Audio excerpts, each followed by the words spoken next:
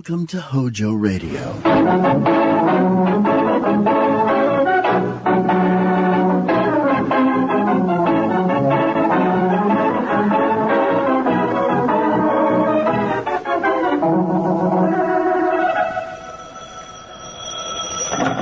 Hello, Jughead. This is Archie. Come over right away. It's a matter of life or death. Relax, Archie. Relax. Yes, here he is again, the youngster millions of readers of Archie Comics magazine know and love so well, Archie Andrews and all his gang.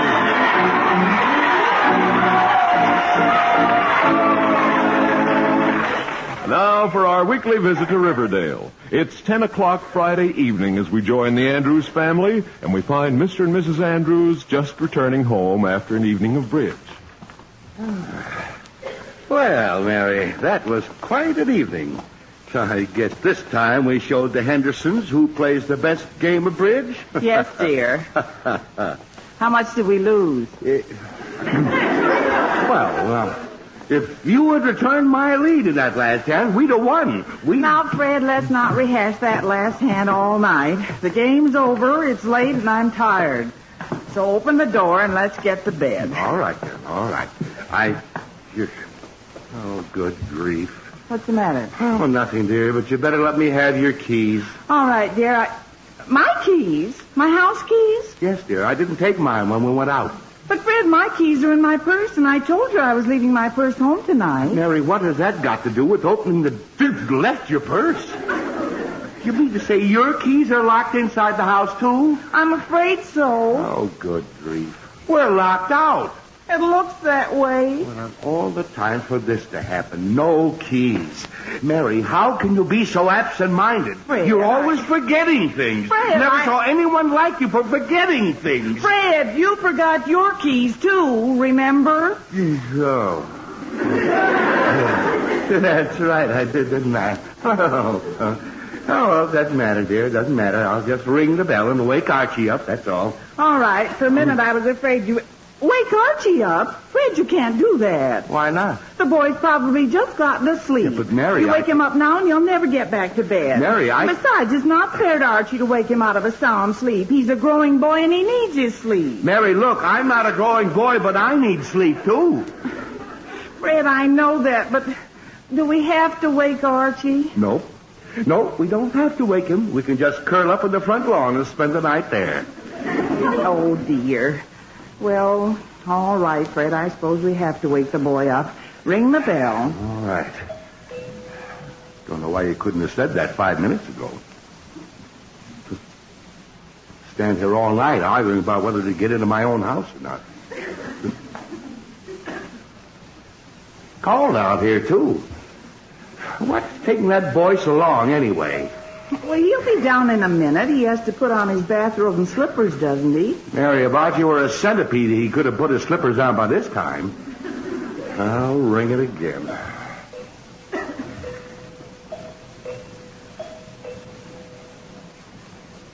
Now what's keeping him?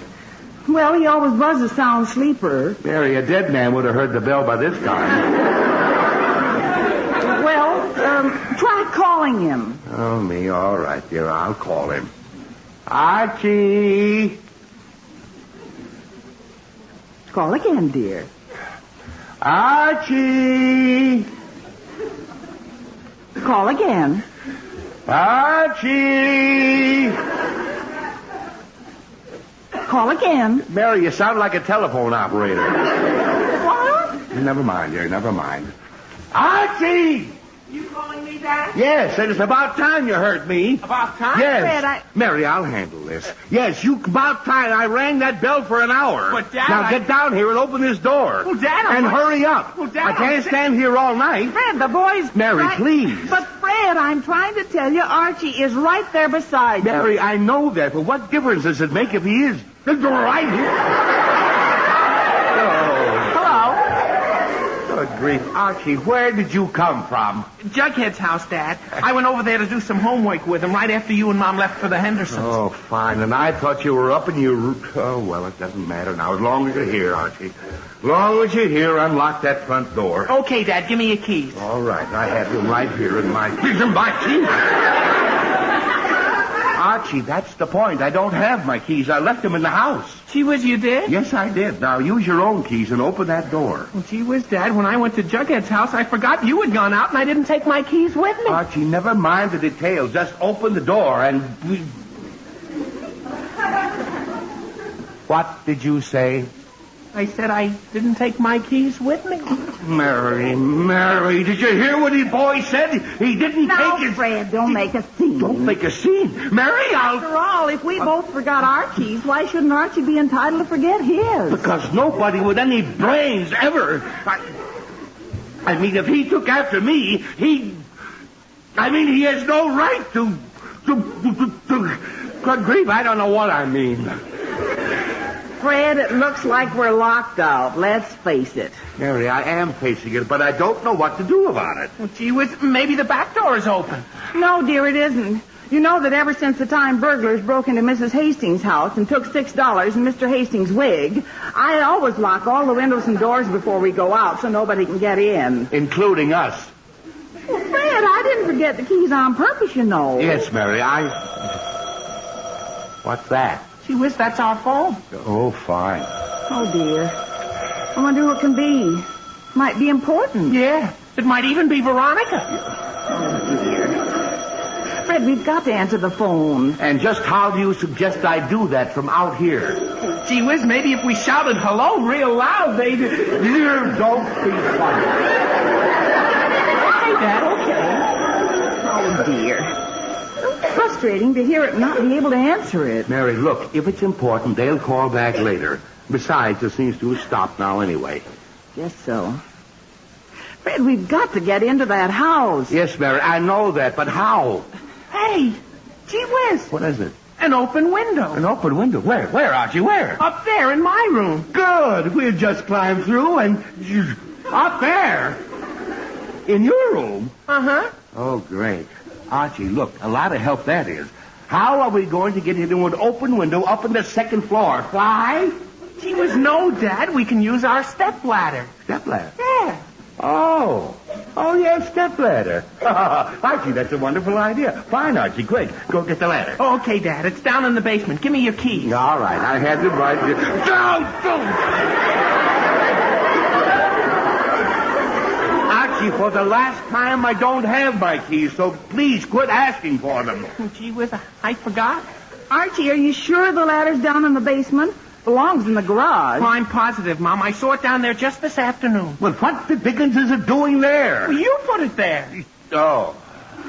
Fred, never mind what it's doing there. We can't get it, and that's that. Oh, I guess so. But, Mary, what are we going to do? We can't stand here all night. Gee whiz, Dad, I know. No, what? Well, I can just run next door to Betty's house and borrow their ladder. Their ladder? Sure, Dad. Don't you remember that big extension ladder that Betty's father has? Oh, yes. That's just what we need. Run over and borrow. Okay, Dad. Be right back. Well, Mary, now we're getting someplace.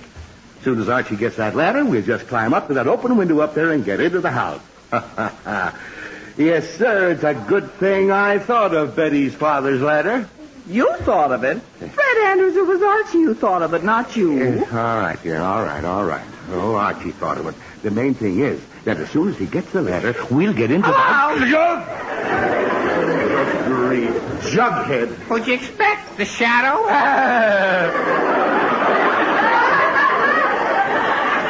No, Jughead, I did not expect the shadow, nor you either. Jughead, what are you doing here? Oh, well, Mrs. Andrews, I brought the big book back. You what? Brought the big book back. Jughead, what is a big book back? You don't understand. There's no such thing as a big book back. Didn't you say you just brought one? No, I said I brought the big book back. Jughead, I still don't know what the dickens you're talking about. I'm talking about Archie's history book. History book? Uh-huh. Archie has 2 history books, a big one and a small one. What about it? Well, he left the big one at my house. Yes? I thought he might need it, so I brought the big book back. Oh, for pity's sake. Jughead, why didn't you say so? I did, 5 times. Hey, what are you folks doing out here anyway? Jug, we're waiting for Archie to get back here with a ladder. We're locked out. Locked out? Locked out of your house? Yes, Jughead, locked out of the house. My Uncle Herman was locked out of the house once, and he had to pick the lock with a hairpin. With a hairpin? Uh-huh. And boy, did he have trouble. What kind of trouble? Wrong house. Oh, for pity's sake. Jughead, that's very interesting, but we don't have time for your stories about your Uncle Herman right now. Hey, wait a minute. What? Mary, that's a wonderful idea. What's a wonderful idea? Why wait for Archie to get back here with that ladder and then have to go climb through a window? I bet I could pick that lock. Fred, you're fooling. I am not. As a matter of fact, picking the lock is very simple. The chief of police was showing us how it's done down at the Chamber of Commerce lecture on crime prevention last month. Why, it's a sin. Oh, but Fred, I don't I think tell you, there's nothing to it there. Besides, what do we have to lose? A hairpin. Jug, be quiet. Mary, you have a hairpin. Well, yes, dear, I think so. There should be one of my hair right here somewhere. Oh, here it is, dear. Oh, thank you, dear. Thank you. I should have thought of this long ago. Now, just watch the old master go to work. Yeah, Raffles Andrews, they call him. Jug, be quiet. Now, just put the hairpin in here, and I turn it around till it catches on the tumbler like that. Then I give it a little twist, and... that's funny. Fred, does it work? No, dear. There must be something wrong with the lock. The hairpin's stuck in it. You mean you can't get the hairpin out? No, dear, I can't. When the chief of police did it, it was the simplest thing I ever saw. Fred Andrews, a lot of help you are. Now the lock's jammed and we'll have to call someone in tomorrow to fix it. No, dear, don't get Oh, excited. for We're no heaven's worse off sake. than we were. We just wait for Archie to bring the ladder. Then after we get into the house, I'll get some pliers and get that hairpin out myself. I don't... Oh, here's Archie. He has the ladder. Yeah, I got the ladder, Dad. But I had to wake Betty's father up, and boy, was he mad. Oh, dear. Was he very mad? No, it doesn't matter, Mary. It doesn't matter. I'll apologize to him in the morning. The main thing is we have the ladder, and now we can get into the house. No, okay, Dad. All right, now, then, let's... Oh, fine. There goes the phone again. Oh, dear. Fred, it must be something important. Yeah, I bet it's Veronica. Archie, she said she'd call, and I said I'd be home. And now she'll think I'm out with another girl. What? Archie, look!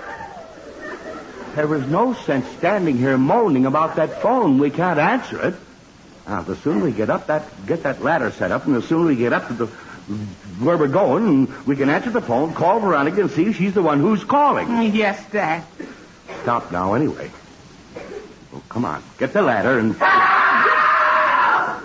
What was that? I don't know. Gee whiz, that sounds like Jughead. Archie, don't be silly. Jughead is right here. Good grief, where is Jughead? Fred, that is Jughead. Yes, Mary, but where the dickens is he? Jughead, where are you? Down in the basement? How could he be down in the basement? Fred, I don't know. That basement window over there is open. He must have gone in through that. Oh, good grief. Jughead, are you down there? I sure am. Get me out of here. Jughead, calm down for a minute. How did you get in there? I saw this window open and I climbed in so I could go upstairs and open the front door, please. Oh, Jughead, that's wonderful. Go ahead, go on upstairs and open the door for us. That's just it, I can't. I laid it in a closet or something and it's locked. Oh, for pity's sake.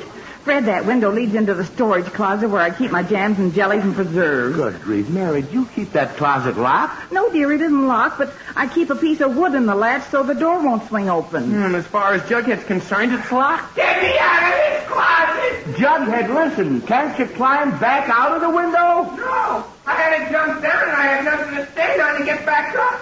There's nothing here but some jars. Fred, tell him not to dare stand on those jars. Mary, those are my best jams and jellies. Mary, He'll break every one of them if he tries to stand on them. Mary!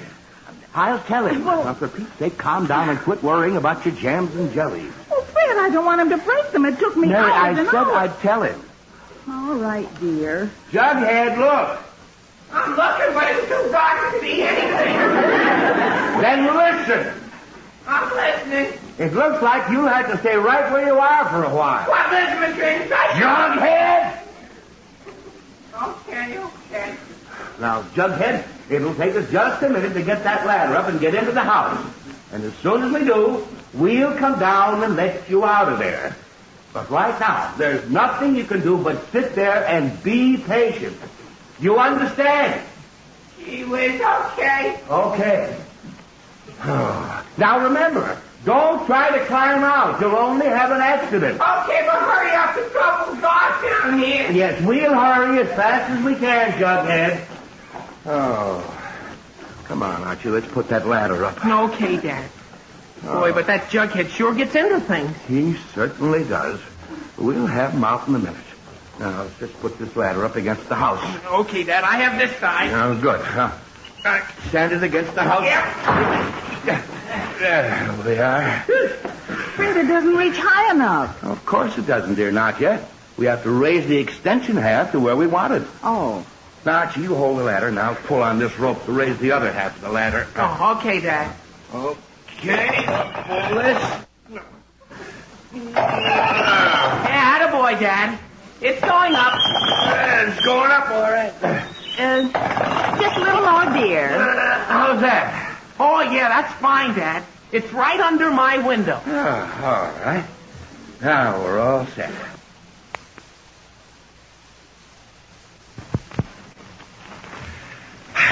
Archie, go up that ladder and climb in. Fred, Huh? don't you dare send Archie up that ladder. Why not? Because it's dangerous, that's why not. He might slip and fall right off the ladder and break a leg. Fred, you go up. Oh. All right, I'll go. Who'll go up? Oh, it's all right if I slip and break a leg, I suppose. It doesn't matter if I break Fred, my I leg. didn't Doesn't mean that matter at if all. I if- meant if- you'll be more cautious about it, dear. You know how reckless youngsters are. Gee whiz, Mom. I'm not reckless. Never mind, Archie. Your mother is right. I'll go up the ladder.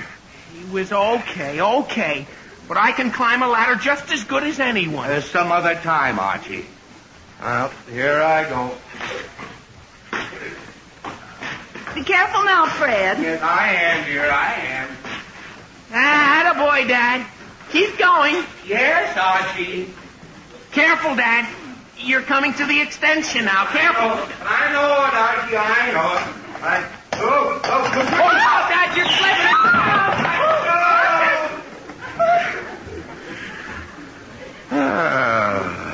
Fred, what happened? Mary, you saw what happened. I got halfway up that ladder, the darn extension slipped, and I slid back down. That's what happened. Gee whiz. You know, it probably didn't lock in place like it was supposed to. It probably didn't. Oh, I was lucky I didn't fall off there and break my neck. Hello, everybody. Gee whiz, Betty. Oh, fine. Hello, Betty. How's the ladder working out, Mr. Andrews? Betty, so far the ladder is not working out. It isn't? No, it isn't. I put the ladder up, then I got halfway up, then the extension slipped back, and I slid off the ladder. Oh, golly, no wonder. Huh? You've got the ladder wrong side out. Wrong side out. Uh-huh, sure. Turn it over so the extension part is outside, and then it can't slip. Oh. Well, is that why it slipped? Oh, sure it is, Mr. Andrews. I'm sure that's why. Positive that's why. I think. Well, maybe you're right, Betty. Well, yeah, I think you are right. Come on, Archie, let's twist the ladder around so I can use the other side of it. Okay, Dad. Easy now. Now I got it there. There we are. Hey, Now I'll raise the extension again, and we're all set. Yeah. Sure. I should have thought of that myself.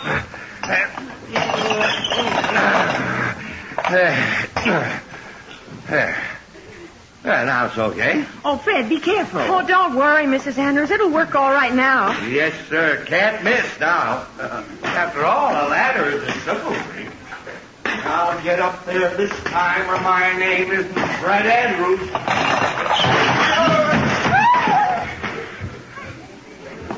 Call me Joe. Gee whiz. Golly, Fred, did you hurt yourself? Mary, I didn't do myself any good. Oh, my back. Oh, golly, I'm sorry, Mr. Andrews. I guess the other way was right in the first place. Right in the first place. Betty, Fred, don't make a scene. Don't make a scene. I fall off a ladder and nearly killed myself because Betty tells me to turn it over, and you tell me not to make a scene. Mary, Fred, arguing about it won't do any good. If you don't know how to use that ladder, don't use it. But we've got to get into the house. All right, dear, all right. But if we're going to get into that house, Mary, we'll have to find some other way of doing it. Oh, great. Golly, what's that? Jughead, he's in the basement. Oh, dear. Fred, we better see what's the matter. Jughead sounds like he's in trouble. Oh, dear. Jughead, what is it? Oh, Jughead, I'm right here. What's the matter? Jughead, I said I'm right here. What's the matter? There's a mouse in here. Oh, great. A mouse. Jughead, you mean to say you made all that noise because there's a little mouse in there? Yeah, I'm afraid of mice in the dark. Oh, fine. Jughead, look. If there is a mouse in there, believe me, he's more afraid of you than you are of him. Yeah, but he knows how to get out of here, and I don't. Well, then you may be sure he's gone by now, so just be quiet. Okay, but when do I get out of here? As soon as we get into the house, just be patient. Gee whiz, okay, but hurry up. Yes, Jughead. Oh, that Jughead. Mary, I tell you, that boy is Fred, not right. never mind There's Jughead something now. wrong. We still have to get into the house. It's getting late. Mary, don't you think I want to get into that house as much as you do? Yes, dear, but do something about it. I'm trying to, dear. I'm trying. Oh, no. Gee whiz, the phone again. Golly, and you can't answer it, can you? No, we can't answer it. No, I don't want to hear any more moaning about how important the call probably is. Just let the darn thing ring and ignore it. Yeah, Dad. But whoever it is sure keeps calling back. Archie, it may be 3 different people who have called. Or it may even be 3 wrong numbers for all we know. Just forget the darn thing. Okay, Dad, okay. Stop anyway again. Now, does anybody have any ideas of how we're going to get into this house? Mr. Andrews? Yes. I just noticed something on the ladder. Betty, I don't want to hear any more about that ladder. It is a menace to life and limb. I am not going up on it again for $1 million. Okay, Mr. Andrews, but I'm just curious about whether you locked it. Locked it? Well, yes, you see this gadget? It says lock here. That's so it won't slip back. Oh, good grief. I never saw that. Gee whiz, no wonder the ladder kept slipping. Oh, for pity's sake. Fred, do you think it's safe to try it again if you lock it with that gadget? Well, I don't know, Mary. And, Dad, I'll hold the ladder this time, and we'll be doubly sure it won't slip. No, maybe so. All right, Archie. I don't know what else we can do. Let's put the ladder up there again. Yeah, okay, Dad. There we are. Now I'll raise the extension again.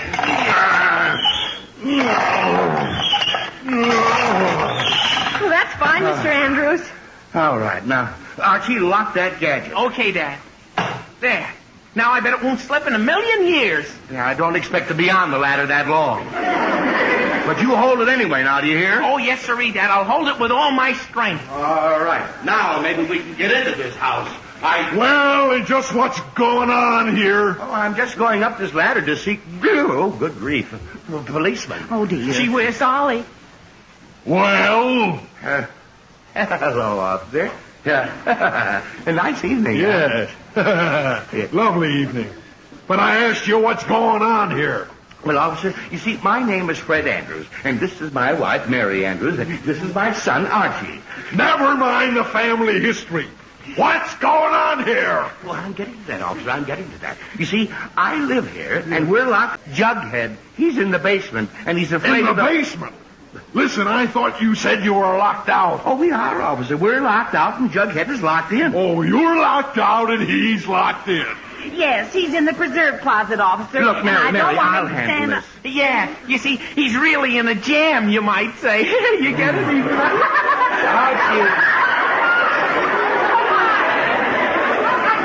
Be quiet. Jughead, what's the matter now? It's that mouse again. Jughead, I told you not to be afraid of one little mouse. I'm not, but I think he's brought his friend. Look, Jughead, be quiet for just a minute. We're having a little trouble here. Okay. Oh, that boy. Now, officer, I can explain the whole thing. My wife and I went out to play some bridge. Wait a minute. I'm not interested in any stories. I want to see proof that you own this house. And I want to see whoever it is you've got locked in that basement. Oh, we don't have him locked in there. He just... Never mind. You just go ahead and get into that house, and then we'll get this thing straightened out. Oh, all right, officer. I will right now. Archie, hold this ladder. Oh, okay, Dad, okay, I got it. Be sure you hold it good and strong. Come on now, quit stalling. I don't have all night. Yes, officer, I am.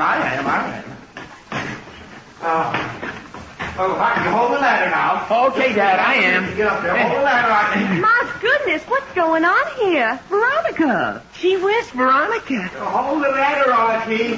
Hello, Archie. Hold the ladder a little steadier, Archie. Hi, y'all, Archiekins.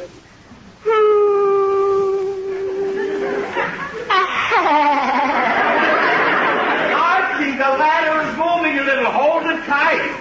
It's awful nice to see y'all, Archie. Dear. Hold on, Archie. Come on now, hurry up there. I am, officer, I am. But what's going on here anyway? Archie, hold the ladder. It's wobbly. That's a long story, Veronica. But were you trying to call here a while ago? Why, no, Archie. I just Archie, happened... hold the ladder. I'm going to fall.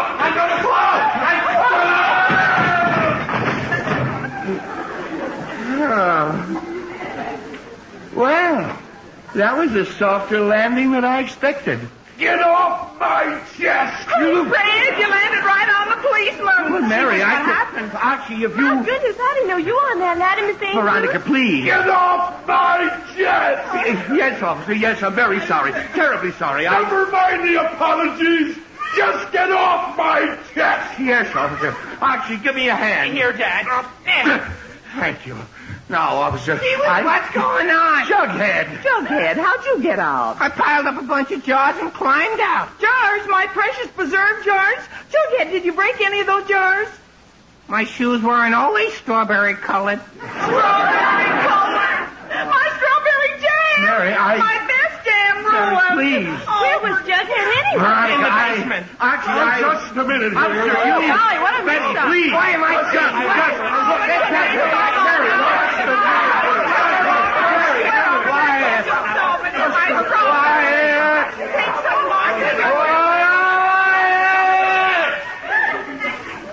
There. That's better. Now listen to me, all of you. This nonsense has gone far enough. Too far, in fact. Yes, Mr. Andrews. Yes, dear. Yes, Dad. Jughead, be quiet. Now, there's one thing I want to say. There's one thing I want to say. I don't know what kind of shenanigans are going on around here. But, mister, if you can explain this, you better start talking and talk quick. Well, officer, I tell you, I can explain the whole thing. My wife and I came home from a bridge game a while ago, and we discovered that we didn't have our keys, and the front door was locked. You see? This door right here was locked tighter than a drum, so we had to find... oh, good grief, the door. It opened. It was open all the time. Oh. Fred, we never tried the door to see if it was locked. Oh, no.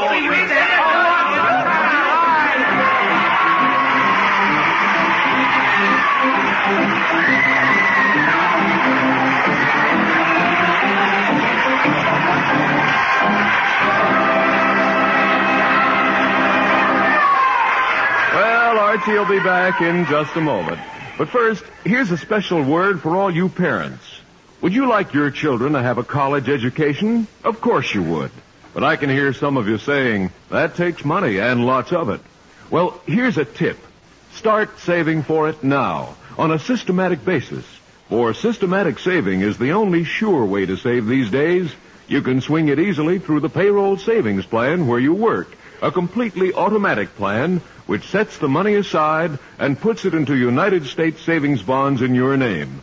Before you know it, those bonds will be piling up at a great rate, increasing in value the longer they're held. And when the time comes for you to use that fund for college tuition, it'll be there waiting. So start today while the youngsters are growing and build a college fund with savings bonds. And now back to the Andrews. It's half an hour later and things have finally quieted down. We find Archie and his folks inside the house. Oh, boy, it feels good to sit down. It certainly does, dear. And how? Boy, what a night. Yes, what Oh, great. That phone again. Oh, gee whiz, I'll get it, Dad. Maybe that's the same person who was calling before. Oh, me. Mary, honestly, I have never seen such a night. Neither have I, dear. But it's all over now. And I think you did a wonderful job of explaining things to that policeman. Well, Mary, it wasn't easy. Oh, but now that it's all over, let's just forget the whole thing, shall we? Yes, Gee whiz, dear. can you imagine that? Imagine what? That was Mr. Henderson calling. Said he'd been trying to reach you ever since you left his house. Reach me? What for? To tell you that you left your keys there. Left my keys Trying there? to reach you all the time. You've been listening to another chapter of The Adventures of Archie Andrews, written by Carl Jantel and based on the copyrighted feature appearing in Archie Comics magazine. Archie was played by Bob Hastings, Jughead by Harlan Stone. Mom and Dad Andrews are played by Alice Uhrman and Arthur Cole, Veronica and Betty by Yvonne Mann and... Do you like Funko Pops as much as I do? Well, let me tell you, there's one channel that I go to over and over and over again, no matter what. It's Big Easy's House of Pops. That's right. This channel is all about being the average collector. There's mystery boxes, pop hunts, tips, and pickups that y'all get to do together. So why don't you come on over to Big Easy's House of Pops? Let's have some fun. If you like collecting Funko Pops or if you just like hanging out and talking, check out Big Easy's House of Pops right here on YouTube. That's right.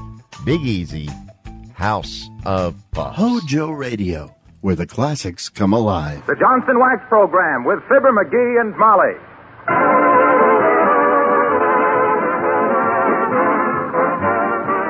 The makers of Johnson's Wax and Johnson's Self-Polishing Glow Coat present Marion and Jim Jordan as Fibber, McGee, and Molly, Jimmy Shields, Bill Thompson, and Billy Mills Orchestra. The show opens with Good Morning.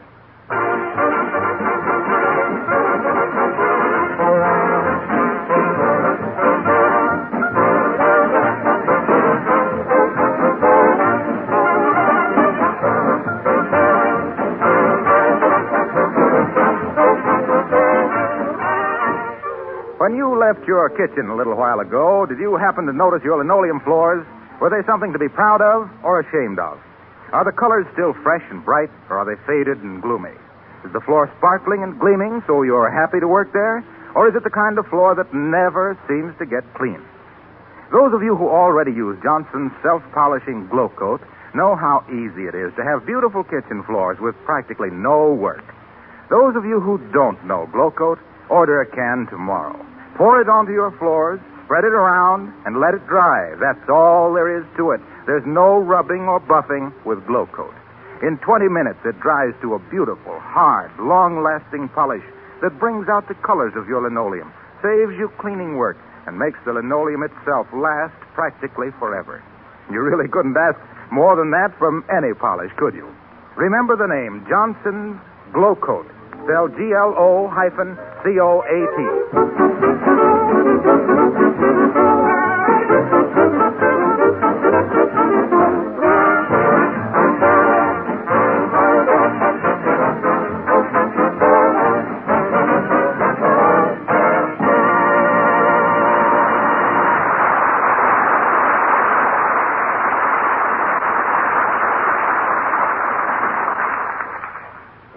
Some people are making provisions to observe Thanksgiving on the 23rd, and some people are making provisions to celebrate the 30th. But the Wistful Vista Market just makes provisions. And here, loading arms full of the same into their car, we find Fibber, McGee, and Molly.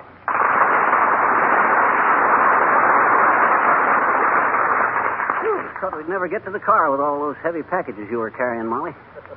Pile the stuff in the back seat there. Oh, dear. That's the idea. Oh. Let's see now. Have we got everything? There's the mincemeat and the cranberries. Here's the half a turkey. Half a turkey. Sure. This is for the 23rd. I'll get another half on the 30th. You know, that's a wonderful idea, Molly. Double holidays, 2 Thanksgivings, 2 4th of Julys, 2 Christmases. Yeah. 2 New Year's Days would be an awful headache, though. Are you in, Molly? Okay, I'll drive and you hold the turkey. Oh, Oh, no. Why don't I drive and you hold the turkey? Oh, it's compromise. I'll hold you and we'll let the turkey drive. Don't you get it, Molly? I says I'll hold you. Ain't funny, McGee. Ain't? Why, shucks. McGee, that policeman over there is whistling at us. Fresh guy. We don't know him. Well, I think we're going to. So there you are. I've been waiting for you. Oh, you have, eh? Why, officer, what have we done? Don't let him kid you, Molly. We ain't done anything. Okay, little boy Blue, run along and have fun with your whistle. We've been chopping and I'm tired and we got to... Pipe down, you. Okay. And don't tell me you didn't see that sign. 20-minute parking only. Huh? This car's been here for 2 hours. Well, so what? We ain't tourists. We're citizens. You don't seem to realize, my red-faced friend, that you're talking to a couple of taxpayers. We're your employers. So get that number 13 brogan of yours off our running board. And none of your impudence, or I'll run you in for resisting an officer. Oh, come. You know we couldn't resist you, officer. You great, big, handsome... McGee, be quiet. The officer's only doing his duty. We're very sorry, Mr. Policeman. We won't do it again. But I'm giving you a ticket just the same. What's your name? Molly McGee. Molly Driscoll, as was. Ah, Driscoll, was it? Yes. And a fine old name is Driscoll. Would you be having any Flanagans in the family? No. Me mother was a Houlihan. Why, are you a Flanagan? No, ma'am. Donahue, and that's the truth entirely. Me mother was O'Sullivan. Oh. Hey, what is this, a pinch or a wake? Donahue. Now, where have I heard that name before? Oh, heavenly days. Aren't you the officer, Donahue, that was after having his picture in the paper for holding up traffic whilst the cat was carrying her little kittens across the street? I was that. Faith, that it was a lovely thing to do. It was nothing at all. Yes, it was. It was a sweet and charitable act, and it's proud I am to talk to such a kind and thoughtful gentleman as Officer Donahue. Oh, sure. Go on with your blarney now. And seeing that you're a lover of animals like myself, I'm going to let you off easy this time. Oh. But after this, watch them parking signs, Colleen. Now take your father and run along. What do you mean, her father? I'm her husband. And what's more, I don't care if you stop traffic for 50,000, dad-dratted pussycat. To me, you're just 200 pounds of hot air going through a tin whistle. Oh, is that so? Yes, that's so. Well, just for that, me bucko, I'm giving you the ticket. Oh, dear. I guess you don't know who I am, Bud. I'm Fibber McGee. No. Yes, he is, officer. In person. Well, fancy that now. That'll get him. I wonder if it would be presuming too much to ask you for your autograph. Huh? Oh, no, I guess not. Forget and forgive, that's my motto. Where do you want me to sign, Si? Right on the bottom of this parking ticket. And see that it's paid in 24 hours or I'll come after you. Now beat it to both of you.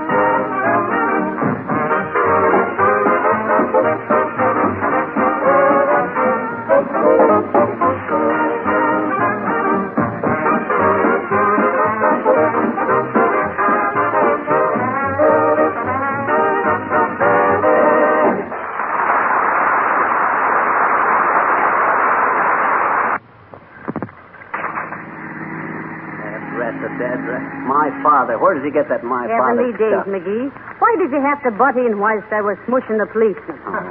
I had him talked out of giving us the ticket. Now you got to pay $2. Oh, no, I don't. Not me. Why not? Not with my connections. I don't pay any chiseling traffic fine like that there. I'm going to get this ticket fixed. Now that's the wrong attitude, dearie. You violated an ordinance and you got to pay the fine. Well, everybody else violates it, too. Why pick on me? Anyway, I don't pay it. My pals in the city hall will fix this up in 15 minutes. And what's more, I'll get that cop's job. Oh, now, McGee. I'll have him transferred so far out in the sticks he'll have to walk his beat with an Indian guide.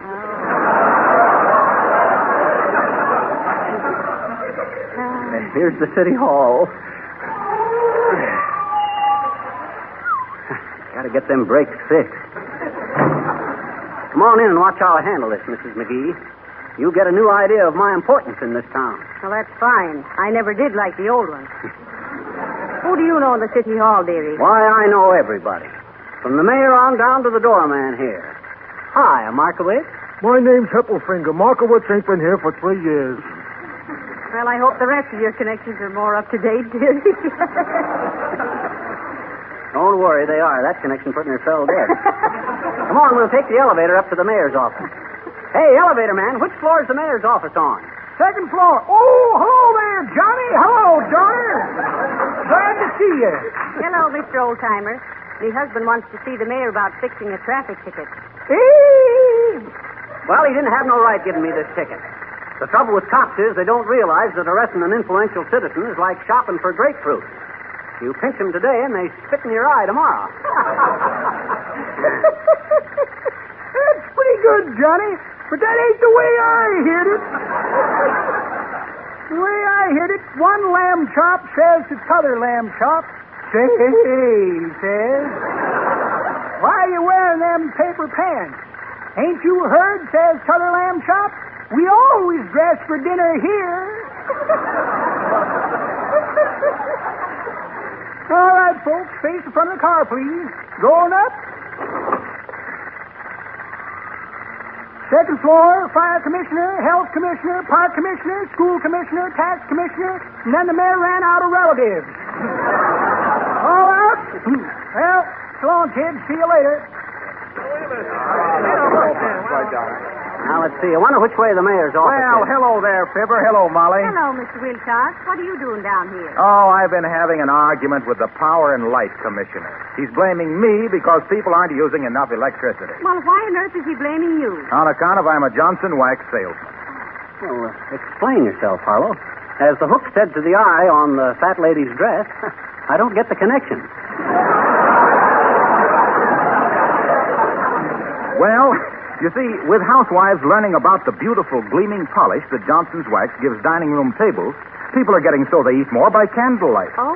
They love the soft, rich reflections on a Johnson Wax surface. Oh. Well, has the Commissioner of Streets and Alleys West any complaints? No, but the health commissioner has. He says he hasn't anything to do in this town because homes are cleaner and more sanitary without the germ-filled dust that's so easily wiped off a Johnson Wax surface. Well, we might as well see this through to a finish, folks. How about the park commissioner, Harlow? Oh, he loves me. He says with housework so much easier, people have more time to play. They get out more and enjoy his park. Oh. Well, so long, folks. Goodbye, Mr. Wilcox. This must be the mayor's office right here, dearie. Now, let's go in and get this ticket fixed. I'll show that cop he can't go around pinching public people in prominent places. What? Pinching prominent people in public places. Yes? Did you wish to see Mayor Applefoot? Yes, we did, dearie. I'm Fibber McGee, sis. An old pal of the mayor's. In fact, I'm the guy that gave the idea to the mayor of revising the alphabet in the Wistful Vista grade school. Well, I didn't remember that it had been revised, sir. What was the idea, McGee? Well, it was so the kids would grow up with the idea that letter X always meant a vote for Applefoot. So he had all the school books reprinted, so the alphabet would read A, B, C, D, F, G, H, I, J, K, L, M, N, O, P, Q, R, S, T, U, V, W, Applefuss, Y, Z. My idea, really. What was it you wished to see the mayor about, sir? Well, it's a personal matter, sis. Is your ticket for speeding or parking? Oh, parking. Yes. Hey, how did you know? Well, it's usually one or the other. But I don't think the mayor will see you today. He's terribly busy. Besides, he never uses his influence to fix traffic tickets. Listen, sis. I'm only asking for justice, see? I'm an American citizen, ain't I? I'm entitled to a hearing, ain't I? I got my rights, ain't I? Ain't I? Well, I got 'em all right. Oh, excuse me a minute. Yes? Oh, Mayor Applepuss? Yes, there's a gentleman to see you, Your Honor. He says his name is Fibber McGee. No, Fibber McGee. Hey, sis. Ask him if he remembers the time me and him glued the stuffed woodpecker to Bud Morris's wooden leg. What did you say, Mr. Mayor? Oh, no, sir. Your golf clubs are already out there. Yes. The other gentleman said they would meet you at the 9th hole. Yes, Your Honor. Sorry, sir. The mayor says you'll be in conference all afternoon. What do you mean in conference? I heard what... Hey, he can't do this to me. I'm his pal. Here I am in trouble, and he won't Oh, even... come on, dearie. Come on. Okay. That's. Imagine that guy, Molly. Wait till he wants a favor from me. I'll tell everybody... A lot of political influence you got, McGee. Well... You haven't enough pull to tear the petals off a daisy. Don't worry, I got plenty other friends down here. Just because I begin at the top don't mean I can... Ah, there, Oyster Falk. And good day to you, my dear. What are you doing in this pitfall of political piracy? Oh, McGee's got a traffic ticket he's trying to get fixed, Mr. Boomer. Is that so? I know a man who will take care of it for you, paperweight. Hot dog, you do, eh? What'd I tell you, Molly? There's always a way when you know the right people. Who is it, Mr. Boomer? A bailiff from the traffic court. Oh. His name is, well, imagine that. Forgotten his name. But I have it on a slip of paper right here someplace. Now, let me see. Bailiff. Where'd I put that bailiff? Come on, Boomer, hurry up. Don't get in an uproar, upstart. Have it right here someplace. Where'd I put that bailiff? Here's a small bottle of rat poison. Know any rats you want poisoned? And, let's see, snapshot of my nephew's little pet goat. Tiny little animal, isn't it? Sort of a peanut butter, you might say. Newspaper photo of my brother with a detective. Must be great friends. They have bracelets exactly alike. Note from a friend of mine, a bank examiner, wants me to help him examine a bank some night. Package of stage money, at least I think it's stage money, came across it in the box office of the Bijou Theater, and a check for short beer. Well, imagine that. No bailiff. Wonder what I could have done with it. Must have carelessly placed it in that billfold when I put it back in somebody's overcoat. I'll go see if I can find it again.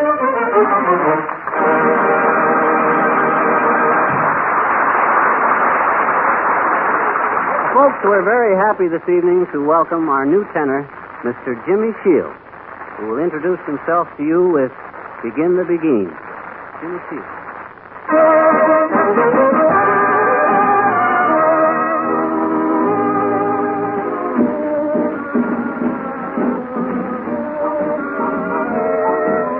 When they begin above you, till you've whispered in me once more, darling, I love you, and you suddenly know what heaven you're in. When they begin again, when they begin the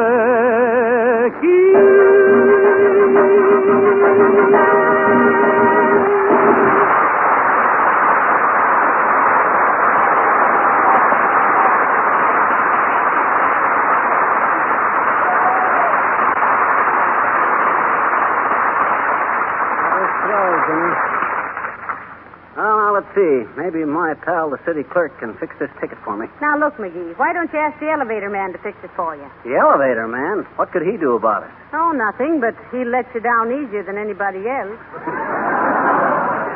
You just wait, Mrs. McGee. I ain't begun to use my influence yet. Wait till I... Whoops, I'm so... Oh, hello there, little girl. Hi, mister. What's the kid your age doing in the city hall, sis? Getting a marriage license? Can you get marriage licenses here, can you? Why, sure.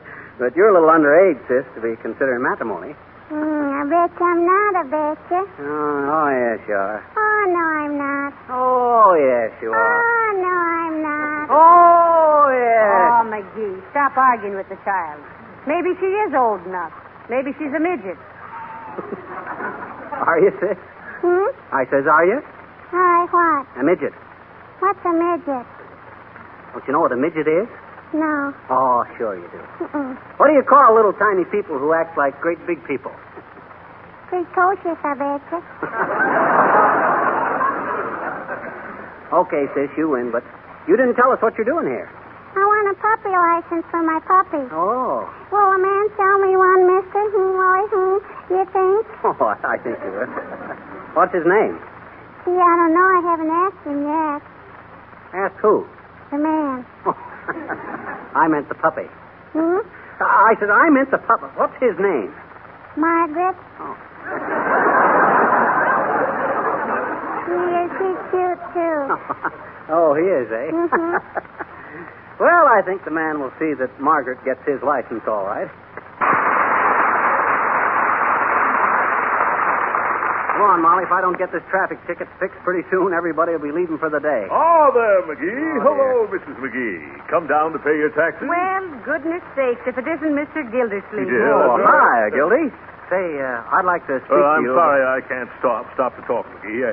I've just been appointed temporary judge of the traffic court. Yep, and I'm on my way to the courtroom. Oh, heavenly days. Do you hear that, McGee?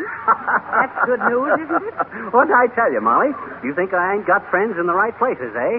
Our next-door neighbor is a traffic judge. Yeah, that's right. Look, Gildersleeve, old man, old sock. I got a ticket for parking overtime, see? Yeah, fix it for me, will you? Well, fix it for you. Oh, sure. McGee, do you realize what you're saying? Huh? A judge fixing traffic tickets? What you mean? It's impossible. Well, look then, Mr. Gildersleeve. Give him the ticket, McGee. Here, Gildy. Well, Now, wait a minute now. We'll go to court with you. Yeah? And you call McGee's case first. That isn't unethical, is it? Well, no, I guess it isn't. Oh, I get the idea now. You let your conscience be your guide, Gildersleeve. That's all we ask. And as your next-door neighbors, we know you'll treat us right. Yeah. All right, McGee. I see nothing injudicial about that. Come along, folks. Okay. Rise, please. Judge Gildersleeve is entering the court. Rise, please. Here's the docket, Your Honor. What? Oh, the docket. Thanks. The first case, City of Whistle Vista versus Fibber McGee. Is Mr. McGee in the court? Watch him dismiss this case, Molly. Here, Your Honor. McGee, you're charged with illegal parking at 14th and Oak. Guilty or not guilty? What do you mean, guilty or not guilty? I thought you were going to... Guilty or not guilty? Well, I guess I'm guilty, but... $2. Oh, but, Judge, let me explain. That cop insulted me. He referred to me as Mrs. McGee's father. And besides, I was fully 7 feet from that fire plug. This ticket doesn't mention the fire plug, McGee. Oh. That'll be an extra $5. But, Mr. Gildersleeve, Your Honor, we couldn't have been gone as long as the officer said. No. Why, we even left the motor running. The motor running? Oh, sure. That's in violation of Ordinance 42. What? That'll be another $3. But, Dad, drat it, I had to leave the motor running. My battery's so dead it won't even light the headlight. That's right. Oh, no headlights, No. eh? Well, violation of Ordinance 389. $4.50. All of all the dirty Oh, load. dear. What's the total up to now, Your Honor? Just a moment. $14.50. All right. We're ready to pay. Oh, no. Very well. I'll tell you what I'll do, Mr. McGee. I'll suspend the fine and just revoke your husband's driving license for 30 days. McGee, quiet, dearie. Quiet. Well, McGee, what do you find so amusing? I got you this time, Gildersleeve. Yeah? I ain't got a driver's license.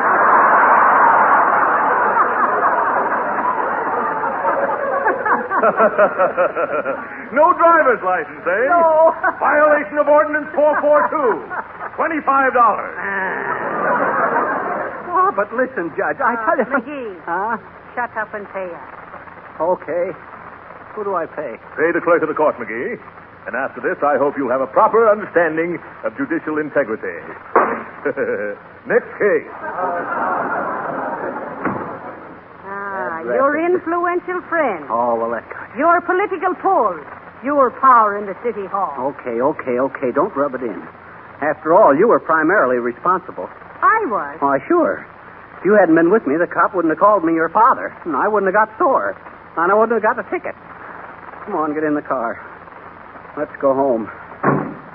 Dadra. Uh-oh. All right, you. Don't you know you're not supposed to park in front of the city hall? Oh, dear. Oh, sorry, officer, but please don't give us a ticket. We've just been in paying for one. Well, all right, then. Drive on, lady. And tell your father he'd better not be giving me any of them dirty looks. What? Her father? Why, listen here, you little... Okay, officer. You're perfectly right.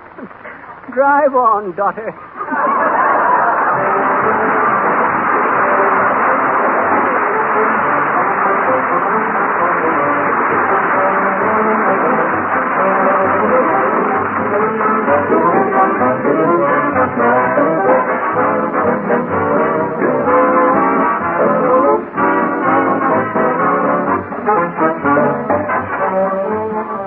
How long will a hardwood floor last and stay beautiful if you protect it properly?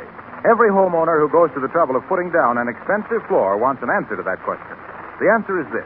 The floor will last indefinitely, practically forever, if you keep it wax protected.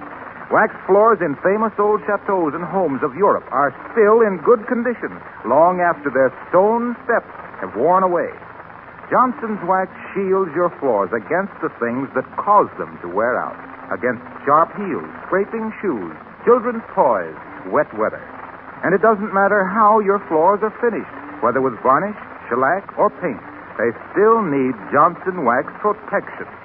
Besides this protection, Johnson's Wax gives you floors of mellow, rich, gleaming beauty that you can obtain in no other way. Waxed floors are easy to clean, never need scrubbing. Johnson's Wax, in fact, saves you work throughout the year. Look for the 100 extra uses for this famous wax polish listed on the familiar red and yellow package.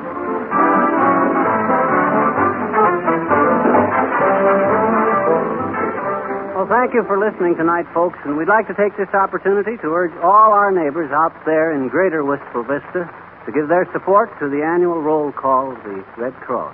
You know, the little white button with the red cross on it is a pretty important symbol to all of us. Yes, when you got one of them on your lapel, folks, it shows where your heart is. Good night. Good night, all.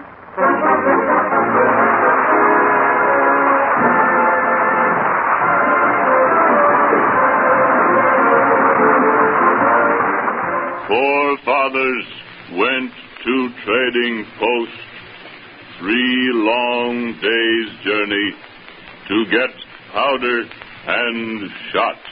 Today I drive my Pontiac to town in a few minutes to see the latest Paris gown. Is this new Pontiac equipped with freewheeling? Naturally. Has it synchro silent second? Of course. Is the body by Fisher? Certainly. Well, apparently Pontiac has all the latest developments of automotive engineering. Absolutely. That is why Pontiac is today the chief of values. Keep it tuned right here to Hojo Radio for more classic old-time radio. J-E-L-L-O. The Jell-O program starring Jack Benny with Mary Livingston, Phil Harris, Dennis Day, and yours truly, Don Wilson. The orchestra opens the program with You Walk By.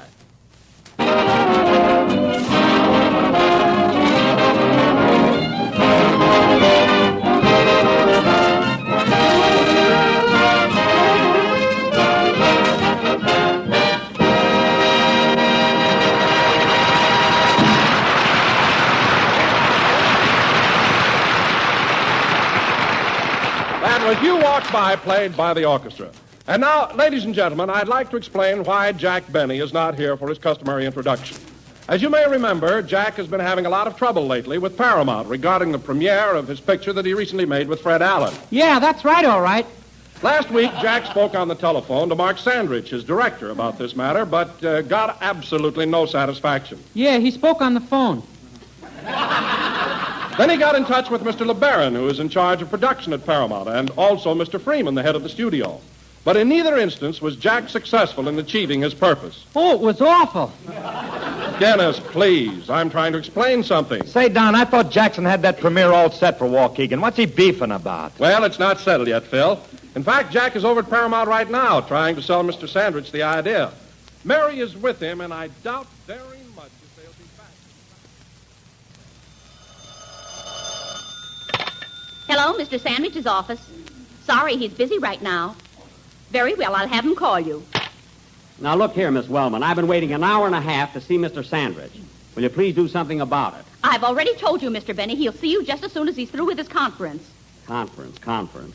Who's he in conference with? You're at the keyhole, you tell me.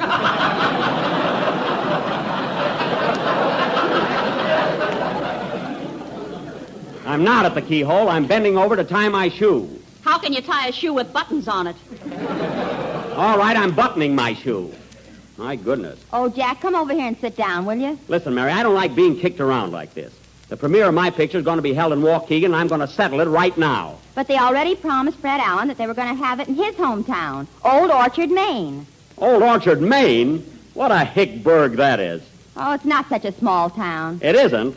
Why, in Old Orchard, you can buy a sack of potatoes, a plug of tobacco, a brassiere, and a dish of chow mein in the post office.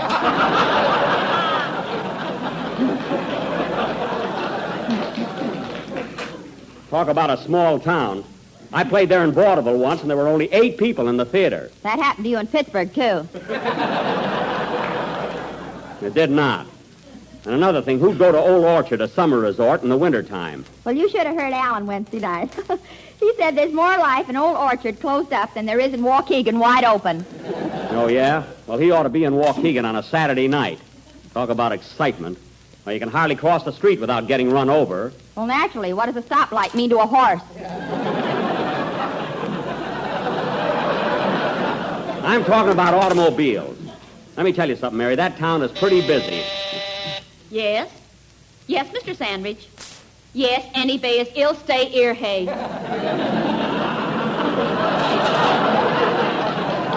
And tell him I'm going to stay ear hay, too. You're going to have to pull that pig Latin on me, Miss Wellman. I've been around. Oh, Jack, will you please sit down? You make me nervous. All right. Pardon me, sir. Is this seat taken? No, I'll move my derby. Thank you. I notice you sitting here. Are you waiting for Mr. Sandwich, too? Yeah, I've been trying to see him for 3 days. I'm a writer. A writer, eh? Yeah, my name is Ernest Hemingway. Ernest Hemingway? Gee, Mary, this gentleman here is Ernest Hemingway. Not Ernest. Ernest. Oh. Ernest Hemingway. Oh, Ernest Hemingway. Yeah, the Hemming's in the middle. Oh, I see. Then you're not the famous author of For Whom the Bell Tolls. Oh, I ain't even got an alarm clock. Oh, very funny. Say, Mary, this guy looks like an ex-prize fighter or something, huh? Yeah, I'd hate to lose a dime in his ear. You said it. Good afternoon, Miss Wellman. Is Mr. Sandwich in his office, please? Go right in, Mr. Lopez. He's expecting you. Gracias. Hey, wait a minute, Miss Wellman. I was here before him. Who's this Lopez guy? Mr. Sandwich is taking rumba lessons. Rumba lessons? That's fine. He takes rumba lessons while I sit out here and wait. Who was Sandwich before he directed my pictures, anyway? Who was he? Yes. Why, Mark Sandwich directed some of the best pictures Fred Astaire and Ginger Rogers ever made. Is that so? Flying Down to Rio, Top Hat, Follow the Fleet, The Gay Divorce. You call those pictures? Did he direct Mr. Deeds Goes to Town? Or Mr. Smith Goes to Washington? No, but he's going to direct Mr. Benny Goes to Old Orchard.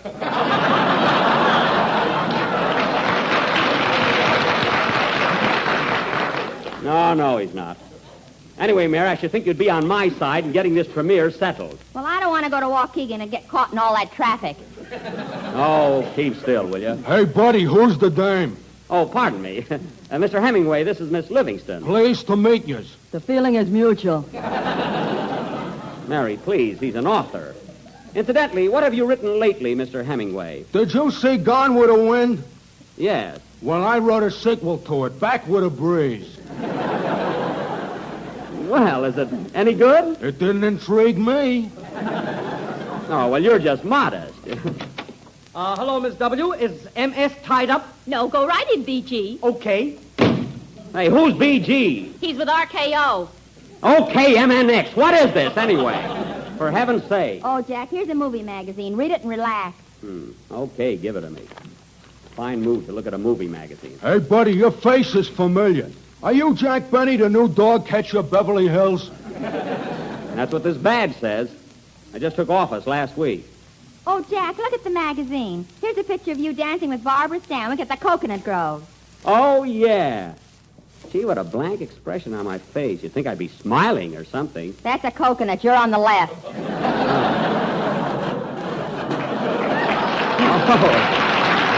Oh, yeah, yes, I am smiling. Well, I must put this in my scrapbook. Yes, sir. Oh, hello, Rochester. Say, boss, I think I ought to move the car over to the parking lot across the street. Leave it where it is. I'll be out in a little while. Yeah, but I've been parked in a 10-minute zone for over 3 hours. What's the difference? The policeman won't bother you. He won't, eh? No. This ticket he gave me ain't for the ballet roost.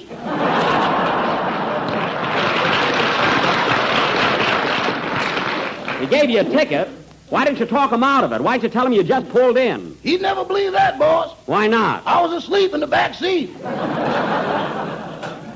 You imagine that, Mary? Well, it's not his fault. It is, too. Rochester can sleep on his time off. Time off? Yes. Boss, you got me so used to working that last night when I was asleep, I picked all the cotton out of my quilt. Never mind. Now go out and move that car across the street. Okay. You want me to put it in the 25-cent lot or the 15-cent lot? Well... What am I talking about? So long, boss.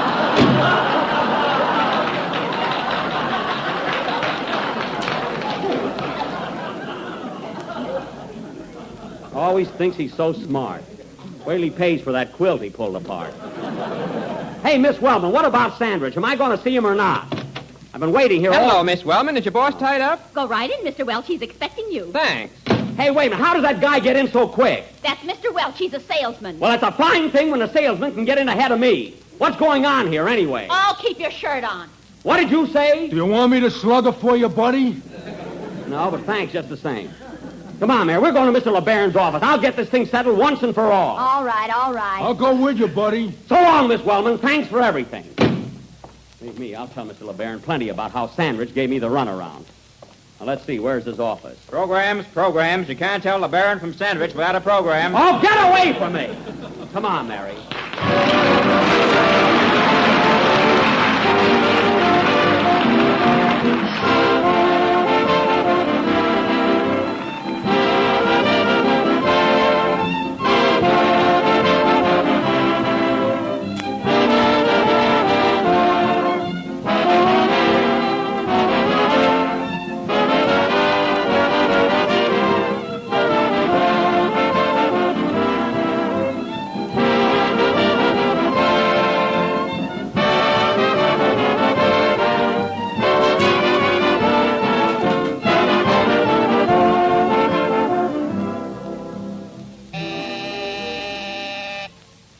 Yes, Mr. LeBaron.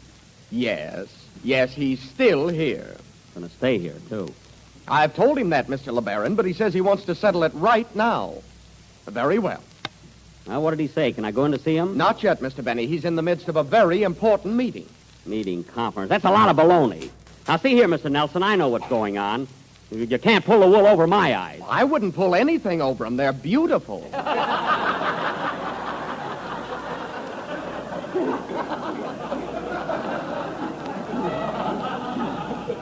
Now, wait a minute.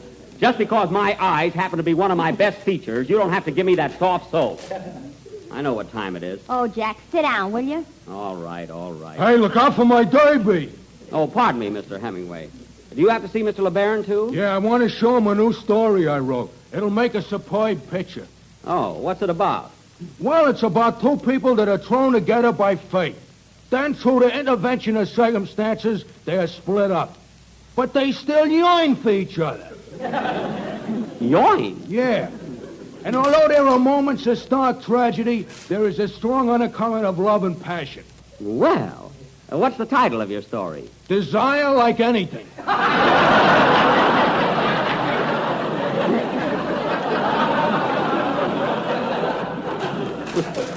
Well, it sounds like a great plot, huh? You know, Jack, that would make a swell picture for you. It would? Yeah, I can see either you or Ronald Coleman in it. Yeah, I guess Coleman could handle it, too. Although... But he'd never be as convincing as you. Huh, Jack? Well, I wouldn't say that, but he... He hasn't got near the class you have. Well, now that you mention it... I ought to punch you right in those big blue eyes.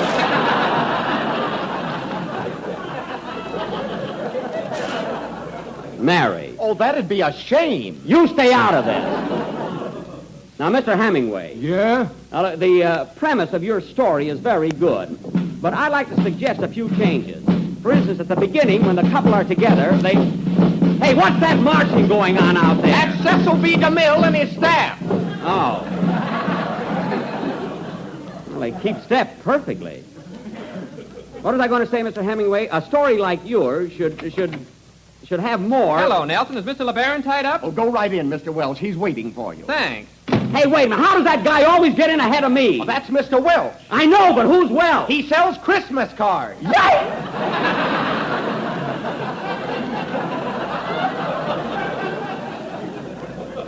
Well, that tops everything. So mad I can't see straight. Oh, Jack, don't be so jealous. He probably buys cards from him every year. I don't care about losing a sale. I want to get this premiere settled. Well, settle it later. I'll settle it right now. Now, look, Mr. Nelson. This is a very important matter to me. And if you think I'm going to sit around in one office and then another... Salute, Jack. Here comes the mill again. Oh, nuts! Always marching. Suppose a guy with flat feet couldn't work for him. Well, as long as I have to sit here, we might as well eat lunch. Open the box, Mary.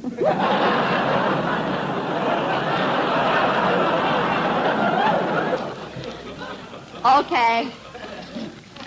Had a hunch that I'd be tied up here all day. What do you have, Jack? Let's see. Mary, don't squeeze those sandwiches. The peanut butter is coming out. Oh, you and your darn peanut butter. Don't you ever have meat in the house? There's some pressed ham there. Look under the bagels. Now, give me one of those hard-boiled eggs. Say, those sandwiches there look good. Oh, pardon me. Would you care for something, Mr. Hemingway? Call me Ernest. We're going to be together for a long time. Yeah, it sure looks like it. Mary, see if there's any salt in there, will you? Hey, Blue Eyes, will you please throw those eggshells in the basket? All right. Wish he'd stop calling me Blue Eyes. Makes me so self-conscious, I'm sorry I've got him.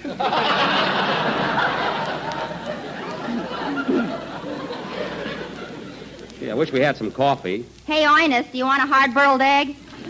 Yeah, have one. Thanks. Say, boss. What is it, Rochester? I'm still waiting for you. Won't be long now. Did you put the car in the parking lot? Yes, sir. If you'd have done it in the first place, you'd never have gotten a ticket. By the way, boss, getting to that parking lot involves a left-hand turn in the middle of the block. Well? And you know that great big sign there that says no U-turn? Uh-huh. Well, I made a figure 8 and got 2 more tickets.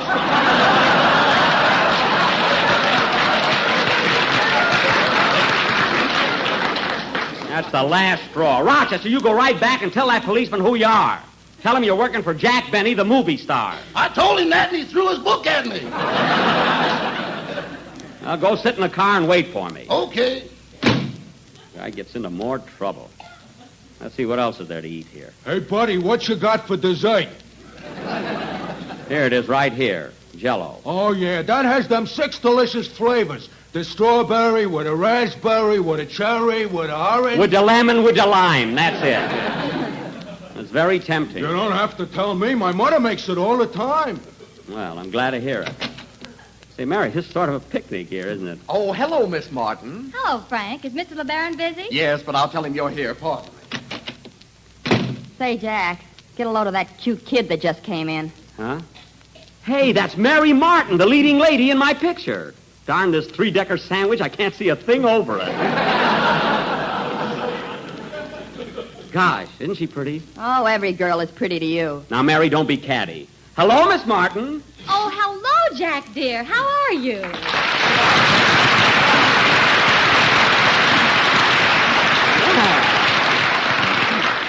Gee, it's good to see you again, darling. Dear darling, you actors make me sick. Now, stop. Mary, this is Mary Martin. Hello, honey. How long have you been a blonde? Mary! Well, Mary Livingston and Mary Martin. We both have the same first name, haven't we? What do you want me to do, change mine to Butch? Mary, behave yourself. My heart belongs to Daddy. I'm sick of that, too. Now cut that out. You know, Miss Martin, Mary is always jealous of my leading ladies, you know. I can't understand why. Our relationship has been strictly business. Well, it might have been with you, but some of those love scenes we did in the picture were a bit on the torrid side. I'll bet you won't forget my kisses for a long time. Eh, Miss Martin? Loud, weren't they? Oh, now, Miss Martin. All of a sudden, I like her. Mary, please. Hey, buddy, who's the dame? Oh, pardon me, Oinus. Miss Martin, this is Mr. Hemingway. I'm very glad to know you. Oh, boy, if you only meant that. Oinus! Say, Miss Martin, you know, I'm the new dog catcher in Beverly Hills. I was elected last week. Well, congratulations. I can't wait till I get home and tell Rover. Rover better have a license. I don't play favorites, you know. Mr. LeBaron, I'll see you now, Miss Martin. Oh, thank you. Well, I've got to go in now, Jack, and sing one of the numbers from our picture for Mr. LeBaron. He hasn't heard it yet. Oh. Well, say, I'll go in with you. I've got to see Mr. LeBaron anyway. Just a moment, Mr. Benny. He wants you to wait until Miss Martin is through. Well, now, wait a minute. She sings that song to me in the picture. There's no reason why I can't go in with her. Oh, Jack, sit down. I won't sit down. This way, Miss Martin. So long, Jack. See you later. Goodbye. Goodbye, dear. Now, listen, Nelson. This whole thing is your fault. I bet you didn't even tell Mr. LeBaron I was waiting. Oh, go chase a dog. That's only in Beverly Hills. Well, that does it. I wait around all day and I can't see Sandra. And now it's LeBaron. Well, I'm going over to see Mr. Freeman, the head of the studio. That's why I'm going to see Mr. Freeman. Come on, Mary. All right, all right. Wait a minute, buddy. I'll go with you. It's the most embarrassing thing I ever heard of. I'll tell Mr. Freeman about this.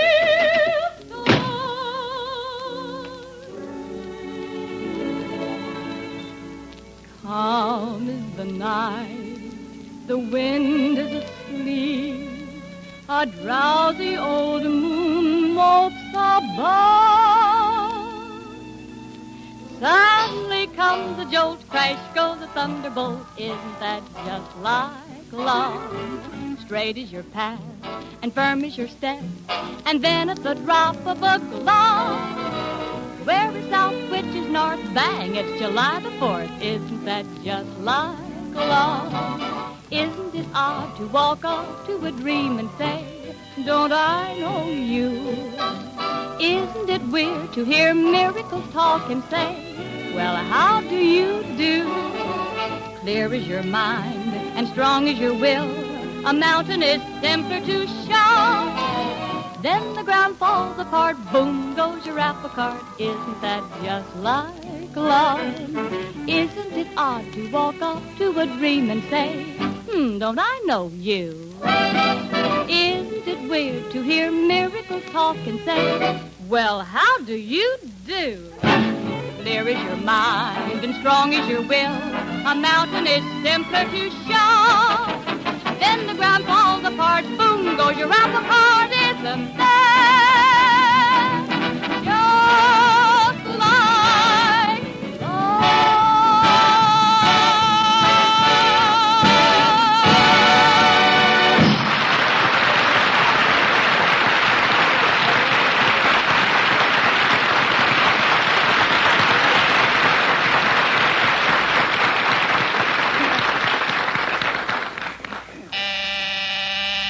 Yes? Yes? Oh, Mr. Freeman, Jack Benny is here. Darn right I'm here.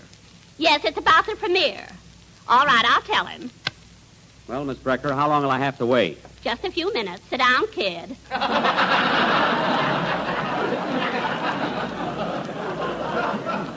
Thanks. You know, Mary, I won't have any trouble getting in to see Mr. Freeman. He's a Southern gentleman. Why don't you stick some mint in your ear and go in as a julep? Oh, don't be funny. Say, buddy, you want a little snort while we're waiting? Oinus, put that bottle away. Here, give it to me. I'll throw it out the window. Don't do that. You'll blow the joint up. Oh, my goodness. What is that stuff, anyway?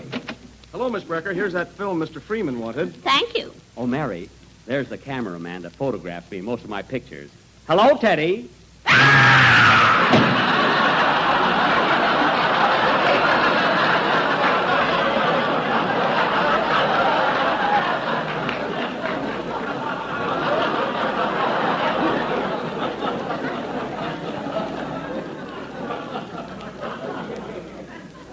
the matter with that guy? He always does that when he sees me.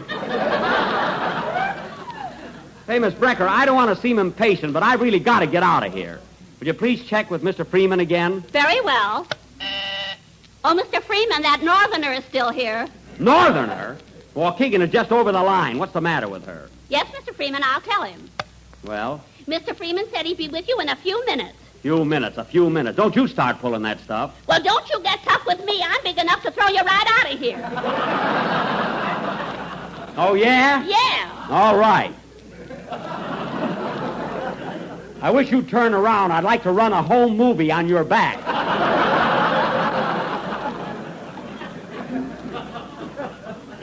Well, that's all I can do now is sit here and wait.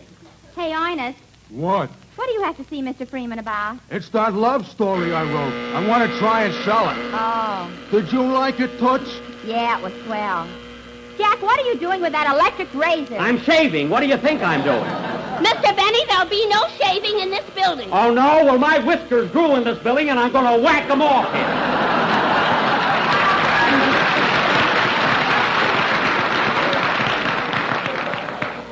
Now, let me alone. Put that razor away or I'll throw you out.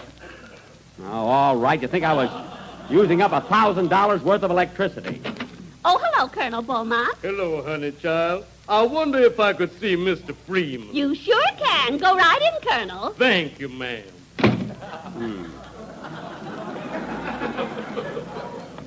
So that's the way.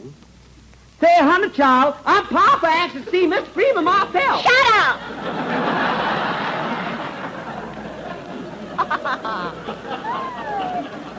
Well, the Colonel got in that way. I wish there was something Southern about me. I got to see Freeman. Why don't you show your Confederate money? I gave it all to Dennis the first year he worked for me. Now, look, Miss Brecker, I'm going to wait just 5 more minutes. And if I don't get in there... Hello, Miss Brecker. Go right in, Mr. Welsh. Mr. Welch, he sells Christmas cards. Well, it's almost Christmas, isn't it? You're darn right it is, and I don't want to hang up my stocking here. Now, this has gone just far enough. What are you talking about? I'll tell you what I'm talking about. I don't mind waiting in Mr. Sandwich's office for 3 hours, and I don't mind getting the runaround for Mr. LeBaron. But when a salesman can walk in here and see the head of the studio without any appointment... Can I speak to you a minute, boss? I'll see you later, Rochester. While I've been sitting here... You know those 3 tickets I got? While I've been sitting here... Well, one more ain't gonna kill us, is it? What? See you later, boss. Now, listen here, Miss Brecker. I'm a pretty big star, whether you know it or not. And I won't stand being kicked around. I had to eat my lunch here. I even had a shave here. Your bath is ready, Jack. Now, cut that out. Miss Brecker, I'll give you just 2 seconds to press that buzzer and call Mr. Freeman. Here comes DeMille again. Who cares? Now, that's final, Miss Brecker. Do I get in there or not? Oh, my goodness, what's that for? They play Dixie every time they pass Mr. Freeman's window. Oh, nuts, I'm going home. Come on, Mary. Okay. I'll go with you, buddy. Come on, Oinus, I'm going over and see Barney Dean. Barney Dean, who's he? Only the janitor, but he'll speak to me. Come on.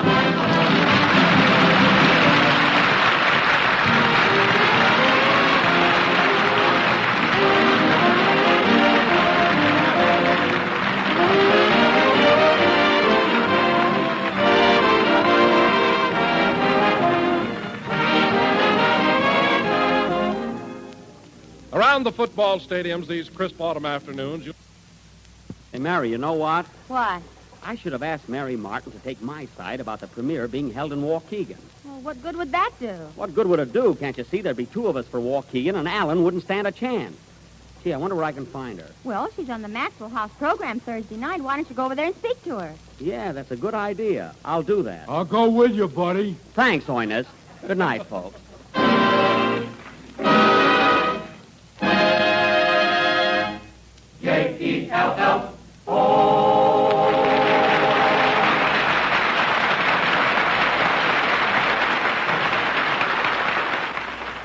Dream girl, beautiful luster cream girl. Tonight, show him how much lovelier your hair can look after a Luster Cream shampoo.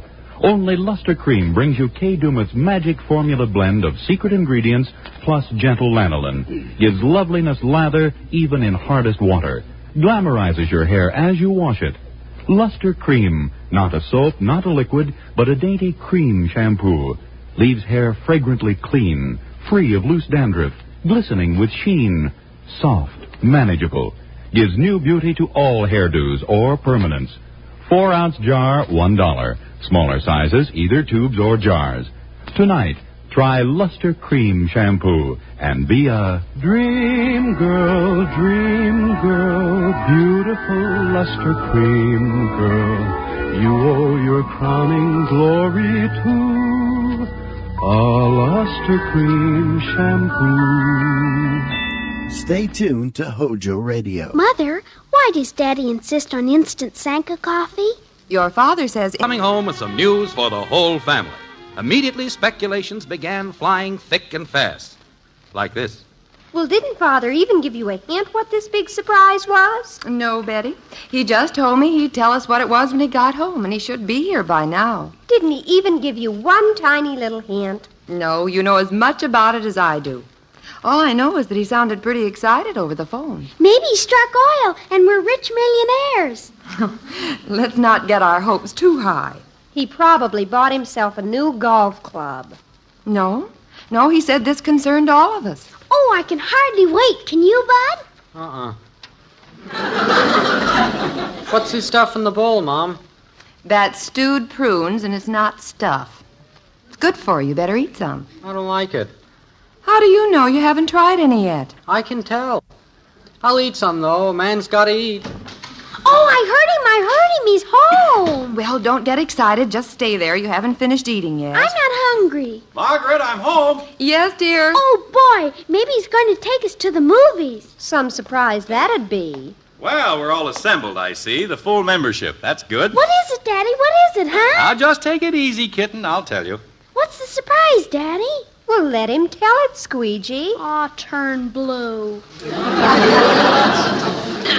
Girls. All right, Father, go ahead now. Well, sir? What's the big surprise? You sounded awfully excited over the phone. And with good reason. Well, don't keep us in suspense any longer. Yeah. I don't intend to. Ladies and gentlemen. Dad. Oh, hello, Bud. Ladies and gentlemen. Dad. What is it, Bud? Please pass the prunes.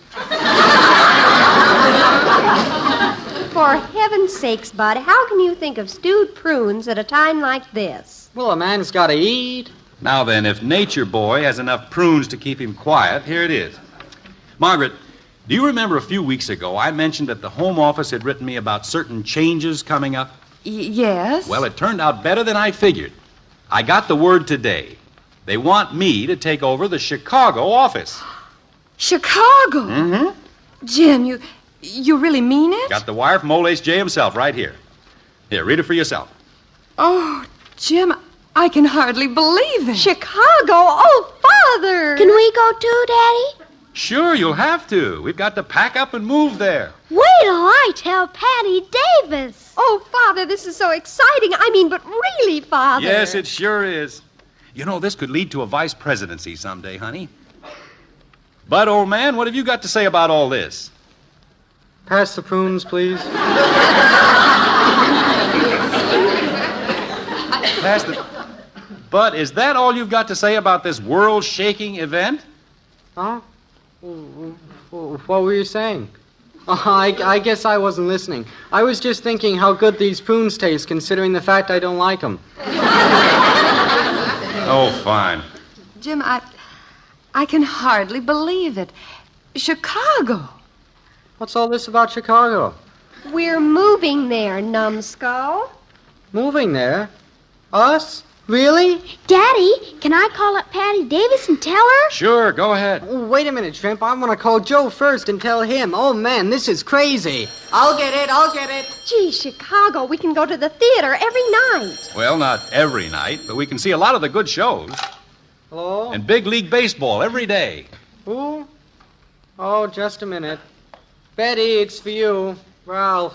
Oh, him. I don't want to talk to him. Well, he's waiting. Let him wait. Serves him right that I'm moving away. Let him have Janie Liggett. I don't care. The least you can do is talk to him. I am never going to talk to that retreaded Romeo again. Okay, I'll tell him that. Oh, no, you don't. I'll tell him. Women. Margaret, you look a little stunned. Well, I am. It's not every day you pack up and move to Chicago. Yes, Ralph? When? Tomorrow afternoon. Well, I'd just love to go, Ralph. But unfortunately, we're moving to Chicago tomorrow morning. No, we're not. No, really. It'll take us at least 2 weeks to get squared away around here. I am not kidding. It'll take us that long to sell the house. Sell the house? Mm-hmm. Wouldn't it be better if we just rented it? What, Ralph? At least at first. Well, I'm afraid not. We'll need the money to buy a place in Chicago. I don't know why you should be so upset, Ralph. You can take Janie Liggett tomorrow. You seem to be quite enamored of her. Well, it certainly looked like it to me. Hurry up, Betty. Hang up, Tallulah. I gotta call Joe. Just put it all in a letter and send it to me in Chicago. Yes, we are moving, aren't we, Father? Not tomorrow morning, we're not. Father says yes. Well, I don't know about tonight. I'll think it over. Call me later. I will. Goodbye. You know what he'll probably do now? He probably will call Janie. Well, you told him to. He's deceitful, that's what he is. Bud, I'm next on the phone. No, you're not. I am. Well, let's get this phoning over with. We've got a lot of planning, a lot of packing. This would be a good time to get rid of a lot of old junk, too. No use dragging a lot of stuff to Chicago we don't need. Hello? Is Joe there? When Bud gets through, Margaret, you'd better call the junk man. We can make a nice deal on a lot of old worthless stuff. Joe? Hey, boy, have I got something cool to tell you. Yeah, man, this is real nervous. We're moving to Chicago. Chicago. Well, just a minute. Hey, Dad, what state's that in? Oh, for heaven's sake, Bud, you know that. Didn't you learn it in school? Well, sure, but that was last semester.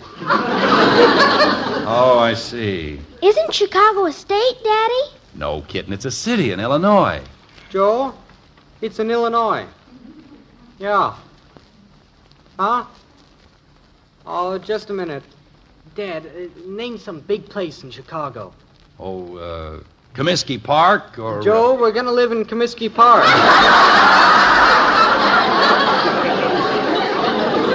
No, Bud, that's a baseball... Oh, yeah, it's the high-classes place there. Big homes, all that. Oh, me. Hang up, Bud. I got to hang up now, Joe. I'll talk to you later. Okay, boy. Goodbye. If Ralph takes Janie, I'll die. I'll simply die. For goodness sakes, Betty, a minute ago you said you were all through with Ralph. Well, I am, but I don't want Janie to have him either. Can I call Patty now? Look, kitten, why don't you just run next door and tell Patty in person? That'll be a lot faster. Okay, Daddy. I'll be right back. Now, the rest of you had better get upstairs and dig into those closets. We'll make a big pile of everything we're going to get rid of. I'll start in the den. Don't you want some lunch first? No, I don't think I'm hungry now. Well, everything's cold anyway. I'll call the junk man. Oh, me. We're going to have to take that phone out of here or we'll never get out of town. I'll get it. Probably Janie and Ralph announcing their engagement. Hello? Oh, yes, just a minute. For you, Mother. Oh, dear, we'll never get started. Yes? Oh, yes, Mrs. Stewart. Yes, it's true. Jim's taking over the office there. Boy, it's sure getting around. Well, we don't know yet. We thought perhaps we might take a place in Comiskey Park. No, Margaret, no. Just temporarily, that is. Look, kids, we're not getting any work done standing around the phone here. Let's get upstairs and get going. Oh, yes, it'll be wonderful. So many advantages for the children. Margaret, call the junk man when you get through. Yes, Jim. What did you say, Mrs. Stewart? Now, come on, kids. Okay, Dad. I'm going to have a lot of new clothes, Father. I'm not going to wear my old Springfield junk in Chicago. Well, I'll let you in on a little secret, Princess. If this Chicago deal works out the way I think it will, I have a hunch we'll be able to afford a new dress or two. Daddy! Yes, kitten? Daddy, Mr. Davis says we're going to have to move. Well, that's what we're intending to do. I mean, after we get to Chicago. He said Comiskey Park is a baseball field. I know it. That's what I've been trying to tell everyone. That's where the Chicago White Sox play their games. They do? Oh, boy, we'll get to see all the games free. Look, Bud, we're not going to live in Comiskey Park. Why did you tell us we were? I never said that we... Jim, the junk man will be here in a couple of hours. And I also called the real estate man so he could put an ad in the Sunday morning paper. Oh, good. And I... Oh, dear. There's the phone again. By George, I believe our leaving is the biggest news in Springfield since Calvin Coolidge went through here. Where was he going? I don't remember. Come on, kids, upstairs, all of you. It's for you, Jim. Long distance. The home office is calling. Oh? Is it H.J.? I think so. Good. I'll take it in the den. Come on, children, upstairs now. All of you. Okay, Mother. Gee, I wish we could leave tonight. What does Chicago look like? Is it awful real big? Hello? Hello, Anderson. Jim? Yes, this is he. This is H.J. Oh, yes. How are you, H.J.? Good, good. Jim, I think I've got some good news for you. Well, I don't know if I can stand any more today, H.J. Well, Jim, I've been talking with Letterly out there in Chicago. Yes? And he's got all the results of his medical checkups and whatnot, and his doc says that he's not in such bad shape as they figured. Oh, well, that is good news. So he's decided to stay on, and you won't have to take over the Chicago office after all. I what? I guess you're pretty relieved, eh, Jim? Well, I don't blame you. It's a cumbersome job there. You wouldn't want it. No, of course not. And you wouldn't want to move your family there. Well, no, of course, this is going to be an awful disappointment to them because they... What'd you say, Jim? What'd you say? I can't hear you very well. Nothing. Well, I just wanted to pass the good news on to you, Jim. Well, yeah, much obliged. Keep up the good work there, Jim. Keep up the old quotas. And I'll see you at the district convention next month. Yeah, fine. Goodbye. Goodbye. Oh, fine. Father, are you through with the phone, Father? I want to call Janie and find out why she hasn't called me. Betty, I just talked to H.J., and he... Boy, are we getting popular. The reporter was just here from the newspaper. The newspaper? They heard we were leaving from the real estate man. Isn't this exciting, Father? Look, Betty, Gee, I just had a horrible thought. What if something should happen now to keep us from going? I'd die if that happened. I'd simply die. Oh, me. Well, I've got to get upstairs and sort out my things. You'd better get going, too, Father, or you'll be caught up a tree. I'm already up the tree. And way out on the end of its long... Real hot potato into Father's lap. In a moment, we'll see how he solves this complex problem. But first, here's a simple answer to a problem that may have been bothering you mothers. Perhaps you know that bran is good for your family because it provides important keep regular benefits. Perhaps you've even served it, but discovered that the folks weren't keen about its flavor. Well, Post 40% bran flakes now have a delicious new magic oven flavor and crunchy texture that tastes simply wonderful. Fact is, it's so good. Post bran flakes are preferred and eaten by far more people than any other bran flakes. Yes, Post bran flakes is the cereal to serve because it provides the vital keep regular benefits. The Chicago deal is off. In addition, there's another strange turn of events beginning to develop. Like this. Mother. Yes, Betty? I kind of hate to say this, but, well, every time I come across a dress I'm going to get rid of, it reminds me of some good time I've had. And, I don't think I want to move to Chicago. I want to stay here. Shh, for heaven's sake, don't let your father hear you say that. Well, what I mean is... I know. I have the same feeling. So many people have been calling up, and you suddenly realize that this is where all our friends are. Now we'll have to start all over again, a brand new life. Well, do you think there might be some chance of Father reconsidering? Oh, no, you mustn't even suggest that. Your father has his heart set on this. And if he thought for 1 minute that we weren't in full accord, it would upset him terribly. Yes, I know it. It's our duty as a family to go with your father wherever his work takes him and make the best of it. I suppose so. But every time I get to thinking of Janie Liggett having Ralph all to herself... Oh, now stop that, Betty. That's just something you're building up in your own mind. You said you were through with him anyway. I am, but I don't want him to enjoy it so much. I want him to suffer a little. Mommy, how far is Chicago?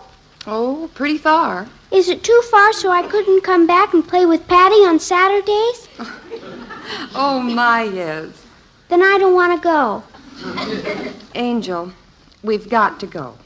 And whatever you do, I want you to make your father feel that this is the happiest thing that ever happened to us. But gee, Mommy. This is very important, Kathy. So please do it. Promise? Oh, I guess so. Now, you get your boxes of old toys for the throwaway pile. And Betty, will you help me carry these things downstairs? Okay. Oh, I'll say one thing for this move. We're getting rid of a lot of junk we should have thrown away years ago. I wish Father'd never gotten that telegram from old H.J.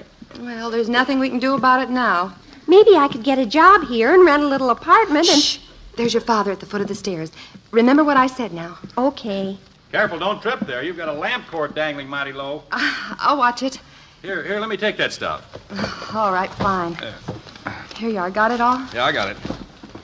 Whew, I've got about 3 more loads just like this upstairs. Well, wait a minute. Before you get any more, there's something I want to discuss. Yes, dear?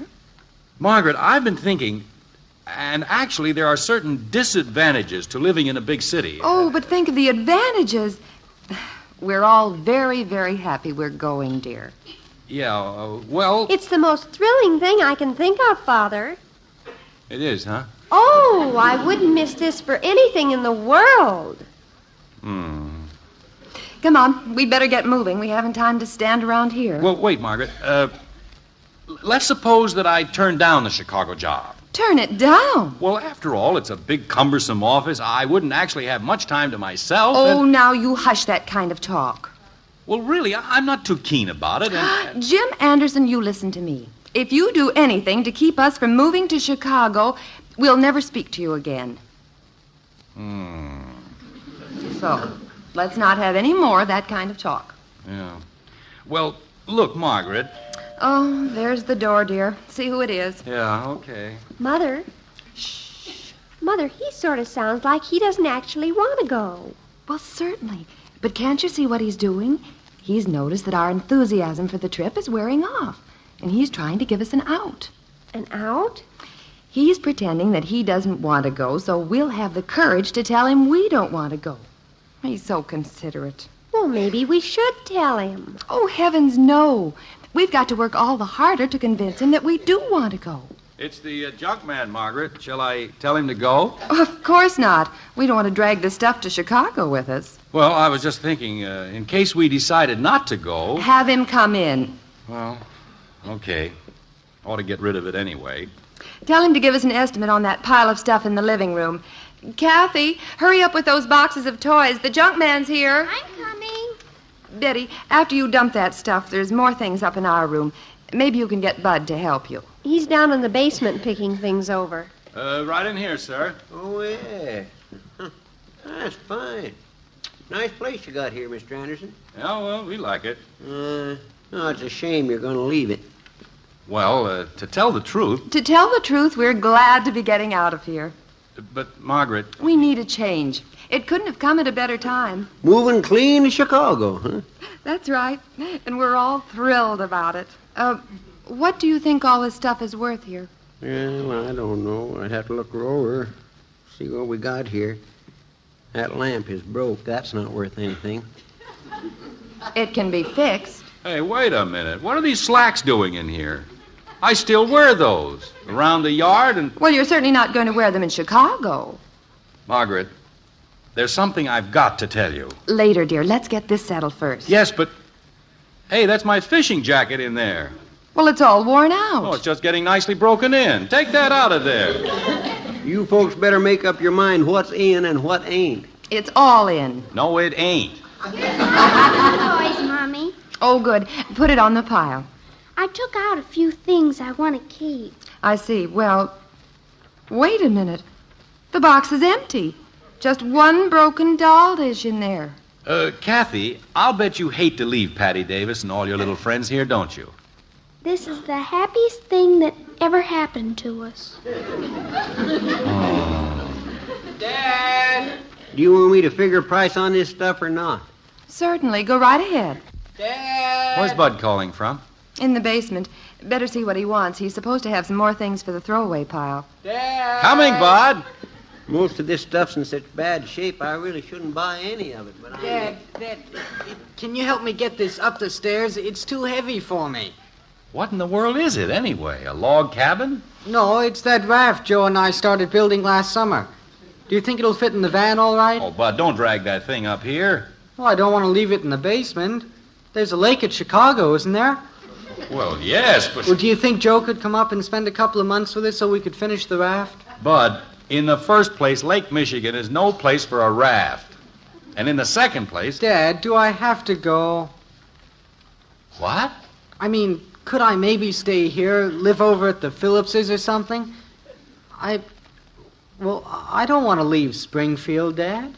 Well, thank heaven someone wants to stay here. Huh? Bud, I have news for you. We're not leaving. We're not? No, the Chicago deal fell through. Well, what are we brewing up all the storm over packing for, then? Well, it's hard to explain, but your mother and the girls are so excited and so thrilled over going that I just haven't had the heart to tell them differently. Well, heck, I'll tell them. No, wait. This has to be done diplomatically. You don't realize what a disappointment it's going to be to them. What are you going to do? Wait till they get all packed up and then tell them? No, that'd be even worse. Maybe I'd better let them take a trip to Chicago, spend a couple of weeks there. Maybe they won't like it as well as they think they will. You mean you and me batch it alone here? Yeah. Oh, boy, that sounds real cool. Let's do it. Come on, let's tell them now. All right. I hope it works. It will. We can get Joe and Claude to stay with us, too, and we can cook out in the backyard and... Don't let them hear you. Let me do the explaining. Well, now, I don't know. Maybe I'd better keep that dress after all. Lady, will you please make up your mind? I'll keep it. And now then, how much for all the rest of the things? All the rest? Hmm? All that's left is one broke doll dish and a cracked lamp. 35 cents. Margaret, what's happened here? Oh, I don't know, Jim. It just seems hard to part with old things. I know what you mean. Go on, Dad. Tell him. Margaret, I have a suggestion. Well, Jim, I have a suggestion, too. Moving is... Well, it's not easy just to pick up and move to a new town on such short notice. Maybe you'd better go on to Chicago, and we'll come later. Oh, no, you've got to go. But we don't want to. What? We don't want to leave, Daddy. Kathy. Gee, I forgot. I didn't mean to tell. Wait a minute. Now, what's this about not wanting to leave? Jim, you know that we'll go anywhere you want to. But we'd sure rather stay here. We like Springfield. Well, you know what? So do I. And you know something else? We're not leaving. We're not? I didn't get the job after all. Oh, Father! Good for Daddy! Good for Daddy! Holy cow. Folks. Oh, yes? Please don't think me an impatient man because I ain't. But do you mind if we close this big deal? Oh, certainly. Now, what do we have? One busted lamp, 35 cents. Well, on second thought, we'd better keep that. What? It was a wedding present. But wait, here's $5 for your trouble. $5? Why? Oh, I don't know. Hello, Jerry Marshall. Well, the Andersons certainly lost their enthusiasm for moving to Chicago when they realized what they'd have to leave behind, didn't they? And you know, I think their reaction is pretty typical. Most of us lose our enthusiasm for things if there's a penalty attached. For instance, I'll bet many of you would love to have a cup of coffee right now, but you're afraid it'll cost you hours of sleep tonight. Well, if you make it instant Sanka coffee, you'll still be able to sleep. Because it's the caffeine in coffee that keeps many people awake. 97% of the caffeine has been removed from instant Sanka. So why pay a price for that late-at-night cup of coffee? Drink instant Sanka coffee. Buy it in the large economy side. New York, sailing to London, the occupants of the white frame house are still solidly entrenched on Maple Street. And though life in the household has almost returned to normal, the telephone continues to echo the tumult of the day. Like this. Oh, no, not again. Well, news travels fast in this town. Hello? Oh, how are you, Fred? Tomorrow night? Yeah, sounds great. 7:30? Good. I'll see you then. Goodbye. Who was that, dear? That was Fred Spencer. They want us to come over tomorrow night. Oh, Jim, we can't. You know as well as I do that it's a going-away party. Why didn't you explain? There was no need to. But we're not going away. I told you news travels fast in this town, honey. This is a welcome home party.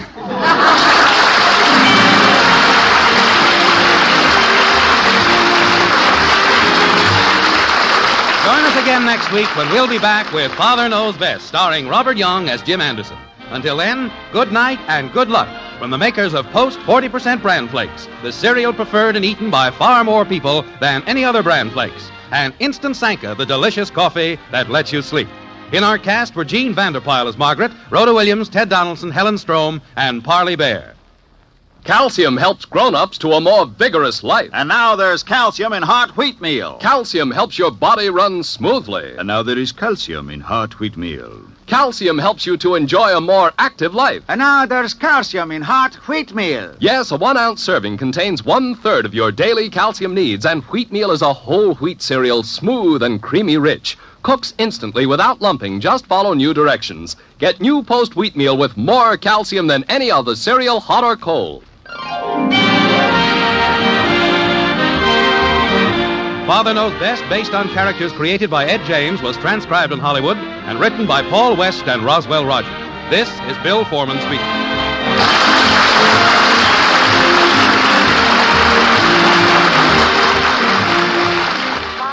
Ben fights hard and fair, so in the ring you kids beware. He's dynamite because he knows he's got go power from Cheerios. Yes, he's got go power. There he goes. He's feeling his Cheerios, Cheerios, Cheerios. That makes sense. Try Cheerios, the wonderful oat cereal that's shaped like a little letter O, and you'll agree. You like that delicious toasted oat flavor, and Cheerios is ready to eat. Just pour out a big bowl full, add good fresh milk, dig in, and start getting your go power. Because a Cheerios breakfast is full of vitamins, proteins, and minerals, and those are the good things you need to help build red blood, healthy bodies, and strong muscles. So enjoy your breakfasts every day with delicious Cheerios and milk, and get that good go power. Then folks will say... He's feeling his Cheerios. Hojo Radio, we're your old-time radio headquarters. Stay tuned. Of Dr. Kildare. Whatsoever house I enter, there will I go for the benefit of the sick. Whatsoever things I see or hear concerning the life of men, I will keep silence thereon, counting such things to be held as sacred trusts. I will exercise my art solely for the... The story of Dr. Kildare, starring Lou Ayres and Lionel Barrymore. Metro-Goldwyn-Mayer brought you those famous motion pictures. Now this exciting, heartwarming series is heard on radio. In just a moment, the story of Dr. Kildare. But first, your announcer.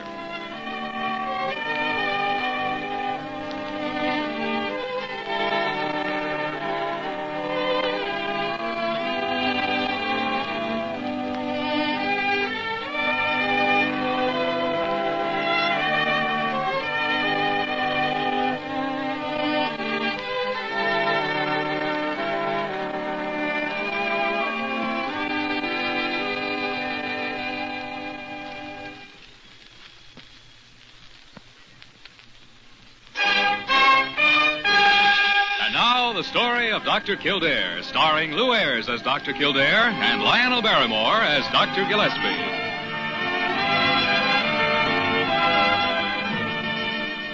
Blair General Hospital, one of the great citadels of American medicine. A clump of gray-white buildings planted deep in the heart of New York, the nerve center of medical progress, where great minds and skilled hands wage man's everlasting battle against death and disease. Blair General Hospital. where life begins, where life ends, where life goes on.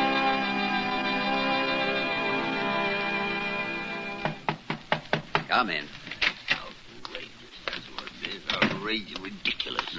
I have too much to do to waste a lot of time with some ridiculous woman with a cold in her nose. What on earth are you mumbling about, Dr. Gillespie? I'm mumbling about Dr. Carew. That's what I'm mumbling about.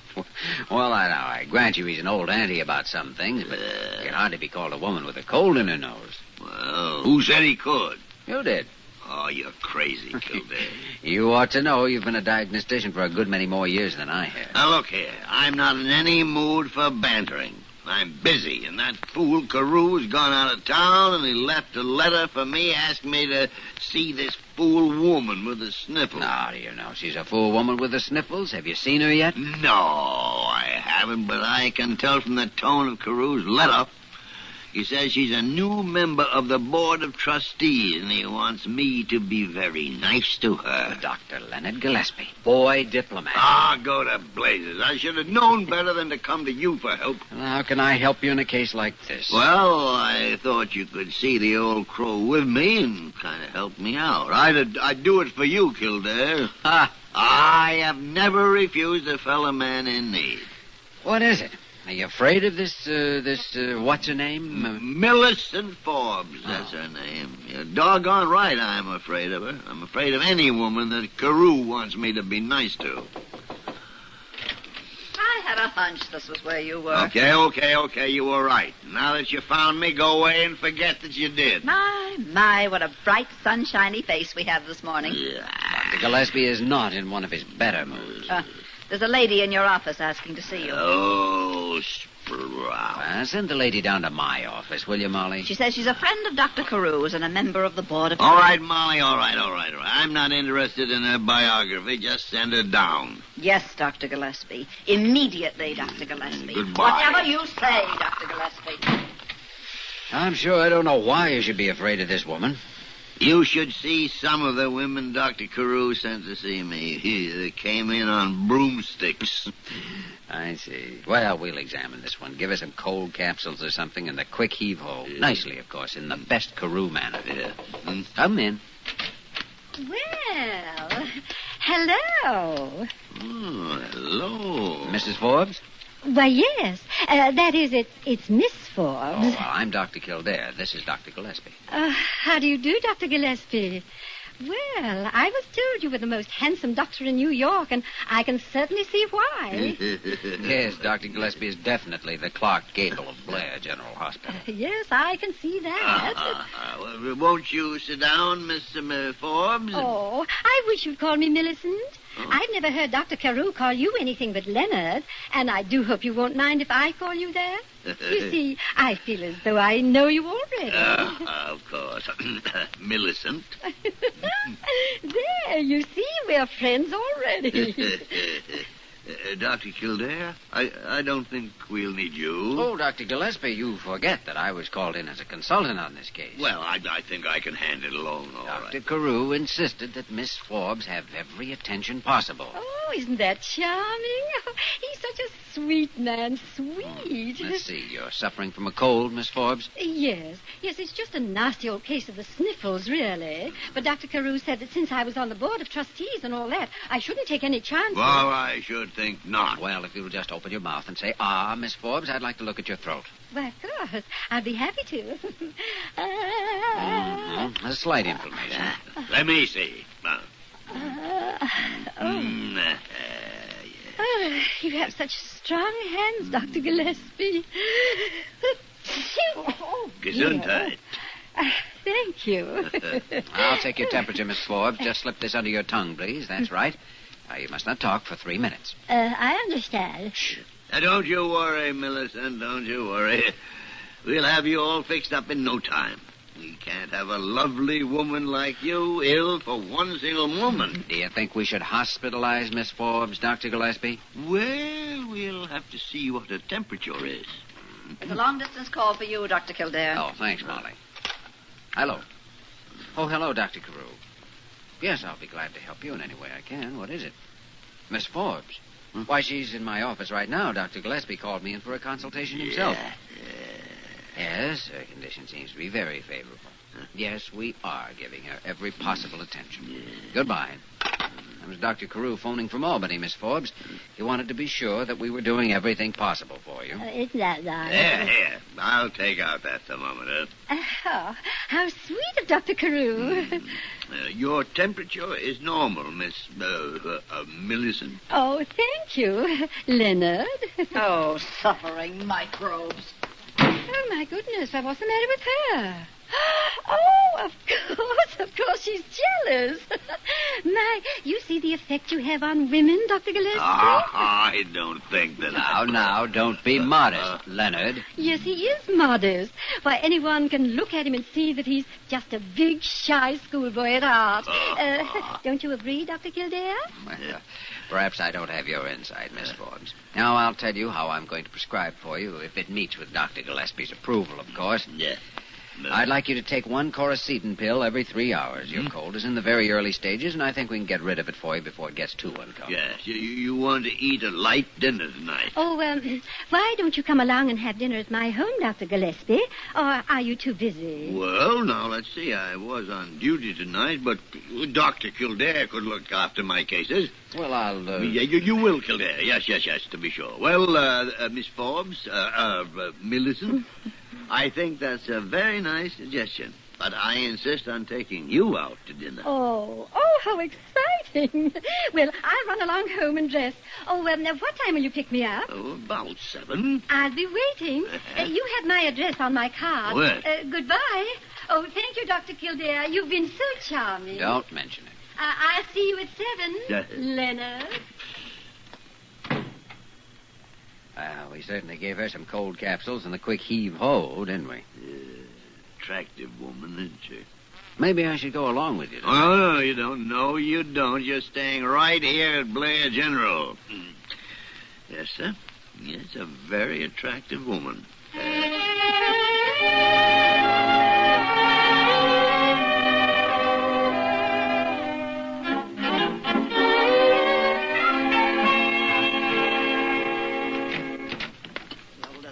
The bigger fools, they say. Oh, I just came down here to turn off your office light, Dr. Kildare.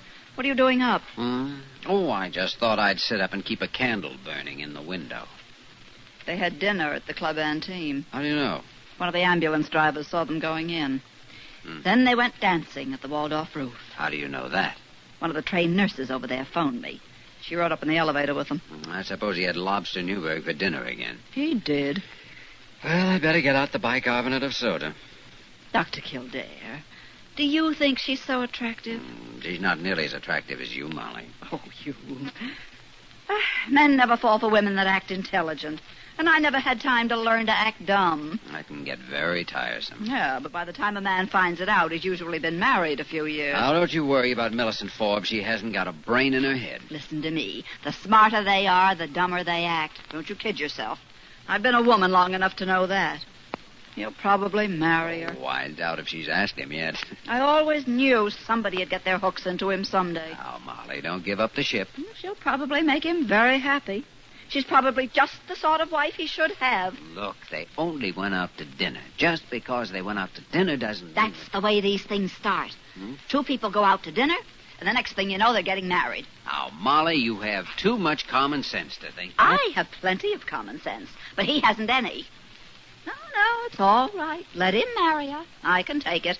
I've been expecting this for years. But he only met the woman today. I'm sure I hope they'll be very happy.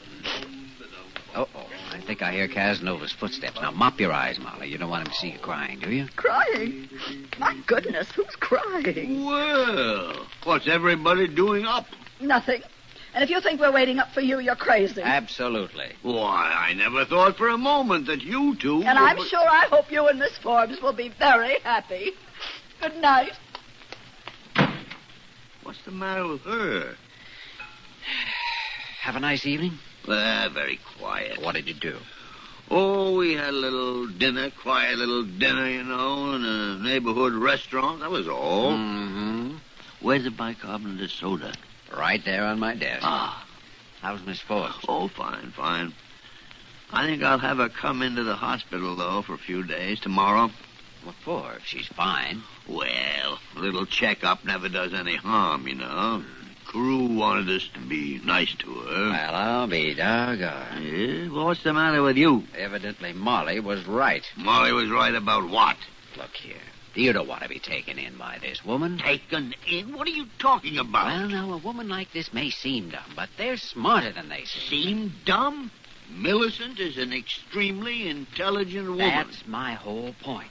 And for you to get involved... Kildare? Are you by any chance laboring under the impression that you are one or the other of my parents? No, but... Are you laboring under the impression that I can't take care of myself? Well, I didn't mean to imply exactly that. No man is going to lead me around by the hand, you know. I'm not afraid of a man leading you around by the hand as much as I'm afraid of a woman leading you around by the nose. What woman? You know what woman. Look here, I just went to dinner with Millicent Forbes, that's all. I know, but that's the way these things always start. Two people go to dinner and end up married. Ah, you're out of your mind. I'm not going to end up married to anyone. You talk like I'm a little child married. That's ridiculous. Look here, Kildare. You take care of your life and I'll take care of mine. All right, if that's the way you feel about it, all right. Good night, Dr. Kildare. And good night, you wolf. Golly, Molly, that's the nicest thing you ever said to me.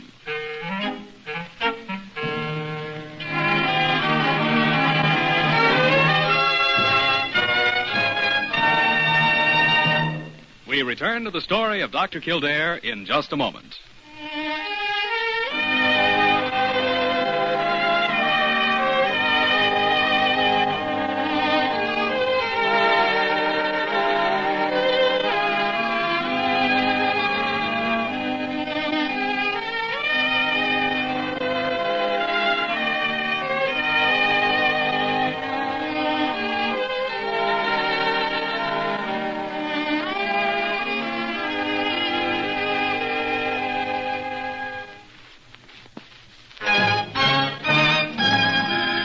Continue with the story of Dr. Kildare, starring Lou Ayres as Dr. Kildare and Lionel Barrymore as Dr. Gillespie. Look what it says here in the columns, Dr. Kildare. Seen last night at the Waldorf, Society leader Millicent Forbes and Dr. Leonard Gillespie of the staff of Player General. Does this mean wedding bells? And here's another. New romantic duo, Millicent Forbes and Leonard... Well, it's not my affair. Take them down to Dr. Gillespie's office. He told me to mind my own business last night, and I'm minding it. Jimmy, I need your help. Did you see the papers? Oh, I see you got them. Say, I have a book here I've been meaning to send down to your office. It's called... What Every Young Bridegroom Should Know. Just off the press, quite good, as a matter of fact, very informative. Oh, now, Jimmy, you know very well. Oh, the nurses are taking up a collection to buy you a wedding present. I don't want a wedding present. Well, I must say that's very ungrateful of you. I am not getting married. That isn't what the papers say. Now, Jimmy, I need help. You told me to take care of my life, and you take care of yours. Well, that was last night. I didn't know I was in trouble last night. I can't forgive and forget so easily. I was deeply wounded, after all. Just because love has at last come to you, that doesn't give you any right to turn on your old friend. Love has not come to me. It's getting a little late for denials, isn't it? Hello. Yes, he is. Send him right down here. There's a reporter on his way down from your office. Wants a picture of the bridegroom. Now, this has gone far enough. Why did you have him sent down here? You can't run away from things, you know. When you get involved with an heiress, you have to be prepared to face her public. Jimmy Kildare, I'd like to chain you to an anthill. Well, I'm going back to work. I'm sure we all hope you'll be very happy, Dr. Gillespie. Molly. Come in. Dr. Gillespie? Dr. Gillespie is no more. He just passed on into the great beyond. What? Don't let him kid you. This is Dr. Gillespie. I'm Dr. Kildare. How do you do? And how do you do, Dr. Gillespie?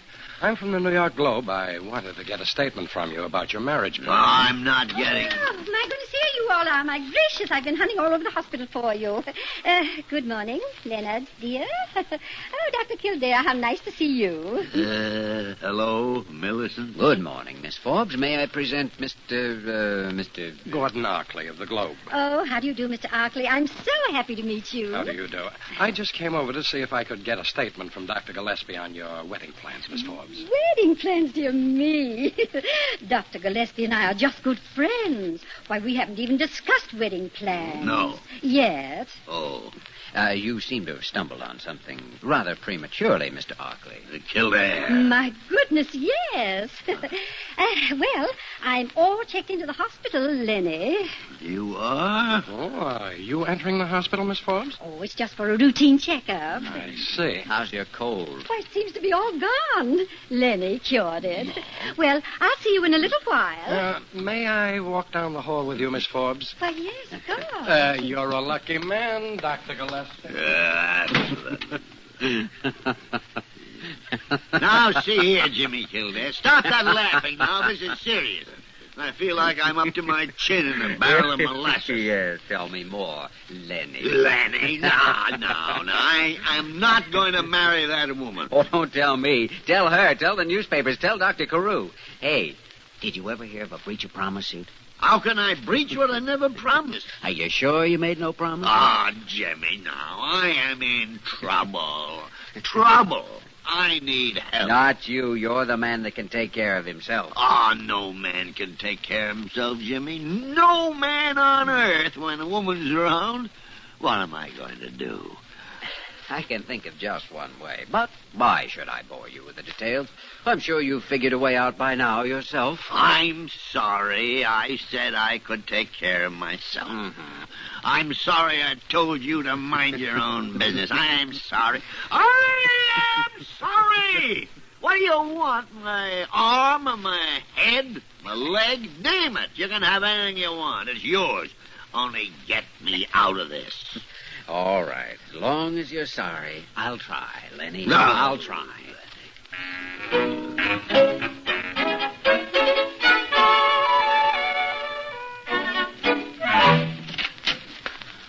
Oh, why, Dr. Kildare. Yes. Miss Forbes, Dr. Gillespie has asked me to conduct your checkup. He feels that because of all the gossip and publicity that it might be less embarrassing for you if I took care of you. Oh, why, that's very thoughtful of him. Yes, well, he's a very thoughtful man. As a matter of fact, I'm glad of the opportunity to have a little talk with you. I don't know how serious your romance with Dr. Gillespie is just now. Well, one never knows, does one? But I think a woman like you could bring a lot into his life. You do? Yes, I do. I think you have the understanding it takes to be the wife of a doctor. Understanding?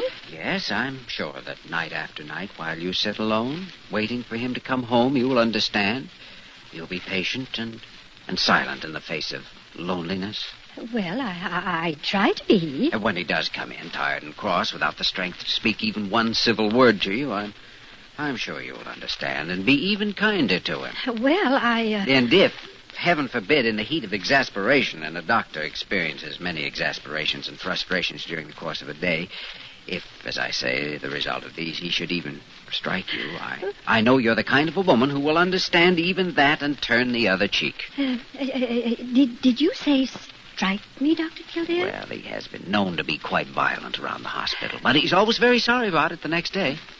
He needs understanding, you see, and compassion and devotion. Yes, but And he'll be living at home with you, of course, so naturally you'll have to take care of him, see that he takes his pills in the morning. There are 11 of them. You mustn't let him skip even one.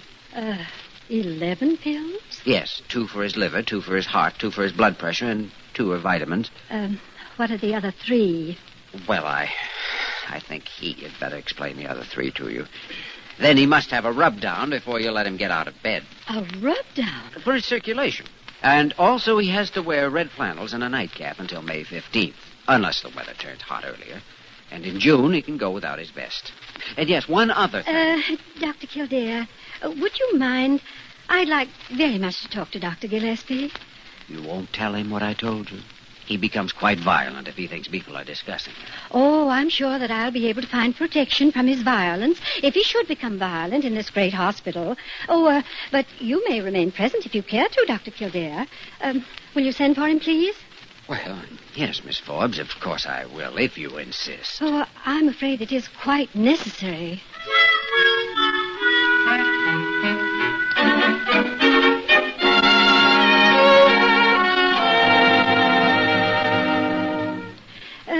Dr. Gillespie, I am a woman and you are a man.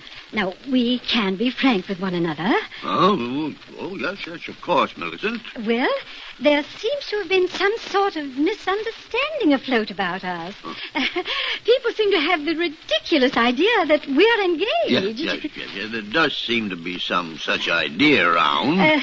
Dr. Kildare has told me all about you. Oh, he has, huh? Yes, I told her that. Please, Dr. Kildare, I could put up with the 11 pills, the rub-downs, and even the times when you would strike me. One-eyed what? Well, you see, Dr. Gillespie, I explained please, Dr. Kildare, but I am afraid I could never, never, never feel romantically about a man who wore red flannels and a nightcap. Why, I It's no use denying it, Dr. Gillespie. I have already told Millicent the truth. Oh, you have you? Oh, I must be honest with you. This has all been a mistake. One evening's delightful illusion gone with the coming of morning. But I do hope we'll always be friends, Dr. Gillespie. Yes, I hope we shall always be friends, too, Miss Forbes. You are a sweet, sweet man. Oh, dear, it's too bad. But c'est la vie, c'est la vie. And now, if you don't mind, I'm rather tired, and I should like to rest. Yes, to be sure. Yes, of course. Come on, Jimmy. I'll be in to complete your checkup in the morning, Miss Forbes. Did you have to destroy all my glamour to save me? All your glamour? Well, I'll be hanged. A man doesn't like to lose all his glamour with a pretty woman, you know. I'd like to tell her that I don't... Be careful, Doctor. You'll be right back in the fire again, and I haven't got a prescription to save your life a second time. I accept your decision, Dr. Kildare. Glamour be hanged. Liberty is the important thing. Liberty.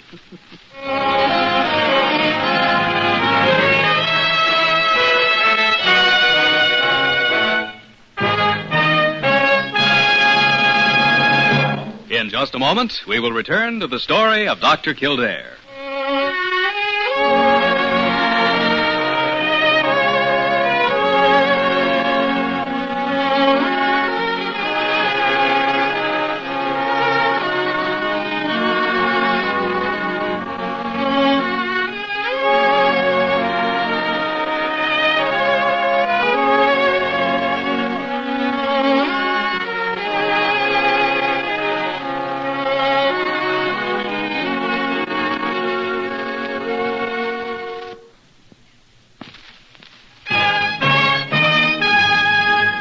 Once again, the story of Dr. Kildare, starring Lou Ayres as Dr. Kildare and Lionel Barrymore as Dr. Gillespie.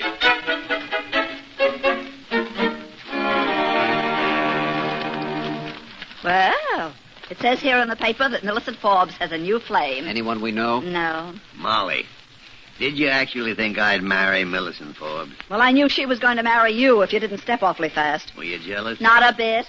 You were, too. Well, I think you two can fight this out better without me. I have some patients that require a little attention. You think you're safe now, Dr. Gillespie? I can leave you alone? You leave him alone with me at your own risk. I'll figure out a way to break down his resistance to me yet. Doggone, I never realized how irresistible I am to women. Why don't you give in and marry Molly, Dr. Gillespie? I wouldn't want to break up a beautiful friendship, Kildare. A beautiful friendship.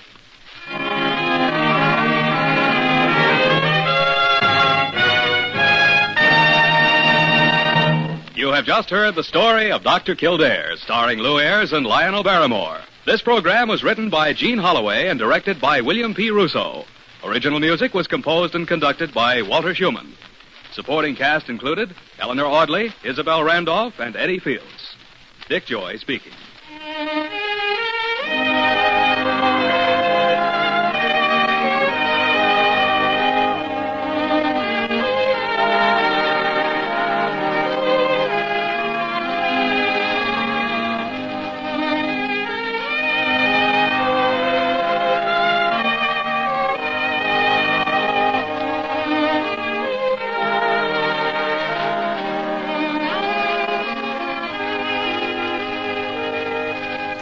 Do you like Funko Pops as much as I do? Well, let me tell you, there's one channel that I go to over and over and over again, no matter what. It's Big Easy's House of Pops. That's right. This channel is all about being the average collector. There's mystery boxes, pop hunts, tips, and pickups that y'all get to do together. So why don't you come on over to Big Easy's House of Pops? Let's have some fun if you like collecting Funko Pops or if you just like hanging out and talking. Check out Big Easy's House of Pops right here on YouTube. That's right. Big Easy, House of Pops. Hojo Radio, where the classics come alive. Broadway's My Beat. From Times Square to Columbus Circle. The gaudiest, the most violent, the lonesomest mile in the world.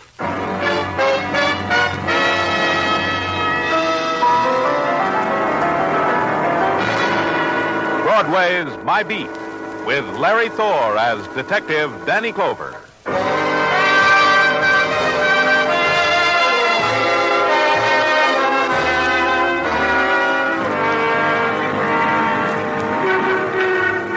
Broadway, it's a neon shriek of despair that claws across the face of night, that tears at the black wind that beats against the silent dust. It's struggle and confusion and the dance of shadows on a spectacular illuminated with 10,000 fragments of light. It screams, it sobs, it whimpers, it laughs. The face of night has not changed. It's Broadway, My Beat.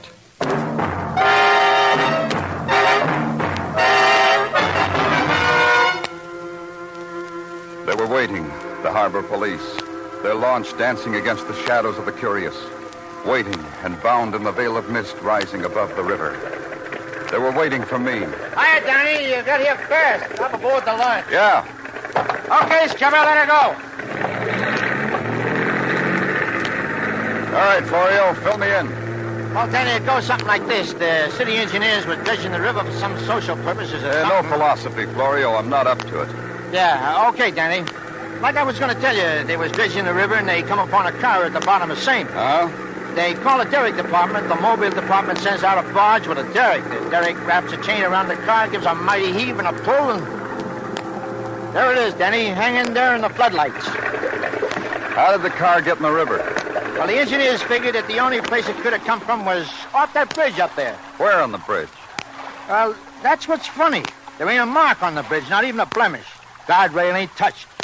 If the car crashed through... I want pictures and every foot of the bridge. Now, let's get on the barge, Florio. Tell him to lower the car, Florio. Hey, engineer, lower the boom.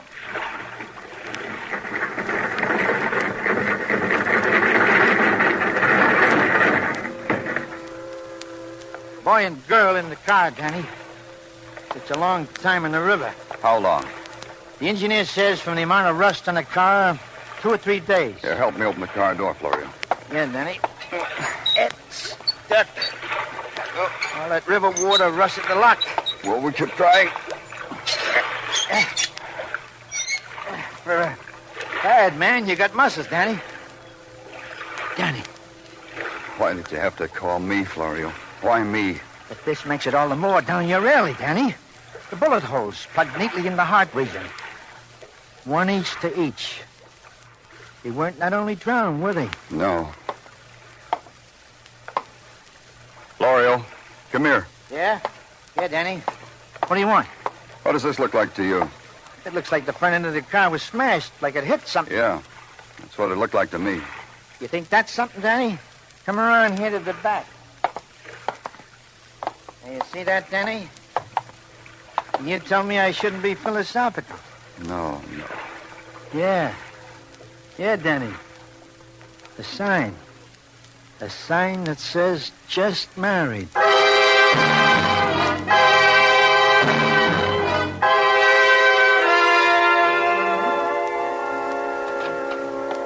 Good morning, Danny. Yeah, I give you a greeting, Danny. Good morning. Oh, hi, Sergeant. How are you? Tall in the saddle. You're what? Tall in the saddle, Danny. This is an answer heard all the time west of the Great Divide. Intelligence from my youngest boy, Giovanni, who is studying to be a cowboy by box tops and television. Yahoo, Tartaglia. And what kind of intelligence did you get from upstairs? Give me the rundown. Rundown to wit. Identity of occupants of car established from respective wallets. Established occupants to be Mr. and Mrs. Charles Kimball, nee Jane Miller. Mm-hmm. Married 2 days ago at the home of the bride, where the groom had been an erstwhile and former boarder. Go ahead. Well, that's the intelligence from upstairs, Danny. And what, may I ask, is that envelope? Oh, here. It's the photographs Lou Jacobs took of the bridge off of which the car plunged down. Yeah. Now I believe it. This morning it was too early. Maybe I wasn't hearing right. But now I believe it. Huh? Look at these pictures. Let's see. This guardrail on the bridge is 4 feet high. It's untouched. Uh-huh. Nowhere along the whole length of it is there a sign that the car crashed through it. Well, then how could the car get in the middle of the East River, Danny? Under 30 feet of water? That's a tall in the saddle type question, Sergeant. How did the car get there? Tartaglia shrugged, blinked, silently pleaded to be excused from the room, didn't wait for permission, got out. That left me alone with it. How did the car get there? How did it hurdle a 4-foot barrier without a mark, a scratch on said barrier? How? And then the question I'd been touting away from my brain. Why? Why the bullet-torn flesh of a boy and girl on a honeymoon, their blood washed away on a river slime? And then I knew no policeman's riddle, no games with the equations of murder could hold it back any longer. It had to be done, so I did it. I called on the parents of a dead bride. Just a moment. I'll only be a moment. Yes. What is it, please? Mrs. Miller? Yes, I'm Mrs. Miller. Please, if you're selling something, I'm afraid I can't do you any good. You see, we're in a kind of... well, everything's different now. And... I'm from the police, Mrs. Miller. Yes, I know, but I'm sorry. I'd like to help... The police? May I come in? Well, but everything's so upset. I don't like for people to see my house this way. It's about your daughter. Oh, but Jane's away on her honeymoon. May I come in, Mrs. Miller? Well, she won't be back for another 10 days. Please come in. This way, Mr. Clover, Danny Clover. Mr. Clover. I'm sure you'll want to talk to my husband, too. We've been rearranging the furniture. You see, 2 of our rooms are unoccupied now, and Ben... Yeah, what do you want? Well, don't move the chair now, Ben. It's the policeman, Mr. Clover. Couldn't you have stated your business at the door, Mr. Clover? You see, I'm quite occupied at the moment. It's something about Jane, Ben. About Jane. Oh. What do you have to do with her, Mr. Clover? Do you have a picture of your daughter? Oh, yes, we have a whole album. A recent picture? Well, one of the wedding of her and Charles and Ben and me. May I see it, please? Wait a minute. What right have you to come into my house to... Oh, please, Ben. Mr. Clover just asked to look at Jane's picture. Well, there it is on the mantel, Mr. Clover. And that's Charles, her husband. Yes, Charles Kimball. Isn't he a fine-looking boy? There's no other way to say this. If there were another way, I'd give. They're dead. They're both dead. Murdered. Get out of my house. Go on. Go on, get out. Please, get Ben, him out of here. Ben. I'll kill him. What kind of a filthy joke's he trying to play on us? Go on, get him out. Ben, don't. Who would want to kill our boy and girl, Mr. Clover? We don't know, Mrs. Miller. That's why I came here, because we don't know. Charles lived here with us. He and Jane fell in love. They got married 2 days ago. They went on honeymoon to Niagara Falls. We were waiting for a letter, a postcard. Why should they be killed, Mr. Clover? Charles, where are his family, Mrs. Miller? He had none. He came here after the war, rented a room from us, worked hard. Charles and Janie, they were 2 people, Mr. Clover, nothing more. Tell him to ask someone else, Anne. Get what he wants from someone else, not from us. Tell him that, Anne. Ben, what do you think it's doing to me? To me? They were found in a car and... A car? The one we gave them for their wedding present. Ben and I knew all along, so we saved for it. Anne. Yes, Ben. What do you want? Ask him to help us, Anne. I'm sorry. Ask him to help us. Yes, Ben.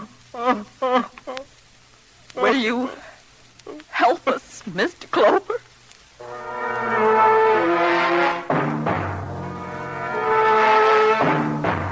It was a basic question. It had a background of a few thousand years to it.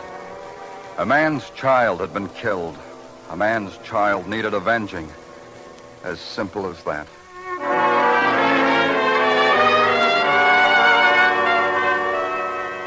There's a cult that comes with civilization. Men who put on white jackets buttoned at the throat and measure violent death with slide rules. Who stare at murder in the cross-section through microscopes. Who dissolve it and shake it up in test tubes until death has a color to it. One of the men in the white jackets was named John Gordon. He was a technician for the police department technical division. I called on him. Something I can do for you, Lieutenant? Yeah. The report on the automobile dredged out of the river early this morning. Just a minute. Well? Well, wait till I finish reading this article, Lieutenant. You don't expect me to put it down now, do you? Yeah, I expect that. Have you read it? No. No, I don't expect you have. The isometric measurement of hydrogen ion concentration versus colorimetric measurements. Imagine you reading that. What do you read, Lieutenant? Obituaries, Gordon. Where's the report? I had it ready an hour ago. I waited for you. Now I'm here. Get it. I'll tell you about it. It's chock full of charts and graphs and chemical reagents. You'd be distressed. What's your great sorrow, Gordon? Who did what to you? The report, Lieutenant. It says the passenger car and the truck... What truck? Please. All right. The size, the shape of the crumped front end of the passenger car, together with the molecular displacement of the metal, indicates that the car, assuming a normal rate of speed, indicates that the car hit a truck. What kind of truck? I was getting to that. I don't know. Scrapings indicate that the paint of the truck was new and not its original coat, a widely used paint. From information available, the make of the truck is impossible to identify. What else? My job is done. Now it's in your very capable hands, I'm sure. Pardon me. John Gordon, Police Department, Technical Laboratory speaking. Oh? Yeah. Yes, he's here. For you, Lieutenant. Thanks. Hello? They switched me to you, Danny. On account of I asked. It almost took too long. Who is this? Floyd Carpa, Danny.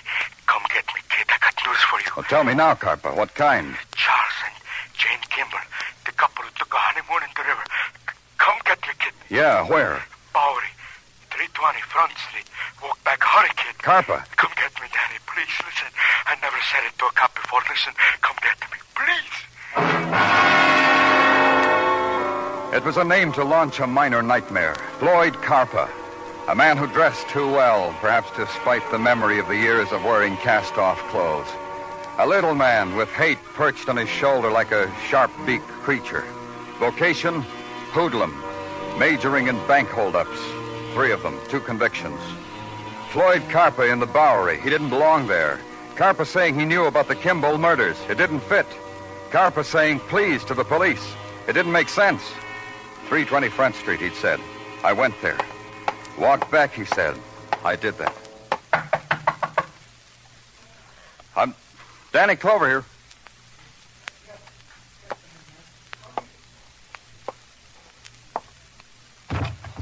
Carpa? Carpa?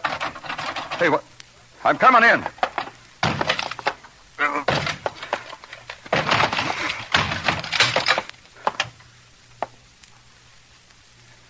You almost made it with that.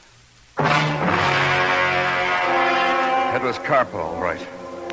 I had to look close to make sure, but it was he. No hate now. Something lent its own special expression to his face. Something, the bullet wound in his stomach, the time of pain, the final hugging close of the darkness. Floyd Carpa was dead.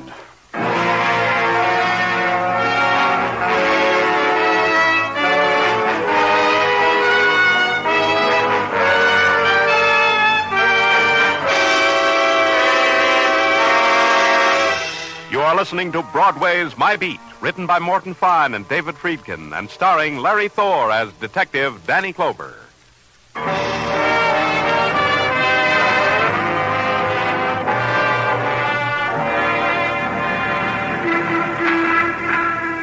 Broadway demands quality to its crime, else Broadway pays no attention. But when a boy and a girl are murdered on their honeymoon, when a boy and a girl are dredged from the East River, when a grade-A hoodlum named Floyd Carpa is found shot to death in the Bowery, Broadway gives pause. And there was a connection. The boy, the girl, the hoodlum. Broadway chortled and nudged its neighbor and just had to know all about it. So did I. The police records told me about a place I could go, to a housing development out in Flushing. The records said a man named Bruce Monroe lived there, and Bruce Monroe had once been caught splitting the proceeds from a bank robbery with Floyd Carpa. So I went there. After all, I was a policeman. I had to ask questions of somebody. Danny! Danny, how are you? You don't have to tell me. You look wonderful. Wonderful. You checking up on me, Danny? No, you're not checking up. A social call, huh? Sure, a social call. How are you, Danny? Wonderful, wonderful. Now, how about me, huh? How about me? All settled down. Settled down a 2-story house in Flushing. Me and my family. Respectable. Family, huh? I'd like to meet them. Sure, Danny. They're upstairs. I keep them in a cage. That way you can keep your eye on them. They're problem children. Children with problems, Danny. Come on up. Take a look. I'd like to. What have you been doing for the last couple of years, Bruce, since jail? It's feeding time, Danny. They like company when they eat. Yeah. What have you been... Out here, Danny. I keep my family in a glass cage on the roof. Look at them. 30 beauties. Makes a man proud. I'm proud, Danny. Pigeons. Sure, what did you think? Quite a cage, huh? Isn't it? You bet it is. Let's go in. Come on, feeding time. Hiya, Jasper. Oh, Mildred. Oh, George, who plucked out your tail feathers? What have you been doing since jail, Bruce? I'll bet you didn't come here as a social caller after all. Your buddy, Floyd Carpa, was found shot to death. They all wind up that way. You? I'm an exception. I retired. I'm respectable. I raised a family. Here, fellas, eat. Come on and eat. Look at those pidgeys eat. Did you kill Carpa? Nonsense, Danny. You know that's nonsense. I haven't seen him for ages and ages. Tell me something, Bruce. How can you afford all this? Nice house, large family. It's a drain, isn't it? Business is good. What business? I'm a licensed used car dealer. An international permit, even. I drive used cars into Canada. I have an outlet there. Oh, come on, Elliot. Eat your corn. Oh, you won't eat, Danny. No more bank heisting, huh? Danny, you know that's nonsense, too. Look, Danny. Mm-hmm. Danny, frankly, Danny, you're upsetting all of us. I'm being voted in tonight. I got to make a speech. Flushing Homing Pigeon Society's voting me in tonight. Questions like yours could ruin my acceptance speech. Bruce Monroe placed a kernel of corn on his lips, puckered them, and then extended a finger. Lucille fluttered to the finger, was lifted to Monroe's mouth, and daintily pecked away at the lunch so lovingly served. All that billing and cooing did something to me, so I got out.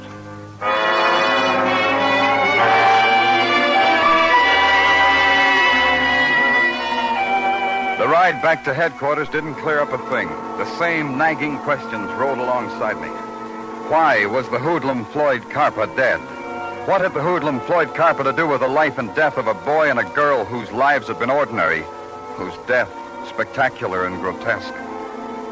Sergeant Tartaglia couldn't make sense out of it either, or as he put it... I can't make no sense out of it, Danny, either. I have been mulling over this sad affair with the Mrs. Tartaglia. She can't make no sense out of it either. No? No, Danny.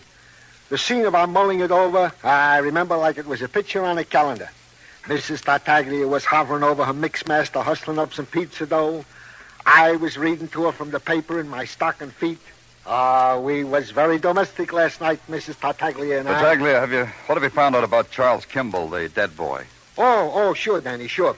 I got it right here. What we have found out about Charles Kimball is that he was a good boy with an honorable war record, with decent law-abiding friends, with a decent law-abiding job in a paper factory. He was a good boy, Danny. Yeah, that's what I thought. Anything else? Yeah, a couple items. Tartaglia, what do I have to do to get you to tell them to me? Oh, nothing, Danny. Just ask me.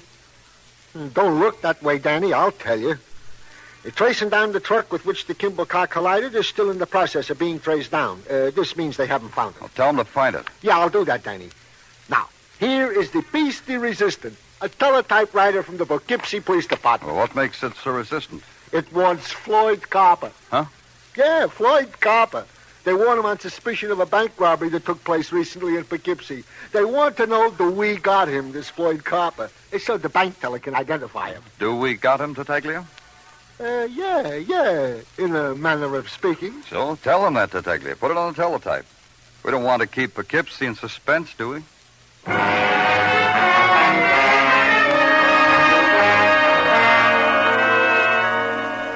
So you're Danny Clover, huh? Been reading about you in the papers up in Poughkeepsie. Still trying to solve that honeymoon couple murder, I read. Which one of you is from the Poughkeepsie police? Me. Who'd you think? This little guy's the bank teller. This little guy's Oliver Hilliard. How are you, Mr. Hilliard? Oh, don't blush, Oliver. The man just asked you hello, that's all. Answer, Mr. Clover. No? What are you going to do with a guy like that, Danny? He shoots and wounds a heister who could be Floyd Carper. Now he blushes. This way. I want you to look at Floyd Carper. Then Mr. Hilliard will know for sure. Down this corridor. Oh, you got him on ice, huh? Say, what do you think of our work up in Poughkeepsie, Danny? I haven't heard. About matching a 3-day bank robbery with a known bank robber. Clever, huh? You're real magnificent. I knew you'd say that. Nothing spiteful about you big city police. We're going into the morgue now, Mr. Hilliard. Don't worry. It'll only take a second. You'll be all right. Sure. Oliver will be all right. He helped us, Oliver did. Described the bank robber. Picked out his picture from our files. That's the type of citizen we have up in Poughkeepsie, Danny. Cooperative. Right over here. Hey, this is quite a production you got here. Only at Poughkeepsie, we got a morgue that's something to write home about. You feel all right, Mr. Hilliard? Oliver feels fine, don't you, Oliver? Bet you can't wait till you get home and tell your wife about this, huh? All you have to do is take one look, Mr. Hilliard. Flip back the shroud, Danny. Well? That him, Oliver? This Floyd Carper, the one who held you up? Yeah. Oliver nods his head, yeah, Danny. Positively, huh? How do you like a cooperative citizen like that, Danny? The kind we grow in Poughkeepsie. Poughkeepsie's policeman, the bank teller, and I had nothing else to say to each other after that. When it finally registered on the Poughkeepsie policeman, he shook my hand heartily, thanked me from the heart, wrapped a hearty arm around the bank teller's shoulders, and led him back to Poughkeepsie. I started back to my office. On the way, Tartaglia shoved a phone message in my hand. It was from Detective Muggavan. Muggavan had something, the message said. Something maybe hot, maybe cold. Anyway, the something was in a garage uptown. Come right away, it said. So I changed course and went to the garage. This is called Malden's Garage, Danny. Caterers to the desires and ailments of trucks, moving vans, trailerways, all kinds of heavy vehicles. Interesting. Yeah, like you say, interesting. This one over here, for example. Fascinating piece of machinery. Why does it fascinate you, Muggavan? 2 reasons, Danny. First, because it's exactly like one of my kids' toys. A trailerway, they call it. It picks up and delivers automobiles, carries them on the highways and the byways. Somehow it gives me a romantical feeling, these automobile carriers. The second reason, Muggavan? The second reason also fascinating. This trailerway is the truck you've had the whole department looking for, including me, Danny. What? Yeah, the one into which the honeymoon car crashed, or vice versa, before going over the bridge into the river. Are you sure? Danny, in something so fascinatingly routine as this, I wouldn't be sure. I've been scraping hunks of paint off of it, trotting them down a technical, trotting back, examining the stent and the grill work, trotting down a technical, trotting... Muggavan, would it be asking too much of you to shut your big mouth? Oh, not too much. Something, Danny? All this routine adds up to something? Danny, come back to me, Danny. You're so far away. That's how they did it, Muggavan. Carper makes us get away from a bank job upstate in a car, drives it up on this trailway. He and his buddy drive off. Who looks for a runaway car on one of these things? It's your party, Danny. On the road somewhere, they crash into the honeymoon couple, or vice versa. The kids see Carper's hurt from a bullet wound. They're murdered for seeing that. The murderers drive the kids' car up on the trailway, stop at the 59th Street Bridge, dump it. That explains the no scars on the bridge's guardrail, huh? Yeah. You sounded like you were tired of routine. Is that right, Muggavan? Yeah, that's right. I'll change it for you. Ever been to Flushing?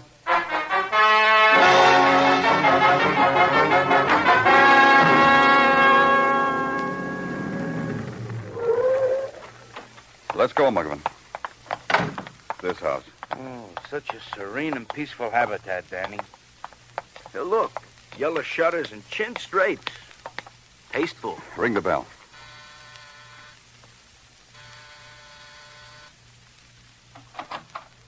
Welcome back, Danny. Oh, you brought a friend of Danny Clover's. I'm glad. Come in. Social, Danny, or business? Business, Bruce. Ah. Oh, pigeons. That's it. You want to buy some pigeons. You're going to start raising pigeons. Pigeons? Muggavan, take a look at the serene and peaceful habitat of a man who dumped Floyd Carper when he was wounded. Who killed those 2 kids. Surely, Danny. Surely this is nonsense. The cops, Muggavan. Yeah. Danny, watch out! Don't let me get me, Danny! Come on, Muggavan. Danny, Muggavan. Muggavan. It hurt much, kid? Yeah, it hurt. Go get him, Danny. I'll be okay. My shoulder. Yeah. You won't get away, Bruce. No, Danny. On the roof, Danny. It's a good place to die. Come up on the roof and die. Right through this door and die, Danny. Yeah.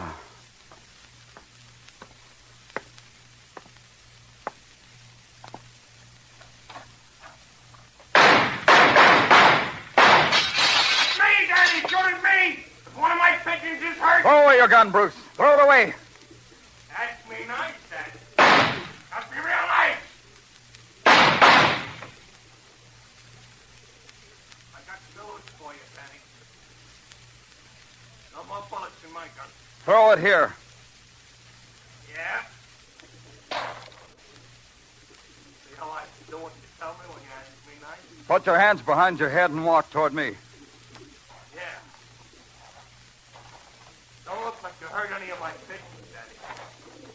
That makes me glad for you. Still got bullets in your gun, Danny? Yeah, Bruce. What are you going to do, kill me in cold blood? You could real easy. I'm so close to you now, face to face, very easy target. Put your hands out, Bruce. Long time since there were handcuffs on him, huh, Bruce? Not long enough, you... You know, I'm glad, Bruce. I'm glad you did that. All right, Danny, that's enough. Enough. Become quiet, Rob. No, Bruce. Those were for me. This is for Muggavan. And for 2 kids. 2 decent kids. 2 decent kids.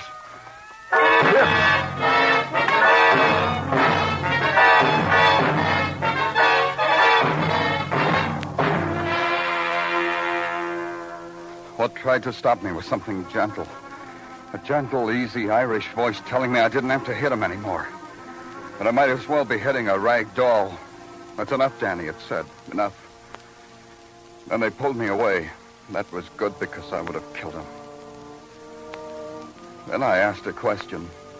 The same gentle Irish voice told me Muggavan was all right. 3, 4 days, maybe, and he'd be all right. And that was good, too.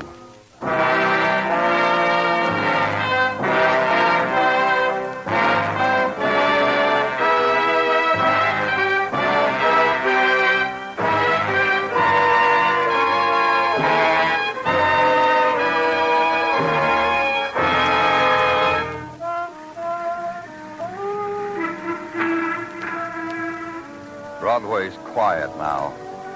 It's the hour without color. The 6 o'clock hour, the hour of going home. But in a while, night will dip down and touch the street. There'll be fury again, and rack and roar and crowd. The restless wandering down a phosphorescent alley. The puppet dance into a screaming furnace of light. It's Broadway, the gaudiest, the most violent, the lonesomest mile in the world. Broadway, my beat.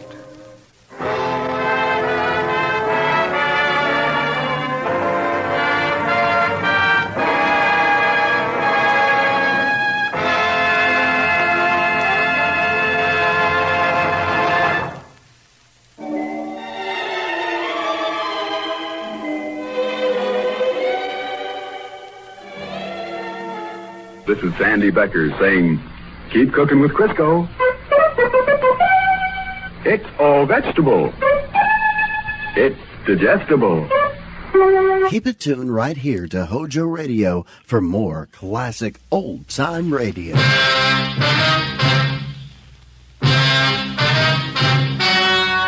The story you are about to hear is true.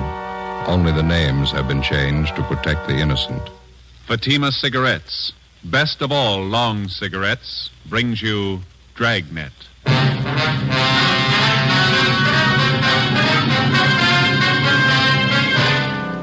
You're a detective sergeant. You're assigned a bunco detail.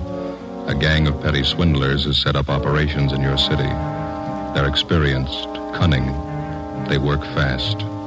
Your job, get 'em.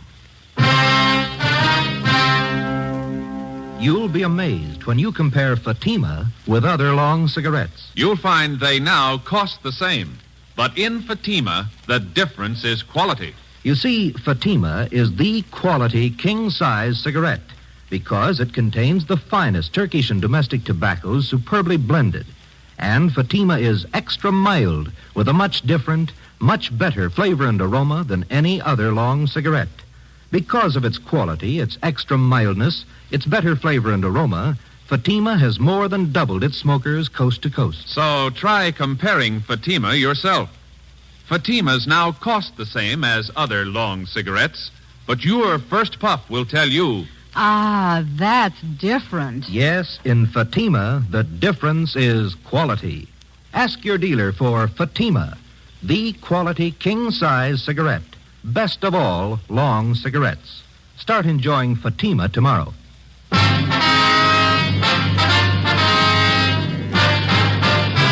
Dragnet, the documented drama of an actual crime. For the next 30 minutes, in cooperation with the Los Angeles Police Department, you will travel step by step on the side of the law through an actual case transcribed from official police files. From beginning to end, from crime to punishment, Dragnet is the story of your police force in action. It was Tuesday, December 14th. It was cold in Los Angeles. We were working the day watch out of bunco detail. My partner's Ben Romero. The boss is Captain McCauley. My name's Friday. It was 10:35 a.m. when I got to room 38. Bunco detail. Joe? Yeah, Ben. Joe, this is Miss Bergstrom. You talked to her on the phone last night? Oh, yeah, sure. This is my partner, Sergeant Friday. How do you do? Glad to know you. Would you care to sit down? Thank you. I was downtown, so I thought it'd be just as easy for me to come in and see you. Did you bring those things with you, Miss Bergstrom? Here they are. Wristwatch, pen and pencil set. Mm-hmm. Sure make them look nice, don't they?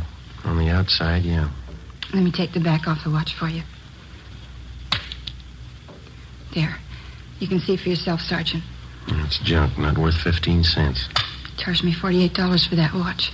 Said it was wholesale. He wasn't making any profit on it. Told me he was doing it because he'd known Harry so well.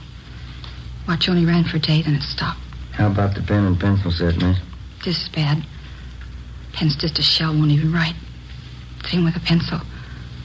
I paid him $30 for them. Mm-hmm. This engraving on the pen. With love from Harry. That's Harry's boy I was engaged to. That's how the man got me interested to start with. Came to my house and gave them to me.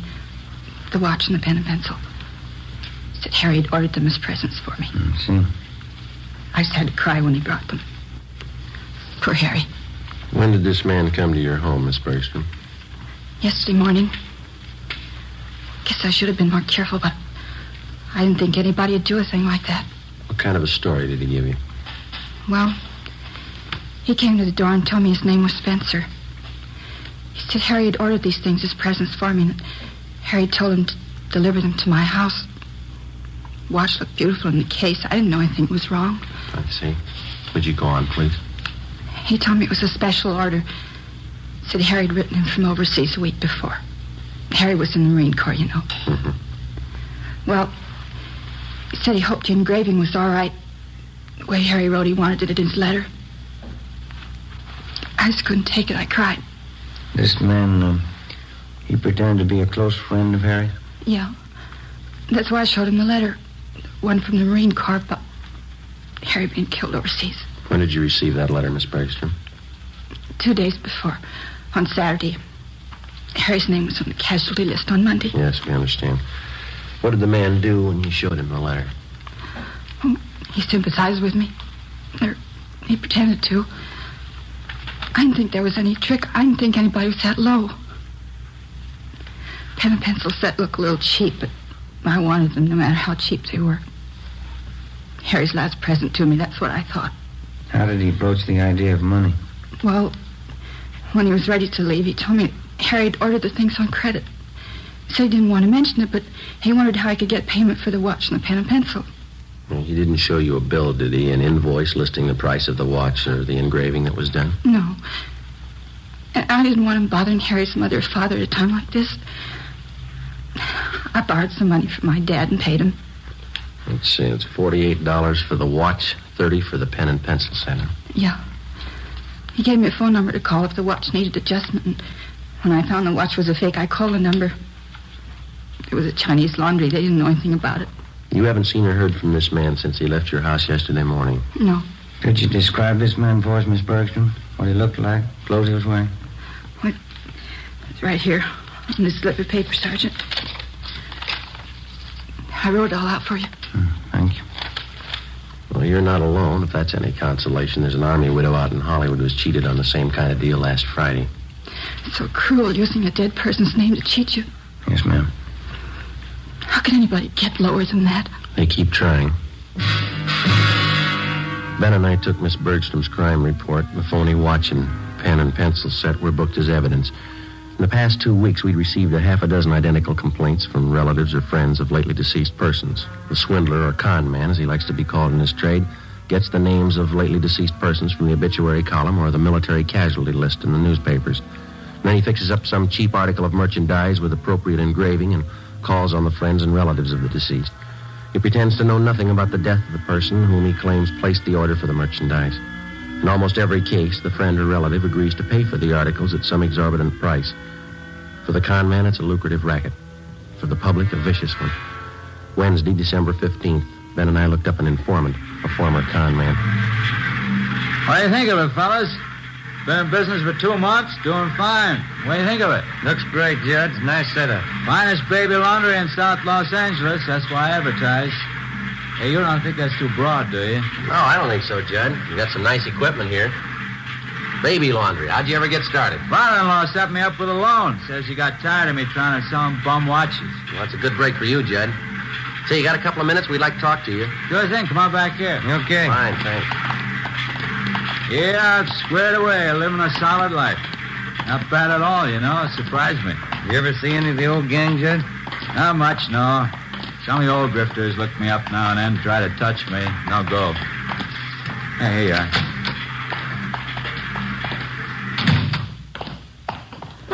Oh, one up. Yeah. Thank you.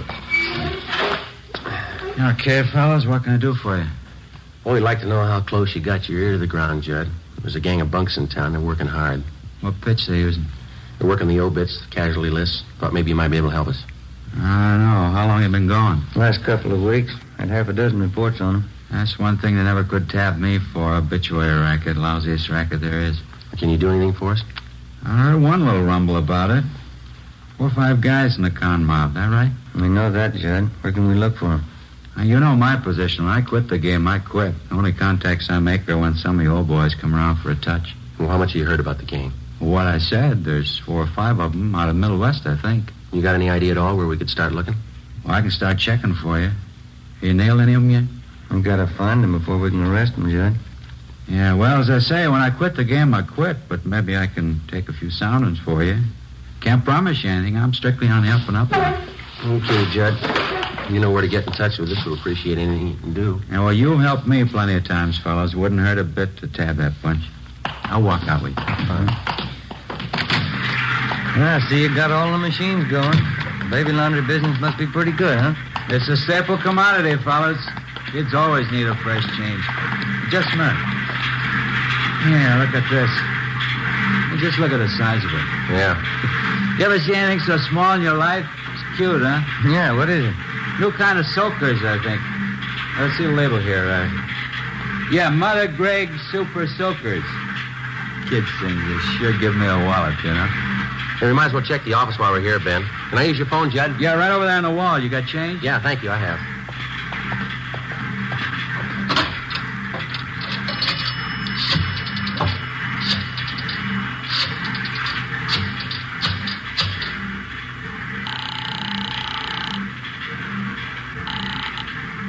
City Hall. 2572. 2572. Bunko fugitive, Brian. Joe Friday, Tom. Anything doing? Yeah, Joe. Think we might have a lead on those bunks working the obituary racket. What do you got? They reached a woman in Highland Park. Where are you? Baby laundry. Oh. Well, it's a Mrs. Westerly. Her daughter was killed in an auto accident. Last night they came around and sold the woman a watch her daughter was supposed to have ordered. Also a necklace and pen and pencil set. $250. Usual junk. You talked to this Mrs. Westerly? Yeah, we took the report. The man's description, his M.O., the rest all match up. What's the lead? She watched the man when he left her house. Yeah? He got in a taxi cab. 10:30 a.m. While Sergeants Bryant and Ullery got out a broadcast on the suspect, Ben and I drove to the offices of the cab company where we contacted the special agent. He helped us check the way bills for the preceding night. On the way bill for cab 213, we found the trip listed. Starting point, the intersection nearest the Westerly home. Destination, a hotel on South Flower Street. We went to the hotel and interviewed the desk clerk. From the description we gave him, he identified the man as Fred G. Norris from Minneapolis. At least that's the way he'd signed the hotel register. The clerk told us Norris wasn't in. We had him show us Norris's room. In his suitcases, we found quantities of dime store costume jewelry, monogrammed, and 24 cheap wristwatches and wallets and handbags done in poor quality imitation leather. Also a portable engraving set. The clerk told us that Norris was expected back shortly. We told him to say nothing to the suspect when he arrived. We called the office and arranged for a stakeout at the hotel. Then we drove back to the office. 1 p.m. They told us Norris had been recognized from his description and picked up by Unit 17R on the way back to his hotel shortly before noon. Ben and I joined Sergeants Ullery and Bryant in the interrogation room where they were questioning the suspect. He looked about 40 years old, white, male American, about 6 feet tall, 170 pounds. He would admit nothing. Bryant kept questioning him. You're wasting our time on your own, Norris. Face it. You were playing a rough game and you lost. Now, how about it? You're going to feel pretty silly when you find out you got the wrong guy. Who do you work for, Fred? You can do what you want about investigating me. You haven't a thing to hold me on. There's no use wasting any more time. You got that list of victims? Yeah. These are the ones that tabbed Norris. Thank you. Couple more here, Joe. Thanks, Ben.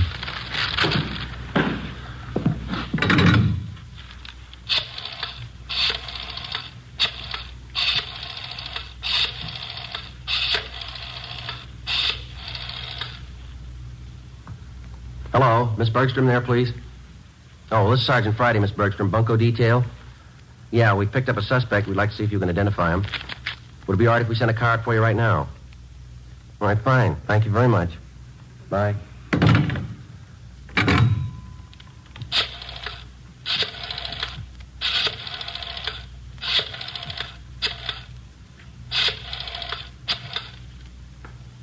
Look, I can't sit here all day. I have business to attend to. Quiet, Norris. He's on the phone. Hello, Miss Cronin there, please.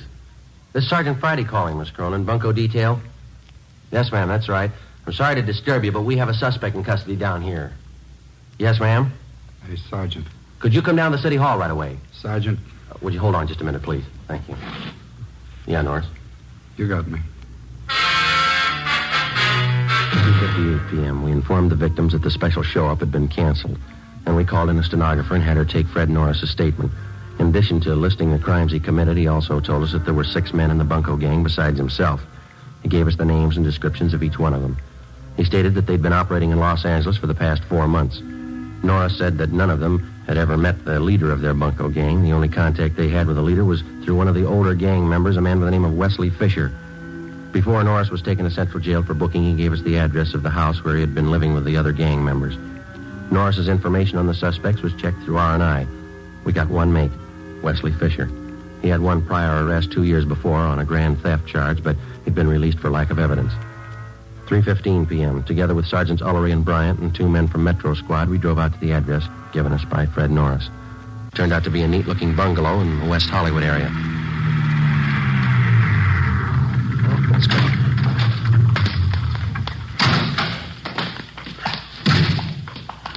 We can take the front door, Joe. Yeah. Say, Tom. Yeah? You want to have Johnson and Brewer cover the back of the place, please? Okay, Joe. Maury and I'll cover the sign. Thanks. Let's go, men. Did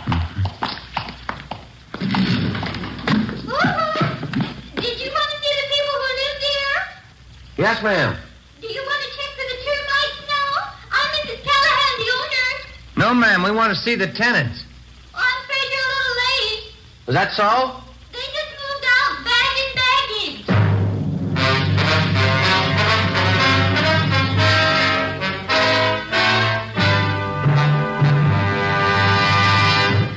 You are listening to Dragnet, authentic stories of your police force in action. You'll be amazed when you compare Fatima with other long cigarettes. Buy a pack. You'll find Fatimas now cost the same. Light a Fatima. Ah, that's different. What a difference. Yes, friends, in Fatima, the difference is quality.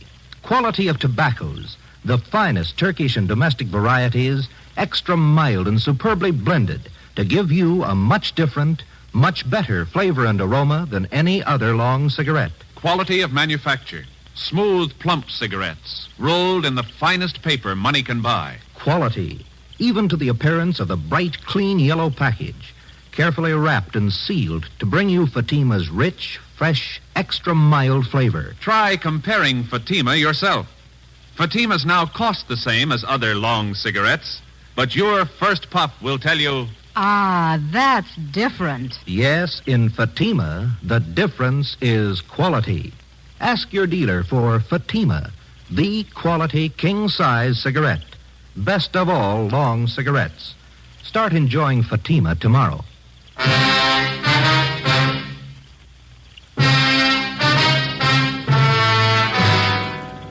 Wednesday, December 15th, 4 p.m. We made a thorough check of the house, which the 6 suspects had just vacated.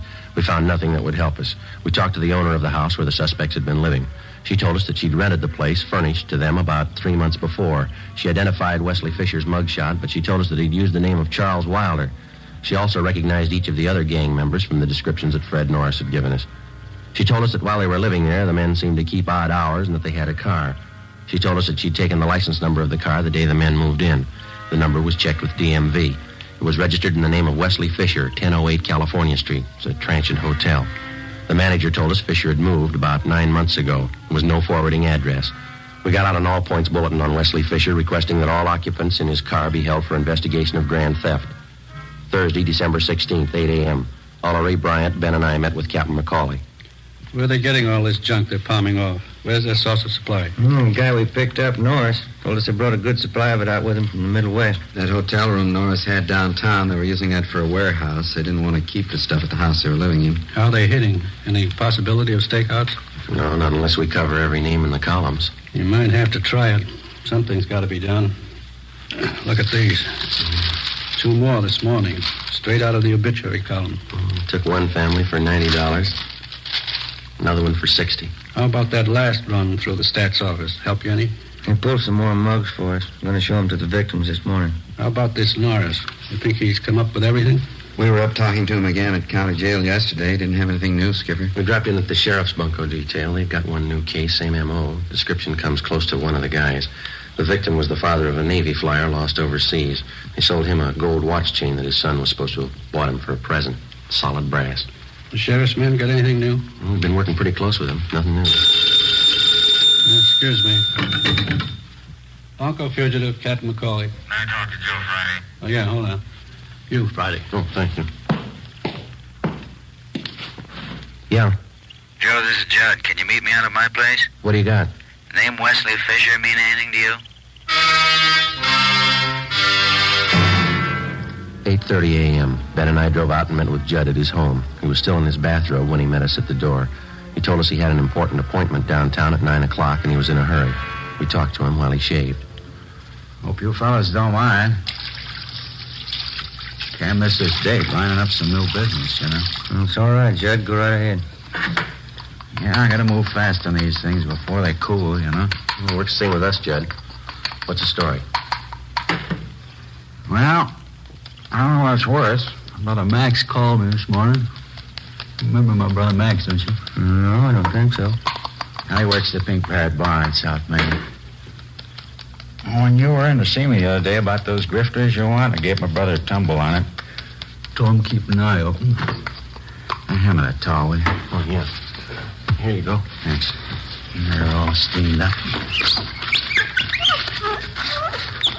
What'd Max come up with? Well, he's night bartender at the Parrot, you know. Now, last night he spotted a couple of guys at the bar. Had some day-old newspapers. Uh-huh. They were sitting there with the papers turned to the obituary column, checking off names, writing down addresses. Max is pretty sharp that way. He spotted them right off. Lousy razor. Does Max know these two men he spotted?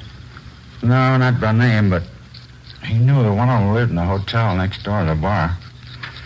When the hotel night clerk came in for a beer, Max asked him about it. He tabbed one of the guys as Wesley Fisher. Did he have anything on the other man? No, the clerk told Max he doesn't live at the hotel, but he spends a lot of time there with Fisher. Well, had he seen Fisher and this other guy at the bar before? Yeah, Max says he's been in before. Got lashed up a couple times. Mm-hmm. Say, would it be okay to contact your brother at his home, Judd? Sure. We don't want to contact him at the bar. Yeah, sure thing. Get you the address as soon as I'm finished here. He just moved. I don't know. Hope I didn't get you guys out here for nothing. Appreciate it, Judd. Looks good. Seems to fit. That hotel down there, it's a hang-up, con man. Angles are all there. Let's hope Fisher is. 8:53 a.m. We arrived at the hotel on South Main Street. We checked with the desk clerk, who told us that Wesley Fisher had room 37. As far as he knew, Fisher was in his room. We got a pass key from the clerk and went up to room 37, where we found Fisher and another man. He identified himself as Raymond Breen, one of the gang members identified by Fred Norris. We also found a small supply of cheap watches and pen and pencil sets in Fisher's car. It was parked near the hotel, was impounded. We took both suspects back to the city hall. We questioned them separately in the interrogation room. Breen was first, but he refused to answer our questions. He was taken back to the squad room, and Wesley Fisher was brought in.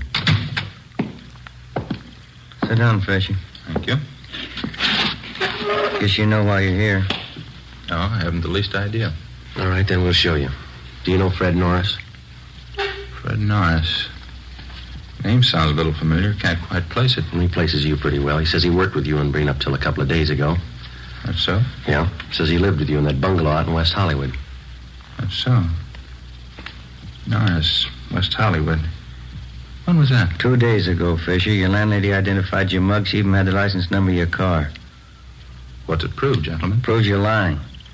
You and Breen worked together. You did work with Norris. You're part of one of the filthiest rackets going. Gentlemen, you're making a bad mistake. No, there's no mistake, Fisher. Your picture's been identified by at least a half a dozen victims. Now, you can go on playing coy all you want, but we can prove that the pen and pencil sets that you sold some of the victims are identical to the ones we found in your car.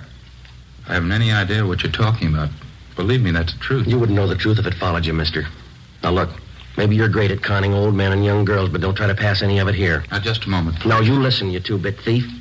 I couldn't begin to tell you off for the rotten things you've been pulling off in this town for the past 3 months. That young girl who lost her boyfriend overseas, that widow out in Hollywood, the old man in Highland Park whose wife passed away. You must have felt pretty sharp cheating them out of a few bucks. Maybe you don't remember, mister, but we do and they do. And you're going to pay for them. You all through? I'm through, Fisher. You're just starting. I have nothing further to say, gentlemen. You can talk to my lawyer. We'll give him your new address. Yes. County jail. Suspects Wesley Fisher and Raymond Breen were booked and transported to the county jail. Both of them were positively identified by the victims. Warrants were obtained for the 3 suspects, Norris, Fisher, and Breen. They were arraigned and held to answer at a preliminary hearing on several counts of grand theft. During the next 2 weeks and through the Christmas holidays, identical complaints of bunco operations continued to come in. Friends and relatives of lately deceased persons were still being victimized. The gang's operations continued as usual. There was only one change. The crime report showed that a woman was now operating in the obituary racket along with the male suspects. Christmas came and went. On New Year's Eve, Ben and I were assigned to standby duty. A few minutes before 8 p.m., we got a call from the county jail that Wesley Fisher wanted to see us. Went to the 10th floor of the jail, the interview room. I'm not going to take all the heat. They're in just as deep as I am. If they can't do right by me, I'll square it up myself. I'll tell you everything I know. Go ahead, Fisher. What is it? Her name's Betty McGraw. She's the one you've been looking for. The whole idea was hers. She planned it out. She got everybody together. It was her show. Where can we find her? 213 Foster, apartment 8. Wesley Fisher gave a complete statement of all his crimes and also implicated the other members.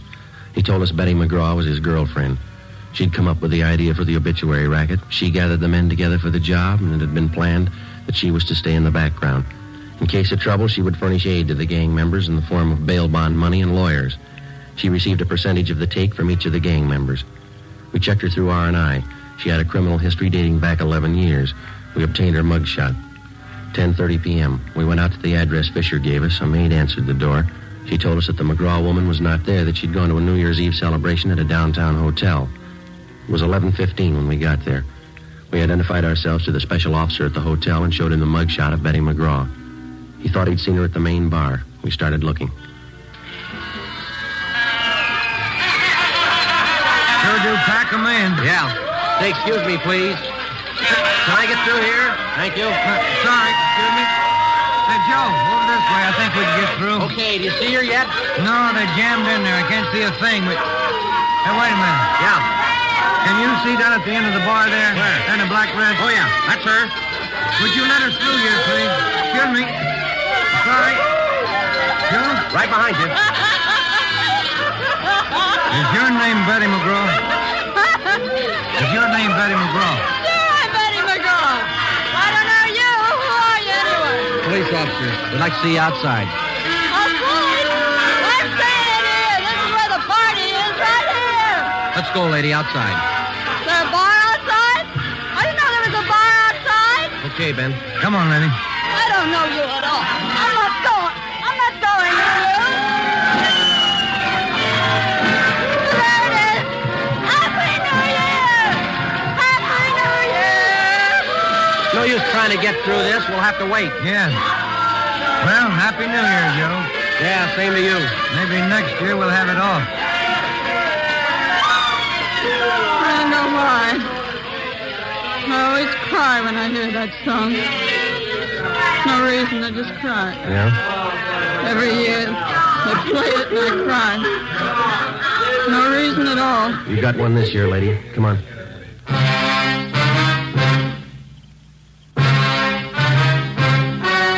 The story you've just heard was true.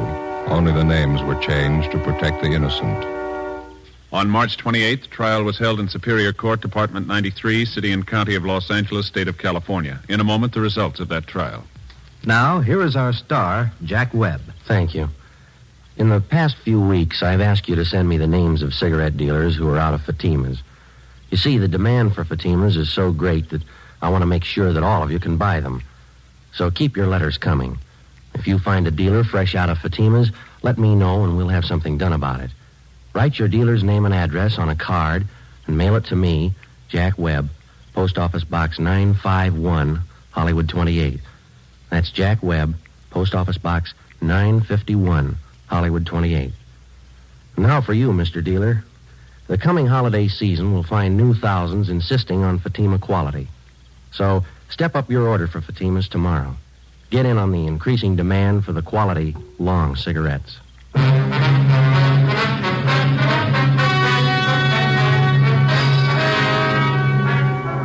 The remaining members of the Bunko gang were apprehended and brought to trial. All of them, including the gang leader, Elizabeth McGraw, were tried and convicted of grand theft. They are now serving their terms in the state penitentiary.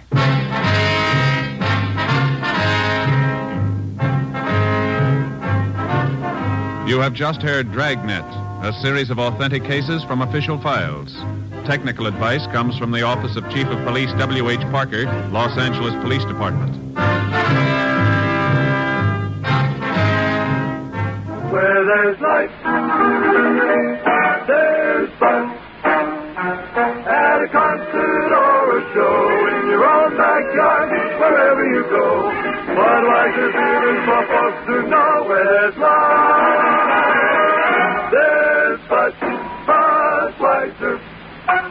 Keep it tuned right here to Hojo Radio for more classic old-time radio. Get this and get it straight. Crime is a sucker's road, and those who travel it wind up in the gut of the prison of the grave. There's no other end, but they never learn. This one began as the threat of a beating that turned into murder with a brown-eyed blonde, a jovial hippopotamus, and a tough ex-soldier of fortune, all complicating the problem until I got next to the key man. From the pen of Raymond Chandler, outstanding author of mystery, comes his most famous character and crime's most deadly enemy, as we present The Adventures of Philip Marlowe.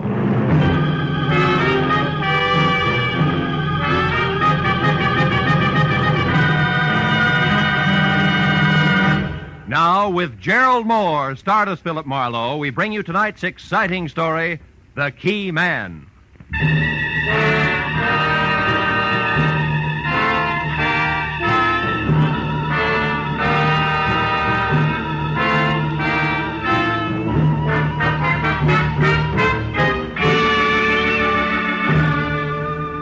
Along about dusk, Hollywood Boulevard is some desolate place between the end of work and the start of play, and about as boisterous as taps. So except for a sallow-faced masher leaning against a nearby storefront warming up his evening leer, I was alone on a lot of fancy pavement when I walked up to the box office of the newsreel theater near Cahuenga. Paid my 40-cent admission, tax included, and started inside, where, of all places, I was to meet my new client, one Mark Hummel. He'd called my office at 6:35, and in a tight voice, fringed with fear, urged me to find him in the last row, last seat, far left of the Boulevard Cinema at once, if I could use a $50 bill. It was exactly 6:45 when I crossed the length of lobby to aisle 4 and entered the theater proper, which was almost empty. It was 2 minutes after that before I could see well enough to tell that the man all alone in the aforementioned seat, who wore white French cuffs protruding out of gray flannel, a pleated frown and not paying any attention to the bathing beauties on the screen who were water skiing through Florida's Cypress Gardens, had to be my client. I eased in and sat down next to him. I could see he was watching me out of the corner of his eye. Marlowe? Yeah. My plane leaves for New York in half an hour. Watch it, honey. You ought to see that I'm on it and in good health. Who wants it otherwise? Barney Kovac, an ex-soldier of fortune who thinks with his fists. He works as straw boss in a garage where they park cars. He's threatened to kill me with his bare hands. Why? What'd you do?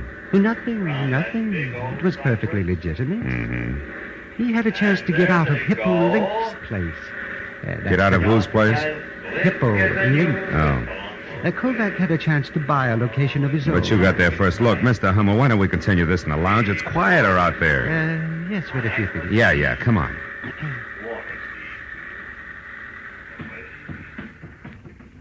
Oh, this is better. Come on, we can talk over here. So, you beat Kovac out of the property he wanted. Then what happened? When he found out, he went crazy. He swore I bribed the real estate broker, high-pressured the owner. All that kind of wild talk, you know. Mm-hmm. Now, Marlowe, the place I bought from under him is a good investment. Oh, yes. But chicken feed compared to the deal I'm going to close in New York tomorrow. If I get there. So for $50, I'm to see that you do just that, huh? Yes, but I've already made your work easier. I told Hippo Link, all 300 pounds of him. Oh? I told him in a loud voice this afternoon that I was going out of town by train at 7 tonight, figuring, of course, that Kovac, who's nearby, but wouldn't do anything with people around, would overhear me. Mm-hmm. And your connection with Hippo is what? I parked my car in his garage. Period. Anyhow, at 5:30 tonight, I drove downtown to the Union Station. I left my car in the lot there and went inside. After which you doubled back, got outside into a cab, and headed for here in a comfortable wait until plane time, which you're afraid might not fool anybody, including the tough Mr. Kovac, since you've hired me, right? Yes, that's right. I never caught sight of him trailing me, Marlowe, and, frankly, well, I'm afraid of him. Can you understand that? Sure. Fear is always understandable. Well, what's the itinerary, Mr. Hummel? Here to the airport? No. First to my house. I still have a bag to pack. I'll take a cab. You follow in your car. Then wait outside my place. That's 4100 Fountain, and just below La Cienega. Yeah, I know. Yes. Now, when I get back into the cab, you follow again until I'm safe aboard the plane. Yes. Now, here's your money. Thanks. Anything else? Yeah. Mm-hmm. Do you carry a gun, Mr. Hummel? Ordinarily, no. But tonight, Marlowe, yes. It's a service gun, 45. And believe me, if I have to use it, I will. Now, let's get out of here. Quickly.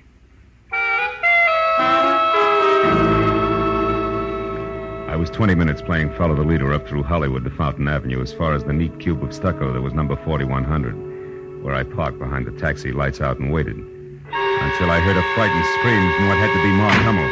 I piled out of my car and darted past the cabbie who said he had enough trouble in his life and ran up the front steps and into the house where in the light of a single overturned lamp in the bedroom, found my client face down in a widening pool of his own blood. I started for the rest of the rooms, but then the sound of a motor roaring out of the alley behind the house told me I was wasting my time. When I returned to the bedroom, one glance at Hummel's still form said that the man who had been afraid for his life only 30 minutes ago was already very dead. Next to his body was the .45 he never got to use, and alongside of that, the miniature crystal ball splattered with blood that had killed him. There was a key which I found fit the front door, lying in the middle of the carpet.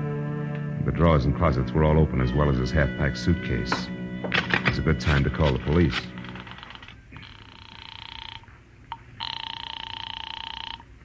Homicide, Detective Lieutenant Matthews speaking. Marlowe, Lieutenant. I'm at 4100 Fountain and standing next to a man named Mark Hummel who used to be a client. He's dead, Matthews, murdered. Oh, any idea who did it, Phil? Well, I got an idea it might be a lot of muscle called Barney Kovac, who works in a garage on Santa Monica Boulevard. You sure it wasn't a robbery killing? No. Well, you know, we've had a lot of second storage jobs there, about every 3 weeks in that neighborhood. I'm not sure of anything yet, but you see, I was Uh-oh, company, Lieutenant. I'll catch up to you later. Mark, I beg your pardon. Is Mr. Hummel in? Yes and no. Did he expect you? Well, no, he didn't. Who are you? Philip Marlowe. Well, is Mark in or not? Yes, he's in. You'll find him in here, if you insist. Oh, thank you. I'm sorry I bit your head off, but what I have to... Oh, no. He's dead? Shot with that? No, it's his own gun. He was beaten to death with that glass ball there. Oh. And that key is his, too. It fits the front door. I already tried it, and then I put it back when I found it, since the police appreciate neatness on the scene. But that doesn't make sense. Mark always carried his keys in a leather case. Oh? It should be right there in his right pocket. Yeah. Yeah, you're right. House key with a bunch of others, and, yeah, this one matches the one on the floor. How'd you know about this? Oh, I'm an old friend of Mark's, Marlowe. You'd have to be. What were you in such a hurry to tell him? I don't remember. Maybe I can help you. Maybe it was a little message you were going to deliver from Barney Kovac. I don't know anyone by that name. And since that leaves us with very little in common, Marlowe, I think I'll leave with only this .45 here for companionship. Oh, fine. Now, get over there against the wall and turn your back. Well, go on.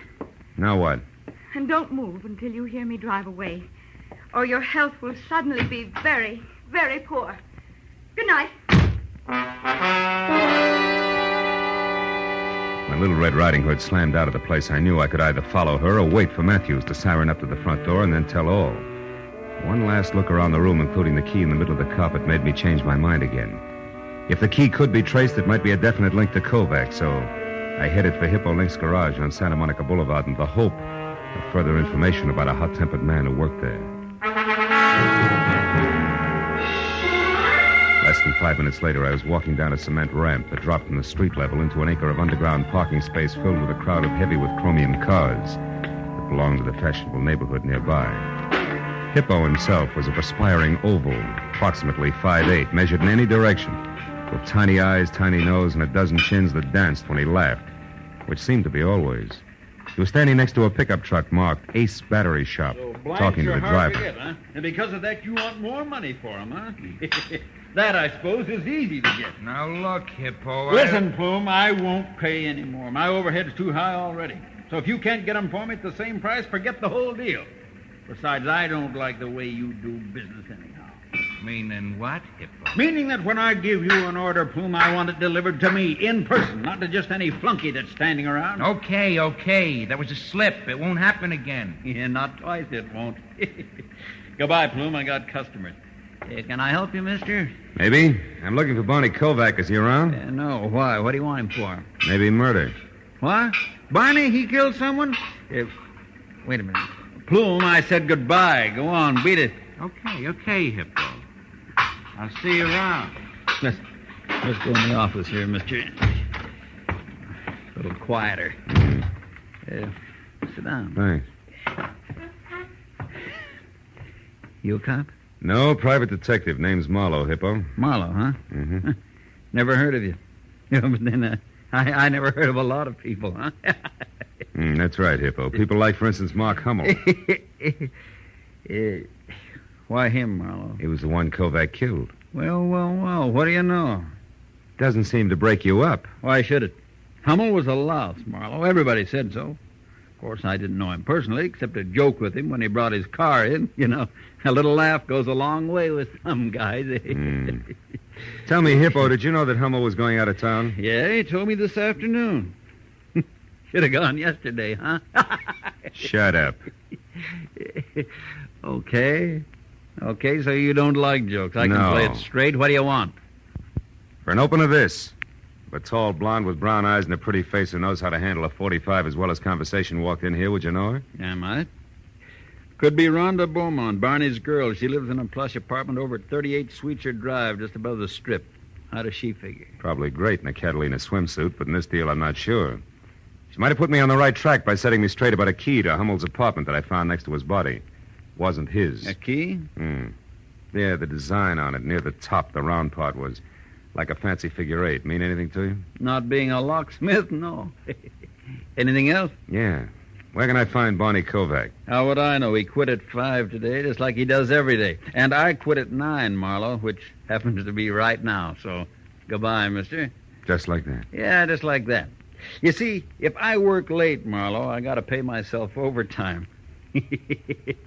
That hurts, because I can't afford it. See what I mean, boy?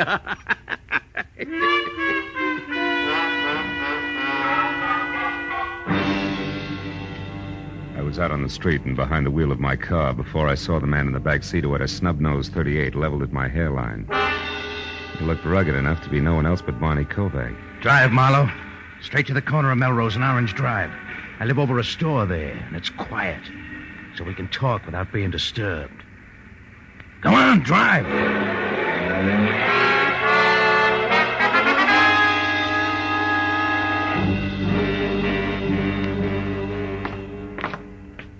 Right ahead of you, Marlowe. One with a closed transom. Keep walking. And when I get there? Then you'll go inside, sit down, and rest while you listen. To what? To the truth, Marlowe. I've been following you long enough tonight to know that you're off your rocker. You see, fella, I didn't kill Hummel. Yeah, I know. He's double-jointed. It was suicide. Slugged himself from behind. All right, until he cut was... it. Here, here's a key. Open up. Okay. Hey, you made a mistake, Kovac. Wrong key. What are you talking about? Let me see that. Sure. With pleasure. Stupid. Now that I got your gun, Bud, try it yourself. Come on, Kovac. Close quarters make me nervous. You're making a mistake, Marlowe. Yeah, sure I am. The guys who are off their rocker always do, remember? Now get over there in that chair and behave while I use your phone. Marlowe, don't move or I'll kill you. Hippo. Barney, take the gentleman's gun. It's heavy for him. Sure. Here, now here, boy. Here's some money. Get clear of L.A. till this thing's all cleaned up. You're in a bad spot. I know, but I didn't kill Hummel, Hippo. You gotta believe me. Yeah, by all means. Barney, my boy, if you say it, I believe it. But others won't be that accommodating, I'm sure, so go on. And no matter what you do, don't worry about Marlowe. Huh? Nah, he won't be following you. You can count on that, Barney.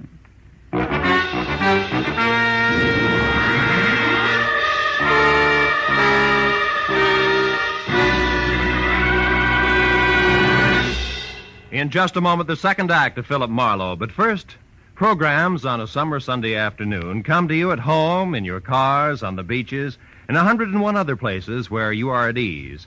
And for your leisure time listening, what is better than music? Every Sunday afternoon, CBS brings you two outstanding programs of music. Gems from the great composers played by the Symphonette, and the sweet, memorable songs of the outstanding modern composers and semi-classicists sung by the Choraleers. Each program is designed especially for fine, summer Sunday afternoon listening. Hear both the Symphonette and the Choraleers tomorrow afternoon on most of these same CBS network stations. Now, with our star, Gerald Moore, we return to the second act of Philip Marlowe and tonight's story, The Key Man.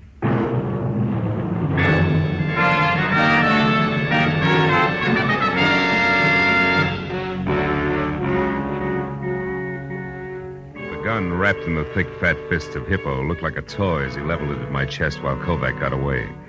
And the fat boy kicked the door shut, leaned his ponderous 300 pounds against it, and smiled. The smile faded gradually and finally died, but the muzzle of the gun in his hand didn't so much as twitch until the battered alarm clock on the dresser had clanked off a monotonous 15 minutes.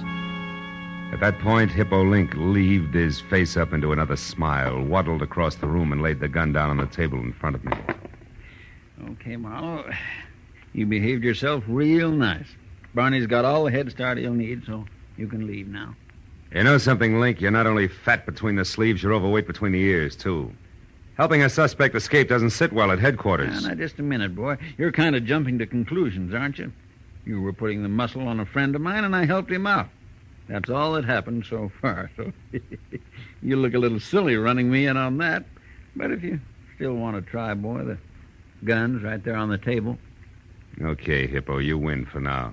But don't think I buy that silly 1, 2, 3 story of yours. May not be Peck's bad boy, but I don't see you as Sir Galahad either. Well, how do you put the story together, then? I don't know that that's any of your business, and even if I thought it were, I wouldn't tell you. But I'll let you in on this much. I don't know for sure that Kovac is guilty, but then I don't know for sure where you or Kovac's girl, Rhonda Beaumont, fit either. I wouldn't know. You said you knew her. So? You seem to think a good deal of that kid, Kovac. So? So couldn't it be possible she paid you to come up here and see that her boyfriend got away? Like you said, Marlowe, I don't know that it's any of your business. How much cash does it take for you to stick your neck out as far as you have, huh? Or could it be you've got a thing going for Kovac's girl and would be glad to see him out of town? You're kidding, Yeah? boy. Look, why don't you alone? What's it to you now? My client was knocked off right under my nose, remember? Now, you going to let me out of solitary? Sure. Pick up your pistol and run. And if you need me for any more help, why, be sure and let me know. I left Hippo standing in Kovac's flat, and downstairs I stopped in a phone booth long enough to have the latest developments for what they were worth relayed to Lieutenant Matthews. Then I drove out to where suites are turned straight up into the hills and parked in front of number 38, the Morrow Apartments. A terraced heap of pastel plaster and angled glass in which Rhonda Beaumont had a first-floor front. I took a look at the large, private view of the city as I crossed the small, private patio and knocked on the substantial private entrance. When it cracked open, I helped it along just enough to step inside. Fast! Marlowe, you will come in, won't you, whether you're asked or not? Yes, and it's sweet of you to ask me, Rhonda. Is he here? He? Hmm. In a city of 4 million, half of which are male, that borders on being a stupid question. But the answer is no in any case, because until you strong-armed your way in here, I was alone. I can't buy it. I figure Bonnie's the kind of a boy that would want to take stuff like you right along with him when he leaves. Bonnie leaving? Mm-hmm. What are you talking about? He's running away from that mess over on Fountain. He's leaving town. You're lying. I've heard enough from you, Marlowe. I'll take the handbag, baby. Heavy enough to have that cute .45 caliber compact inside, right? Okay, it's in there. Take it. I don't care. But look, Marlowe, is that the truth about Barney leaving town? As if you didn't know, yes. And while we're on that subject, why did you show up at Mark Hummel's place tonight? Well, I went there to warn him about Barney. Wait a minute. I thought you were in love with Kovac. I am. Do I have to draw you a picture? Barney Kovac's strong and reckless, but he was trying hard, awfully hard, to get started for himself, and then...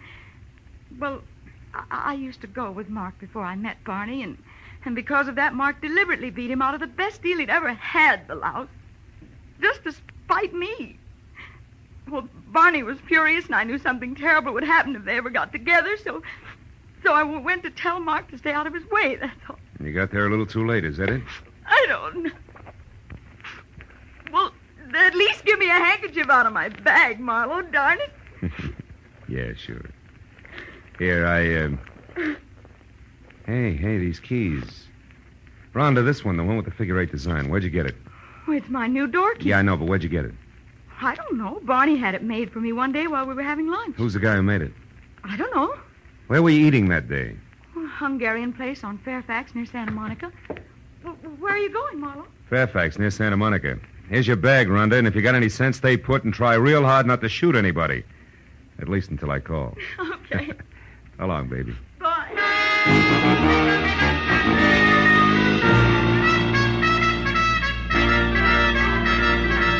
Hey, late extras, the world's in terrible shape. It's a mess. Read all about it. Late extra papers. It's all over now. Paper, mister? No, thanks, kid. Tell me something. Where's a locksmith on this block? Locksmith? No, there ain't none. Oh, come on. Sure there is. A guy who makes keys. It's got to be. Think hard, will you? It's important. Think hard, he says. Look, mister, I know this whole neighborhood like the back of my own hand. No key maker. Uh-huh. Well, how about a guy who sharpens saws, scissors, things like that? No. Nothing like that. We got filling stations, bars, a delicatessen, drugstore, shoemaker, dry goods store, 3 restaurants. One's Hungarian. That's on Fairfax. Ace Battery Shop there across the street. A toy store on the corner. A lampshade joint. And Wait a minute. Hold it. Battery. Ace Battery. Plume. Plume. Yeah, that's it. Old man Plume owns the joint. A real sour apple, you know what I mean? Place a dump, too, but he works hard. He's probably over there right now, working in the back room. Bless you, my boy. Thanks a lot.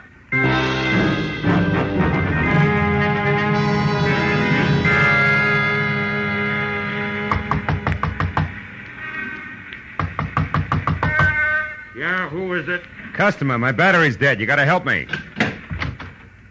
Now, look, mister, my place is closed up. Come back. Hey, what is this? Sorry, Plume, but tomorrow's a long way off. This is an emergency. Now, take it easy and you'll be okay. I got a job for you, and it's got to be done tonight. Well, listen, I said my place... Shut up! Now, get this, Plume. I'm a friend of Hippo Lynx and Barney Kovacs, all of which makes you perfect for my job. Now, what kind of a job you talking about? This. It's a key. Duplicated. A key? Hey, buddy, this is a battery shop. I can't make keys here. In the first place, you got to have a license. I said this was an emergency, didn't I? Get busy. With what? My fingernails? I don't know how to cut keys. Somebody's stringing you, pal, and I... Plume, keep away from that drawer! Well. Whole drawer full of blank keys, huh? That 38 in the drawer here must be that license you spoke of. Come on, you, get up. Wait. Leave me alone. I didn't do anything. Now, listen, Plume. I want one straight answer out of you, fast. You made a delivery to Link's garage sometime today, and it wasn't batteries. Who'd you give it to? Come on. I left it with Barney Kovac. He was the only one around, but it was nothing, an envelope. Yeah, full of keys. Thanks very much for your help, Plume, but I'm in a hurry.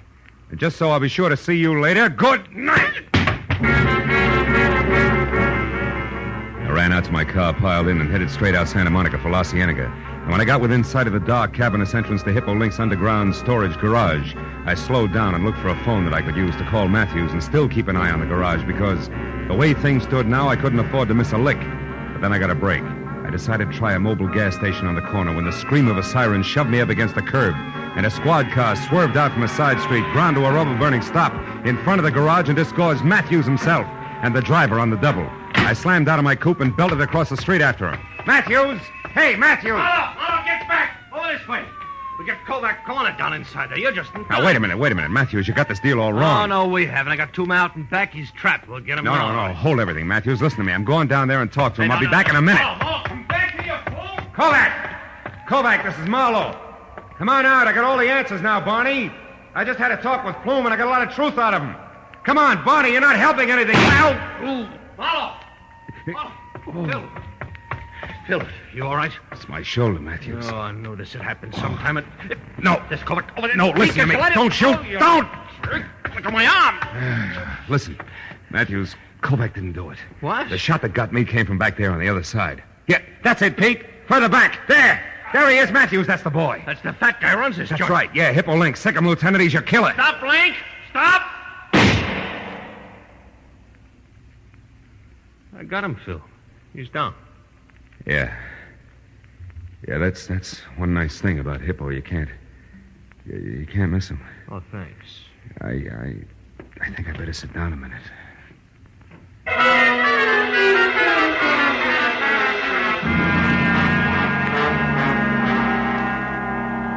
Hello, Marlowe. You feeling better now? Oh, great. Yeah, you can't beat these hospital beds for comfort, Lieutenant. I'm getting one for my apartment. You can crank it into 30 different positions. You know that? Yeah, I know. The doc says you got off with a flesh wound. Uh-huh. Yeah, you're pretty lucky, Phil. And I just stopped by to tell you they saved Hippo Link, so he'll have to be tried. It won't be much, though. He's already admitted everything. Well, what about Plume? Did you get anything on him? Still so groggy, hardly knew his own name when we picked him up. Yeah, it was quite a racket they had, Matthews. Yeah, smooth. Every rich customer come into Hippo's garage, left his house key with his car keys, was a cinch to be burglarized sooner or later. Yeah, Plume cuts a duplicate key. They find out when the people are away, and that's all they need. Some setup. But it sure backfired on him tonight. Hummel went to a lot of trouble to tell Hippo that he was leaving town at 7 just to throw Barney off his trail. But Hippo took it as a great opening for his racket. So Hummel came home right in the middle of the burglary, and Hippo had to kill him to get our way. That's it? Oh, by the way, A friend of yours out here. Oh? Yeah, I'll get him. Come on in, Barney. He's feeling fine. Oh, swell.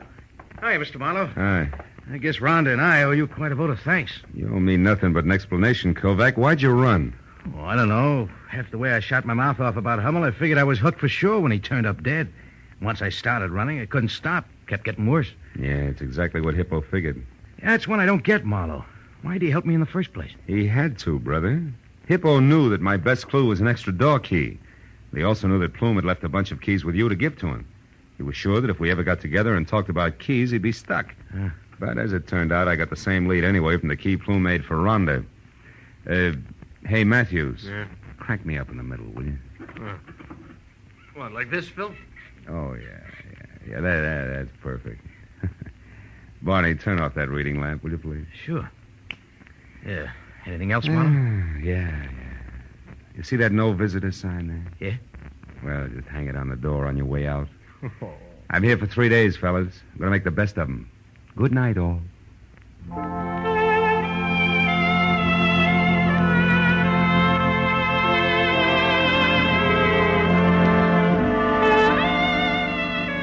When they left, I nestled down to the solid comfort of clean sheets and quiet darkness. And my eyes were almost closed when it happened. The light snapped on. A pair of efficient hands grabbed me, stabbed an inch of hypodermic needle into my right arm, jammed a cold, hard thermometer under my tongue, and splashed a half a pint of icy alcohol on my back. Oh, it was awful. But when it was over, she looked back from the door and smiled before she went out. A red-headed nurse and very pretty. Only then did I notice the set of keys she'd forgotten on my medicine table. One was thick with a figure-8 design. It was her door key. And for just a moment, I wondered foolishly if I could get a hold of Mr. Plume again some way. For just a few minutes. Cut it out, Marlowe. Go to sleep.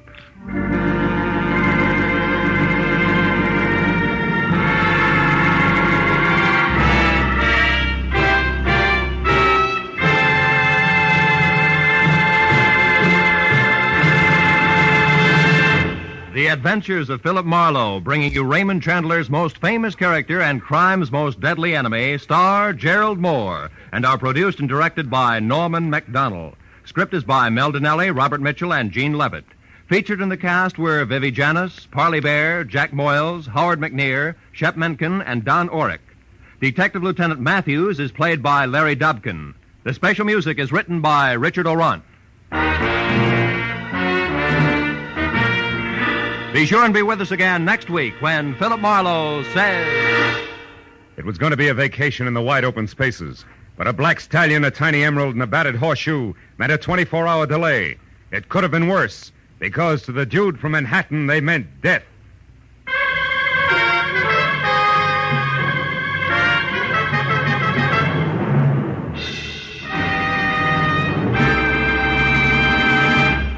Most of us think we are free of tuberculosis. Yet how many of us make sure with periodic chest x-rays that we have no symptoms of this dread disease?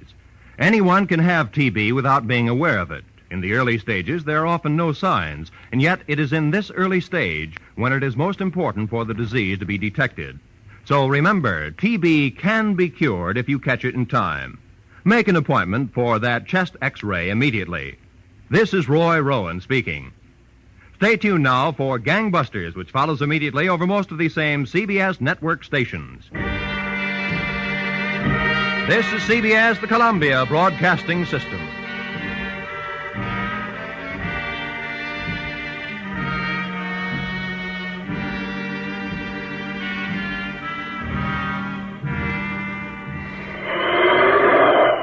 You'll be glad this winter you bought a Coleman heater this fall. Yes, as you sit back in your easy chair, snug and comfortable, you'll be glad you bought a Coleman heater. You'll enjoy floor-to-ceiling warmth in those rooms you could never heat before. Get your Coleman oil or gas heater now during Coleman's big bonus sale. Here's what you get. First bonus, a new low price. Yes, now you can get a dependable Coleman automatic heater at a new low price. Second bonus, a new low operating cost. Coleman saves you up to 25% on heating bills because Coleman gives you maximum heat from your fuel. Third bonus, a 32-piece set of Libby's Safe Edge glassware worth $14. It's free with your new Coleman heater. Get 3 big bonuses. Get your Coleman oil or gas heater now during Coleman's big bonus sale. This sale is for a limited time only. So see your Coleman dealer tomorrow. You'll find his name and address in your telephone directory. Stay tuned to Hojo Radio.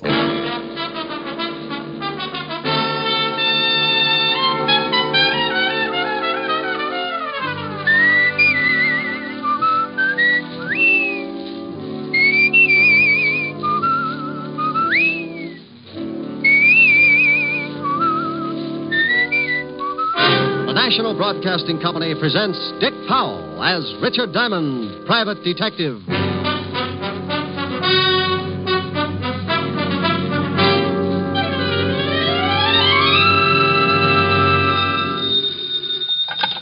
Diamond Detective Agency, a corpse in every plot. Oh, Rick, that's awful. I know, Helen, but my sense of humor's out of gas. Oh, what's the matter? No business? Not for a week. If a client walked in now, I'd probably swear it was an hallucination and referred to Bellevue. Walt's been trying to get you. He called here about 5 minutes ago, said it was important. I just got in the office. I'll give him a call. Am I going to see you tonight? You know it. Me and my empty wallet will be glad to stop over for dinner. Well, I'll have Francis fix something healthy. Tell him to cook some money. I'll see you around 7 then. Don't forget to call Walt. Bye. Bye. And I wish I was smiling, sure it's flying on in May. Lieutenant Levinson, homicide. Oh, you want to talk to me, Fatty? Rick? How many people call you Fatty? Where the devil have you been? I called you at your apartment all morning. Helen just told me I slept late. Well, why didn't you answer your phone? Rent was due. Could have been a trap. Can you come down here? Well, if it's important, I can come down. But if a potential client gives up because he can't find me, I may have a crying jag all over your office. I'll stock up on hankies. I wouldn't ask you, Rick, but it is important, very. Well, don't sound like the last course of Gloomy Sunday. I'll be there. Relax. I knew Walt was on the level because every time he thought something was important, he came on in a higher register and began to sound like a harp. Well, I closed the office, set the bear trap in front of the door in case of a client, and left to box lunch. I might be gone for a good while this time, and if I caught something, there was no sense in letting it starve.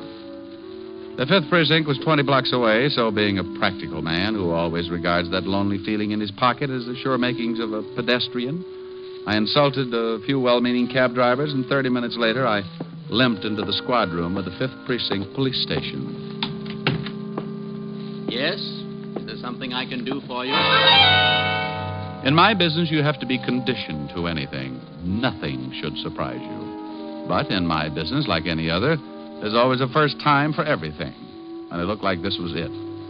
For over a year, I had been walking leisurely into the squad room of the 5th Precinct and smiling inside when I spotted a cop with a battering ram for a head and landing barges for feet. He was always the best straight man I'd ever run across, and his name was Sergeant Otis Loveloon. But this day, dear old Otis was not to be found. Instead, sitting at his desk, looking up at me through a pair of thick horn-rimmed glasses, was something else. It pulled out a clean white handkerchief, removed the glasses, clouded them up with a quick breath that filled the room with the essence of sen-sen, and said, Well? Where's Otis? You mean Sergeant Loveloon? He's been transferred. He's been what? Transferred. Who are you? Sergeant Andre Klume. Is there something I can do for you? Andre Klume? Sergeant Andre Klume. Sergeant Andre Klume. Just one moment. Yeah? Where do you think you're going? Look, Sonny, I'm going in to see the lieutenant. You'll have to wait until I find out if he can see you. Oh, he'll see me. He just called me. May I have your name, please? What? Citation. Mr. or Mrs.? Hey, this may not be so bad after all. No? No. We're going to have fun, Andre. Are we? Yes, indeed. Now call in to the lieutenant and tell him Mr. Diamond is coming in to see him. Yeah? The gentleman you were expecting, Mr. Diamond. He's getting introductions now? Send him in. Yes, sir. The lieutenant will see you, Mr. Diamond. Thank you, Sergeant Klume. And something else, Mr. Diamond. Yes? Sergeant Loveloon warned me about you. And I can assure you right now that I have no intention of becoming the brunt of your obvious, crude comedy. Sergeant Clume, I don't think there's much you can do about it. Oh, Walt, I want to go on record right now as saying Don't. that I know. Well, what is that out there? The commissioner says he's one of the most valuable men on the force. But how can you put him in a cop's uniform? It's like dressing Rasputin in a Mother Hubbard. I miss Otis as much as you do, but strictly off the record, Sergeant Clume has relatives. Oh, I thought so. Been scratching all the way in here. Otis moved over to the 11th precinct. Who's he working for now? Lieutenant Crawford. They've had a suicide watch on him all night. What's this Andre Clume supposed to be so good at? He's only been with us for a couple of days. I don't know. Well, if I keep thinking about him, I may have to be dipped in hot tar. You better tell me what you want to see me about. You may not like it, Rick. Oh? This is new? Remember Ralph Baxter? Sure. I sent him up while I was still on the force. Yeah. Well, you worked on that case for over a year, didn't you? You were in charge of the department. You know darn well I did. Rick, you knew Baxter's habits better than anyone on the force. Oh, now, Walt, what's it all about? Is Baxter loose? Very loose. Busted out at 8 o'clock this morning along with 7 other guys. Oh, all got away clean? Every one of them. One of the best planned breaks I've ever heard about. Well, if Baxter was in on it, it had to be. He's a smart boy, Walt. One of the smartest. Yeah, well, the commissioner says we've got to pick him up before he does any damage. Just like that, huh? Just like that. I need someone who knows him so well he might have a chance of nailing him before the trouble breaks loose. And you know Baxter and trouble. How come you're in on this, Walt? Somebody already get killed? Truck driver. Oh. Baxter's an unhappy boy. He kills to make up for it. Really does a fancy job. You want to help me out? You in trouble if they don't nail Baxter in a hurry? The commissioner is relying on me. Okay, then. It's got to be official in case you have to make an arrest. Oh, now, wait a minute. Got to swear you in as a deputy. Look, Rick, we've got to. I don't really care how you bring Baxter in and who gets the credit, but what would the commissioner say if... Yeah, I know. I'm sorry, Walt. Every time I used to put on that badge, a book of rules and regulations went with it. I do it my way or not at all. Now, don't start running your motor. I don't want the credit. The department can have it. Besides, it's 20-1 in any man's book that I'll never even get close to Baxter. Well, you stand more chance than anyone else. Okay, then. You still don't have to worry about the credit. It's 50-1 that the newspapers will read. Private detective found with his head missing. Okay, Rick. Your way. Andre. Yes, Lieutenant? Andre. Yeah, some name. I beg your pardon? Bring in all the information on Baxter and the 7 other men who were in on the break. Yes, sir. Andre Clume. Yeah. Here you are, Lieutenant. You want to look over this stuff, Rick? Yeah. I want to know how the break was pulled off. Maybe if we can get a line on who helped them, we can get it Baxter that way. A truck was used. A Ford pickup that hauled garbage regularly. The large garbage cans were placed on the truck and taken off to a dump. The 7 men in Baxter hid in the cans and were covered up with garbage. Oh. The men in the prison kitchen have all been questioned, but none will admit a thing. Well, thank you, Sergeant. Maybe you can tell us what happened after that, Sergeant. Several miles outside of the prison, the men got out of the cans. One man climbed up into the cab of the truck and ordered the driver to stop. He shot the driver, and the men climbed off the truck, rolled it over a 44-foot hill. 44 feet? 44 feet 9 inches at the first point of impact where the truck went over. The hill, of course, varies at other spots. Of course. 2 cars were waiting for the 8 men. Tire tracks were found and casts made. A report on these casts should be in at any minute. Synchronize your watches, then. Rick. Tell me, Sergeant Clume, have you any idea who might have been driving the 2 cars? No. Turn in your MiGs and your ray gun. You're through. Very amusing. Now, please, Rick, for the sake of my psychiatrist, don't start on Clume like you did on Otis. Might be a woman. Clume? Driving one of the cars. Oh. Baxter was a known woman hater. You don't say. I suppose the other 7 guys got together with him and formed a club. 4 of the 7 men were known to have had women friends at one time or another. But only one woman remained loyal after the men were sent to prison. How do you know that? I remember things. He remembers things. Oh. She visited the prison many times to see Tony Ligeti, one of the escapees. Maybe you can remember the dates? The first time was right after Tony was sent up, November. All right, Sergeant. What's the girl's name and where does she live? Jean Lawrence, 1782 East 12th Street, apartment C. B. Butterfingers. I'll take this list of histories on the 7 guys. You going to check on the girl? Yes, and thank you, Sergeant Andre Clume. You've been a brick. I left Clume polishing his glasses, Walt looking sick. Jean Lawrence did live at 1782 East 12th, apartment B. So I looked up the landlady, a nice old reproduction of Whistler's mother with a hangover, Mrs. Shook by name. She was a little unhappy that I'd bothered her, but I finally sold her on the idea that she could shave any time, and aided by my best smile and the promise of a fast fifth, I finally got her to open the door to apartment B. There you are, lover, but I can tell you right now, Jeannie ain't in. Well, what's in this room? Bedroom. She didn't come home all day yesterday or last night. She didn't, huh? You know, I shouldn't be showing you around like this, except that you look like a real nice fella. And you're thirsty. Oh, go on. You see anyone else hanging around, say, in the last week? Yeah. Come to think of it, about a week ago, some dark fella started coming over to see Jeannie. Used too much hair oil, greasy type. Think you'd recognize him? You bring me that present, lover boy, and I could recognize a clove of garlic in an onion warehouse. I'd make book on it. May I use the phone? Go right ahead, lover. Oh, by the by, 100 proof, huh? 100 proof. Homicide, Lieutenant Levinson. Walt, this is Rick. I'm up at the girl's apartment. Not here. But the landlady says she can identify some guy who's been hanging around here for the last week. So look up... Hold it a minute, Rick. Something coming over the hot shot. Okay. Oh, bottle and bond, is that right, dear? Oh, lovely, lovely. Lovely. Rick? Yeah? Get that landlady in here, then meet me out at the end of River Street, Pier 14. Something up? Sus came up. Someone didn't want it to. When she hit bottom, the bricks in the sack must have torn it open. What? A dock worker spotted her floating near one of the pier pilings. Jean Lawrence? Yeah. I'll see you over there. Something happened to little Jeannie. I could hear... Found her floating in the river. Oh. Well, if we're going down to the station, can we stop off and get that present? Yeah. Bottled in bond, you promised. I grabbed a cab and took Mother McCrae over to the 5th Precinct, making one stop on the way for the promised present. I turned her over to the desk sergeant and took off for Pier 14 at the end of River Street. When I got there, I spotted the homicide prowl car and Walt standing near the ambulance. On the wooden floor of the pier, covered with a sheet, was the dead body of Jean Lawrence. The coroner had just finished his examination. Well, give me a full report as soon as I get at the lab, Lieutenant. This is a rush, Coroner. It always is. Oh, hello, Rick. Hiya, Charlie. Shot twice, then thrown in the drink. Yeah, nice. Anything else? Book of matches in her coat pocket. Probably don't mean a thing. Lieutenant, we just got a report from the precinct. Hello, Diamond. Oh, good afternoon, Clume. You're looking fine. Oh, you'll be kissing each other on the cheek in a minute. What about that report, Sergeant? The landlady Diamond brought in 22 minutes ago has just identified a picture in the morgue as a man who had been visiting Jean Lawrence for the past week. Anyone we know? William Nash, alias William Barnes, alias Bootleg Barnes. Yeah. 5'11", black hair, brown eyes, slight scar. Oh, hold it.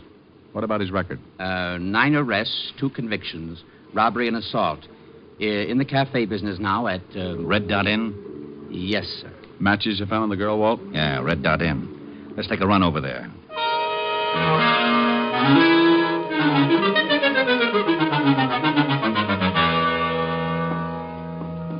Yes, gents, what'll it be? William Nash, he around? No. Police. He still ain't around. He got an office? Well, He got an office. Yeah. Where is it? Top of those stairs. Down the hall, last door. Go around to the back of the bar, Clume. Yes, sir. Hey, now, wait a minute. You ain't supposed to come back here. See that he doesn't have any way to let Mr. Nash know we're coming up. Just go ahead and tend your bar. You guys want to get me in trouble? Not unless Nash is really in his office. Then you don't have to worry about trouble. You're in it. Let's go, Rick. Down the hall, he said. Last door. We both go? Yep. Fire escape down there. This way, Sergeant Clume covers him. Can Clume shoot? I forgot to ask him. You get on there by the fire escape in case he gets past me. Who is it? Fire department. What? Yeah, we received a report that your cafe isn't properly equipped in case of fire. Are you nuts? I just had no extinguishers. William Nash? Yeah. Now what the Let's devil... go. Huh? You heard him. Hey, what is this? Police, let's go. He's clean. All right, copy. You want to haul me in. What's the charge? Murder. Murder? Now, listen, Start walking. Who's murdered? Jean Lawrence. Down the steps. I don't know any Jean Lawrence. Sure. Everything all right, Lieutenant? Go upstairs and watch this guy's office. Yes, sir. You need a warrant for this, you know. I'll get one. I tell you, I don't know any Jean Lawrence. My friend, I know a little old lady who thinks you wear too much hair oil. She's going to make a very big liar out of you.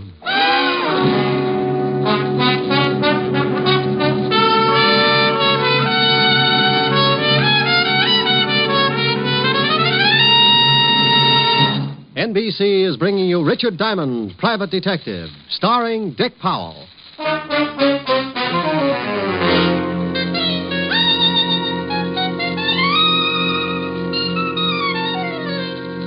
All right, Sergeant, get the lineup going. Yes, sir. Henry Phipps. Henry Phipps, alias Henry Phipps. I ain't never seen a lineup before, lover. The man you identified earlier from the picture. See if you can pick him out.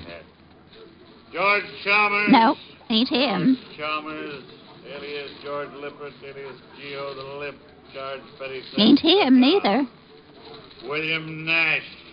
William Nash. That's him. William Barnes. All right, hold him. You sure that's the man who was calling on Jean Lawrence? Yep, that's him. Why don't he use bay rum on his hair? Nash. Yeah? Yes, Lieutenant. Yeah, Lieutenant.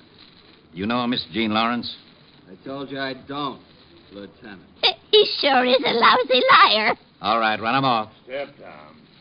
Kyle Ennis. He killed Jeannie. We don't know. Yes, sir. He sure should use bay rum. Well, Walt and I and a couple of the boys took Nash downstairs and worked on him for about a half an hour before I got tired and decided to see what I could turn up myself. Nash still wouldn't admit he knew the dead girl, and we still weren't any closer to finding Ralph Baxter. I was pretty sure that Nash was connected with Baxter in some way, or he would have admitted knowing the girl and denied the killing. So I went back to the Red Dot Inn with a warrant to search Nash's office. Sergeant Andre Clume was guarding the door in the best prescribed manner. Legs spread, arms folded, back straight against the door. You're flat. Mm-hmm. What? Oh, Diamond. I have absolutely no excuse. I'll understand if you report me to the lieutenant. No one could get by, could they? Not without waking me. Then you did what you're told to. You guarded the place. But there is no excuse for falling asleep on duty. Unless you get tired. Now, forget it. I got a warrant here. Let's give this officer going over. And that's exactly what we did. We took the place apart, piece by piece. And I have to go on record by saying that Clume really knew his business. He didn't miss a thing. This might be important, Diamond. What is it? Bills to William Nash from the garage. Let me see. Nick's Garage, 13th Street. 1,000-mile service on both cars, $14.90. Parking space rental on both cars, $25. 2 cars. May not mean a thing. I'll check it anyway. 2 cars were used in the escape, Diamond. Now, don't get excited. You stay here. I'll call you from the garage. I left Clume and went over to Nick's Garage, looked up the owner, and he showed me the 2 cars, both sedans. 48 Chrysler and a new Hudson. Nick told me that both cars had been taken out the night before and returned early that morning. He said that Nash had driven one and the girl the other. So I put in a call to the Red Dot Inn and Sergeant Clume. Yes, the lab has 2 good casts of the tire prints. Well, put in a call to the lieutenant and tell him to get right down here with him. I hope you'll forgive me being a little premature, but... You already told him to come down. Yes. Tell me, Sergeant, you don't know anything about the 5th at Hialeah, do you? 1 by Step Up in 1 and... Goodbye, Sergeant.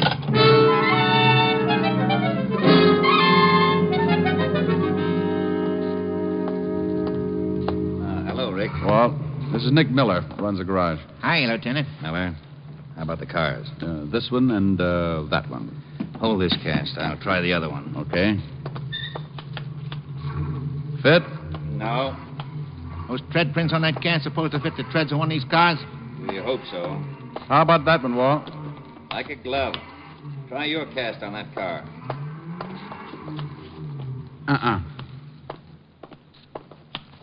Fits this one, Walt. Rick, both of the cars were used in the getaway. What happens now? Go back to headquarters and tell Nash we got him dead to rights. We'll sweat him till he cracks. I got a better idea. Turn him loose. What? Nash knows that it's only a matter of time until we turn up his evidence anyway. And he knows something else. He knows Ralph Baxter. He knows if he spills anything, Baxter will kill him sure. But we'll promise him protection. Against Baxter? Baxter'd get him if it took 10 years. Not if we get Baxter first. Nash probably knows where he's hiding out. Walt, even if Nash knows where Baxter is, he'll be a long time telling you. In the meantime, Baxter can cause a lot of trouble. All right, so I let Nash go. So what? Get a hold of the newspapers. Tell them to run a story that you've picked up Nash for questioning in the prison break, but that you had to release him because of insufficient evidence. You think Baxter will go after him? Well, he'd at least send some of his boys. I think the girl was knocked off because she got out of line. You can bet that Baxter won't want Nash around for a witness. Okay. Gee, you're kind of making Mr. Nash a sitting duck, ain't you? Oh, I guess you'd say that, Mr. Miller. Now, why don't you come on down to the station with us and answer a few routine questions? Oh, hey, I don't know nothing about this. That's what Mr. Nash said, but you can see what a liar he turned out to be. We went back to the precinct, and the garage owner was held for questioning. In the meantime, 2 men were sent to the home of William Nash, and the phone tapped. 2 other men took their places on a stakeout at the Red Dot Inn, another pair at the garage. The garage owner was cleared of any suspicion and told to go back to work, but warned not to say anything. About 4 in the afternoon, a call came over the hotshot at the 5th Precinct. My name is Barton. I've just been robbed. Where are you calling from? I own the Rome jewelry store. 3 men came in and tied us all up. They stole over $100,000 in gems. Anyone hurt? My clerk, he's still unconscious. All right, what's the address? Corner of Wilmot and 21st Street. It looked like just a routine robbery at the time, so the robbery detail took over. Walt released Nash and called the papers. Around 4:30, Walt got a call from robbery. Levinson. Jennings, Walt. Those guys that held up the jewelry store over on Wilmot Street. The owner just identified one of the hold-up men, Tony Lughetti. Oh, thanks. Rick, Tony Lughetti, one of the guys that busted out with Baxter, has been identified as one of the hold-up men in the jewelry store. Now it starts. The gang had gotten away clean. No trace, except a cab driver who spotted a green sedan in front of the jewelry store. 3 men in it. We waited. Levinson. Sullivan. Nash just got a phone call. Man said he wanted to see him for the payoff. Said to meet him at the place. Nash left the house. Fisher's tailing him. Right. Nash just left the house. Got a call. Let's go. We piled into the squad car and headed across town in the direction of Nash's house. A newsboy on the corner yelled the planted news of Nash's arrest, and the car radio told us what Nash was doing. Suspect just went into garage. We're parked across the street. Instructions. I'm about 2 blocks away. If he gets in his car, let me know. He's coming out, turning north on Chestnut. See him? There he is, Walt. We've got him, Jennings. We'll tail him. We followed Nash until he hit the outskirts of town. He drove for another good half hour, then pulled into a roadside eating place with a motel off to the left. This looks like it. Yeah. Drive past. We'll swing back. Nash is going into the diner. We'll walk up. Attention, all units. I'm at a roadside diner. The stop-a-while motel near it. Suspect just went into diner. All units proceed with caution. A whole bunch might be in that motel. Mm-hmm. I hope the boys get here before things start popping. You said it. We can't go in. Hey, there's Nash at the counter. See anyone else? Not from here. Let's walk over to the other side. Hey, Walt. What? Over there by the gas pump. Green sedan. Think it might be the robbery car? Nobody in it. Look, 2 guys coming out of the restroom. Yeah. And one of them, Tony Lughetti. Baxter's boys. I got a hunch Baxter's around. I got Tony's going in the diner. He's going in to pick up Nash. Probably going to take him for a ride. Let's take this guy before Lughetti comes out. He hears us. He's turning around. Police. He's going for a gun. You knocked him cold. Nice tackle, Rick. Vassar, 28. Here's his gun. I'll dump him in the car. Here come some of the boys. I'll wave them off. You get in the back of the car. Okay, I'll get in with you. I wonder where Baxter is. Can you look out that back window without being seen? Yeah. 2 more prowl cars pulled up. If the boys in the diner don't spot them. Nothing yet? No. Hey, here they come. Lughetti and Nash? Yeah, holy cow, the whole bunch. Is Baxter with them? Yeah, and 1, 2, 5 others. They've spotted the cars. They're headed for this car. You go out that side, I'll go out this. You're boxed up, Baxter. Look out, Rick! Two of them down. Baxter's heading around back. Rick, don't go after Malone, you crazy! Now he tells me. Stop, Baxter! You get him, Rick. Yeah, but just barely. That was my last shot.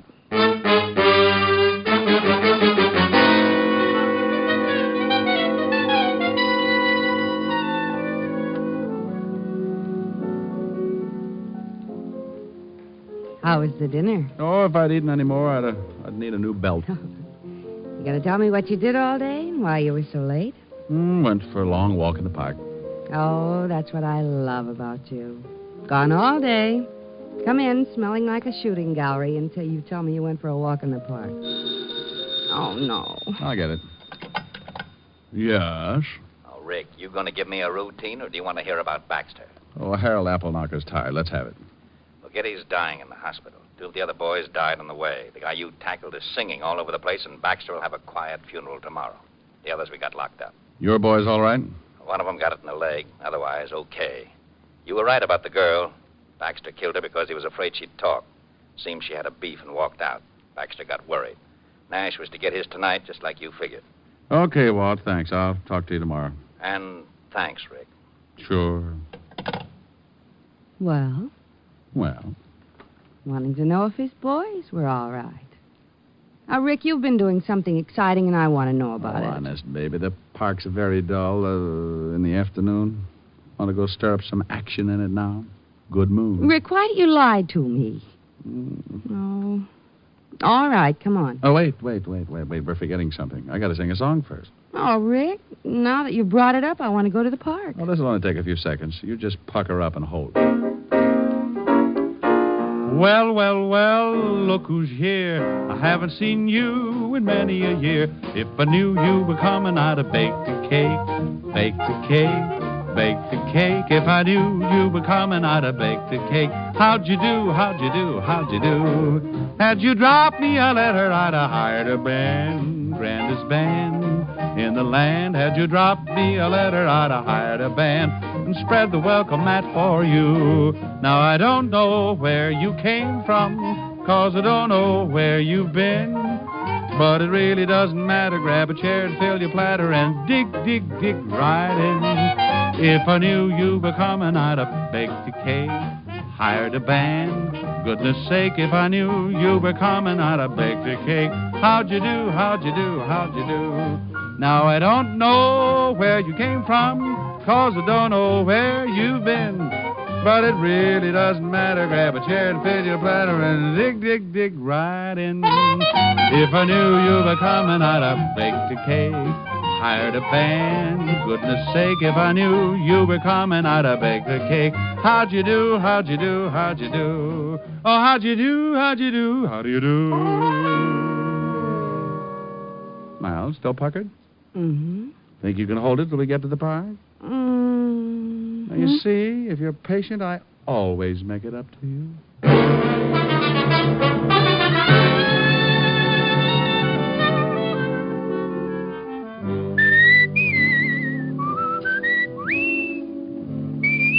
You have just heard Richard Diamond, Private Detective, starring Dick Powell. Lieutenant Levinson was played by Ed Begley. Also in the cast were Virginia Del Valle and Wilms Herbert. Music was under the direction of Frank Worth. Tonight's show was written by Blake Edwards, and the entire production was under the direction of Jack Johnstone. Dick Powell currently may be seen in the motion picture version of the best-selling novel, Mrs. Mike. Richard Diamond's Private Detective will next be heard 2 weeks from tonight. Check your local newspaper for the time of broadcast. Listen next week at this hour for Dangerous Assignment, starring Brian Donlevy as Steve Mitchell, Soldier of Fortune. Remember, at this time next week, it's Dangerous Assignment on NBC. This is Eddie King, inviting you to be with us 2 weeks from tonight when we will again bring you Dick Powell as Richard Diamond, Private Detective. For all the family, try Father Knows Best tomorrow on NBC. light up a Cremo, a mellow, mild Cremo, a winning smoke by far. You can search every clime, but at 3 for a dime, you can't beat a Cremo cigar.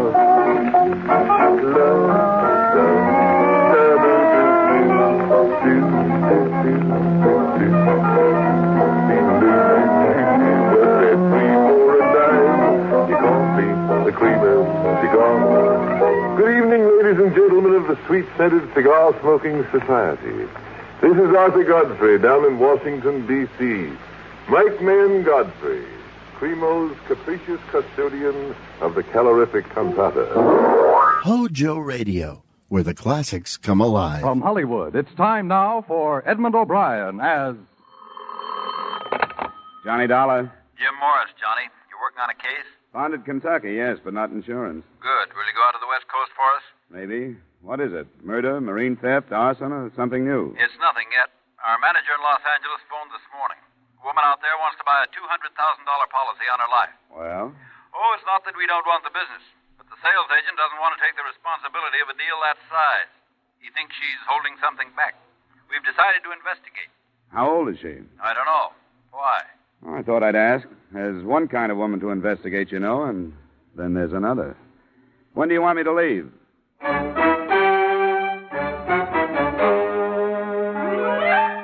Edmund O'Brien, in another adventure of the man with the action-packed expense account. America's fabulous freelance insurance investigator. Yours truly, Johnny Dollar.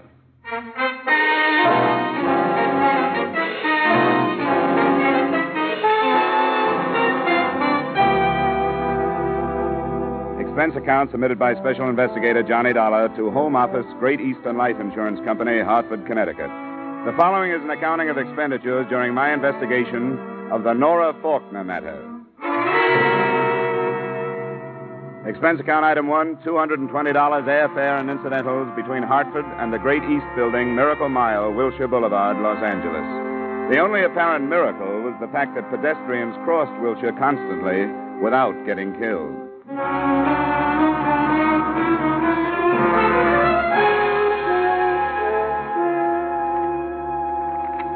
Snyder, we'll see you now, Mr. Dollar. Thanks.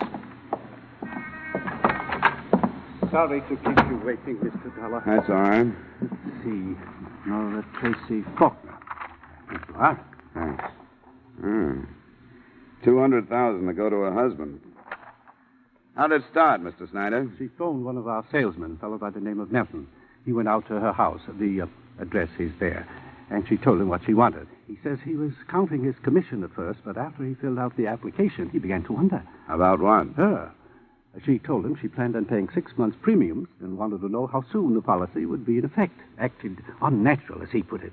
I think we ought to find out about her. I don't like this kind of thing. It's a blind search. I don't even know what I'm looking for. But I'll start on it in the morning, and I'll let you know how I come out.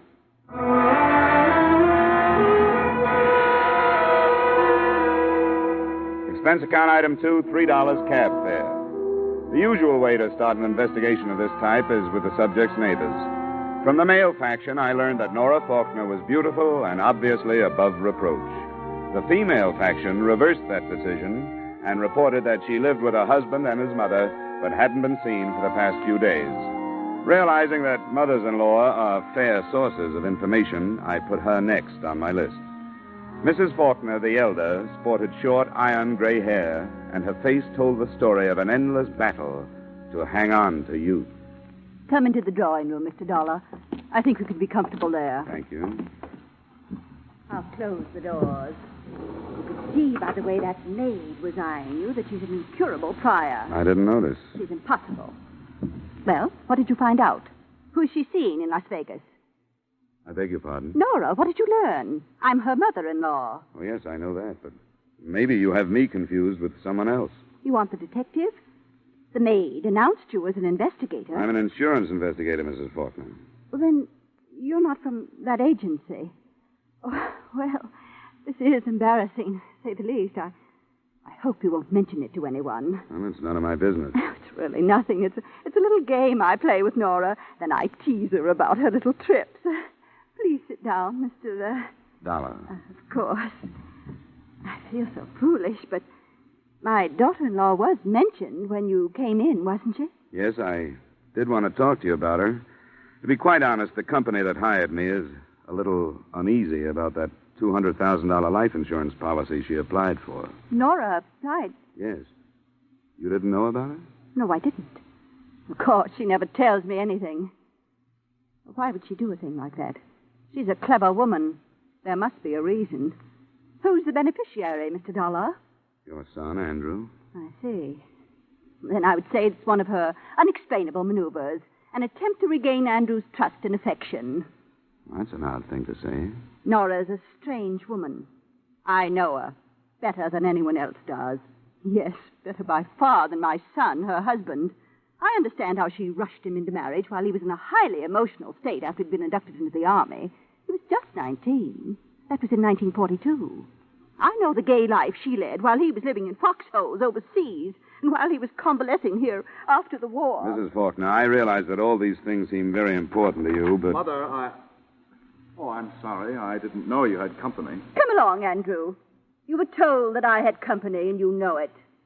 This is Mr. Dollar, Andrew, from an insurance company. How do you do? Mr. Falkner? Andrew, why do you keep things from me? What do you mean? Mr. Dollar is from an insurance company. Surely you know what I mean. No, I don't. Nora's new insurance policy. Why don't you explain what you're talking about, Mother? Nora applied for a $200,000 life insurance policy. You are to be the beneficiary. Didn't she tell you? She hasn't said anything about it yet. Of course she hasn't. There are a number of things she hasn't told you. I warned you before. Mother? Now, don't be angry with me, Andrew. Then please leave. As you wish, Andrew. You know that everything I do is or say is for you. Then leave. All right, all right. Please control your temper.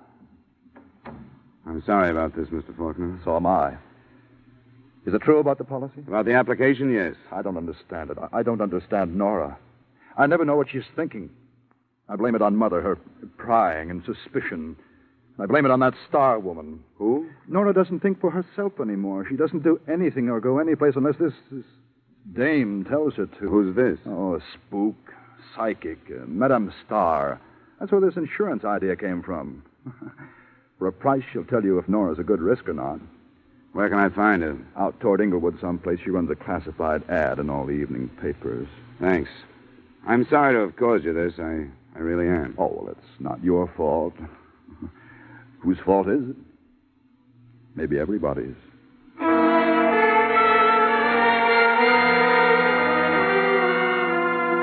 It was obvious after meeting Andrew Falkner and his mother that the application for the policy wasn't the only unusual element in the matter. But on instruction from the company's Los Angeles manager, I continued my investigation. Expense account item 3, $450, transportation to the address of Madame Star, a one-story frame house with heavily draped windows and a sign outside that advertised advice.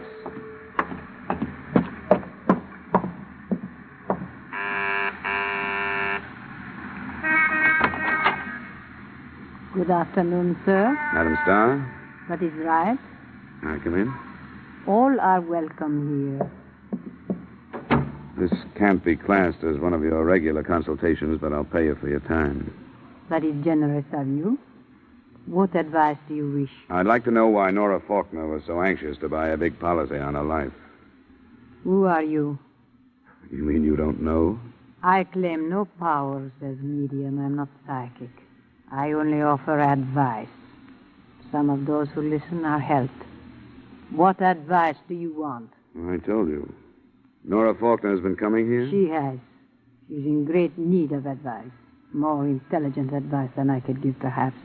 But I try to help her. By telling her to buy insurance? Nora Falkner's life these last few years has been lived under severe mental strain.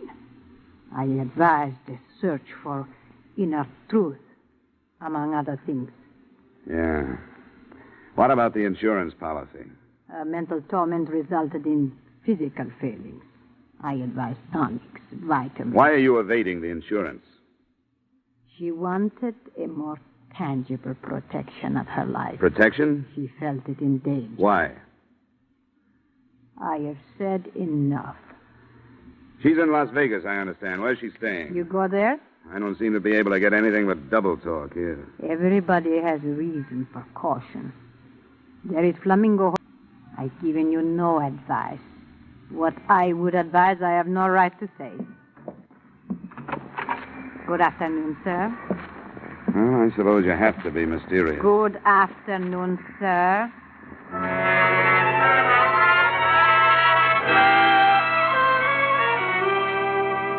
Expense account item 4, $450, return trip to my hotel. Item 5, $370, cab fare to an airport in Burbank. And item 6, $19.90, round trip to Las Vegas by way of Western Airlines excursion coach.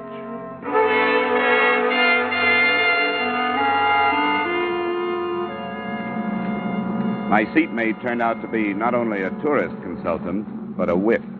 Your first trip to Las Vegas? No, I've spent a little time there. Great town. Greatest resort I've ever seen. You like to fish? Well, I used to. I don't have much time for it now. I'm always going to start again. You know how it is. But start on Lake Mead, believe me. Why, they got bass in that lake. Now, look, the last time I was there, 2 of us went out. I'd broken my rod. Nothing but a stump. But I put a paper clip on the end and Excuse me, sir, what is your name? Huh? Oh, Esmond. Harry Esmond. Thank you. And your name, sir? Dollar, Johnny Dollar. Thanks. Dollar? Yeah, and I know what's coming. Name like that, a place like Las Vegas, you might be going in the right direction, brother. Sometimes I wonder.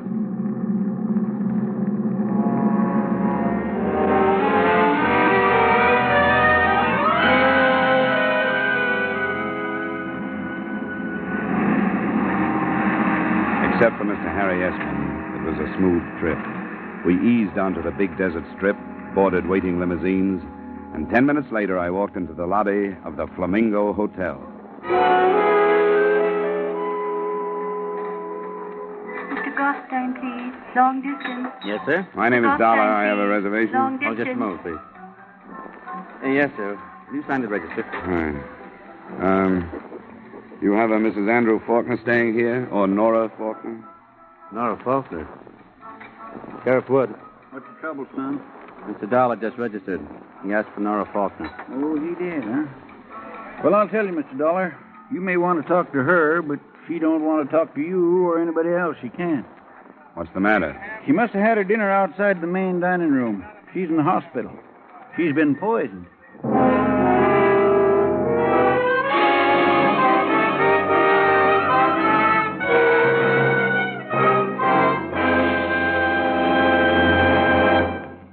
We'll return you to the second act of yours truly, Johnny Dollar, in just a moment. But first, the show that dares to name names, dates, places, and the crimes involved. That's Gangbusters, which you hear every Saturday night on most of these same stations. Gangbusters has been hailed nationwide as a great anti-crime series, where the men who tell you how to smash crime are police chiefs, sheriffs, and other law enforcement officers from America's cities and towns. Each Saturday, Gangbusters brings you a new case taken from police files, showing you how a criminal was brought to justice. Often, the police officer who headed the chase narrates the story. Be listening for Gangbusters this evening and every Saturday evening on CBS, The Star's Address. Now, with our star, Edmund O'Brien, we return you to the second act of yours truly, Johnny Dollar.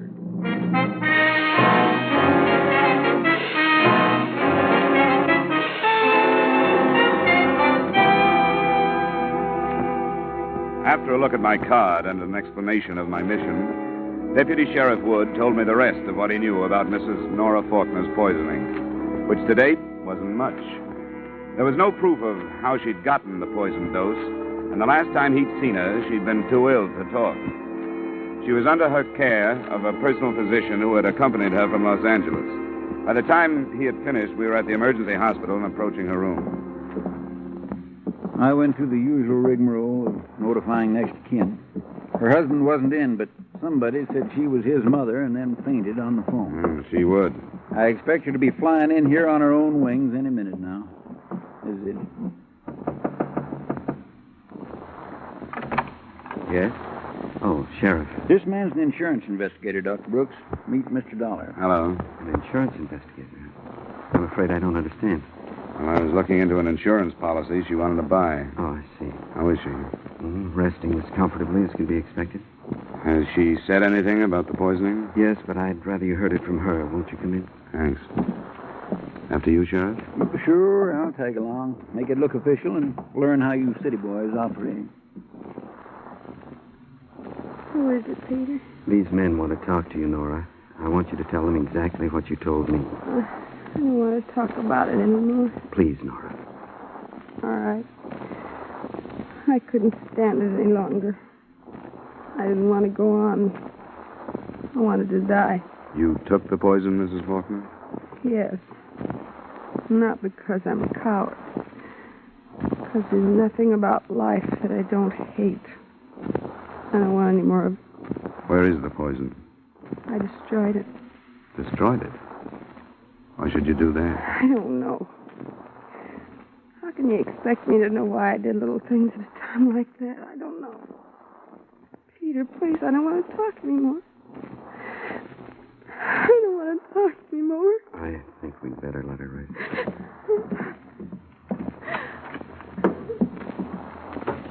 I'm not sure her story rings true. How well do you know her, Doctor? Quite well, Mr. Dollar. She's been my patient for over 2 years.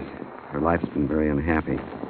You find it hard to believe that the poison was self-administered? Yes, I do. Why would she lie to protect someone who attempted to kill her?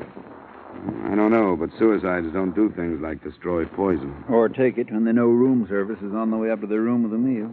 That's a downright waste of everybody's time. The waiter did find her, didn't he? I hadn't thought of it. Good Lord. What? The vitamin tonic she was taking. The dose included one before her evening meal. Tablet form, or is it liquid? It's a liquid Hadaco. And the poison could have gotten to her that way. Where is it? Back at the hotel in her room. Do you want it? I think it should be analyzed. I can get it up to the lab in Carson City tonight by plane. All right. I'll show it to you.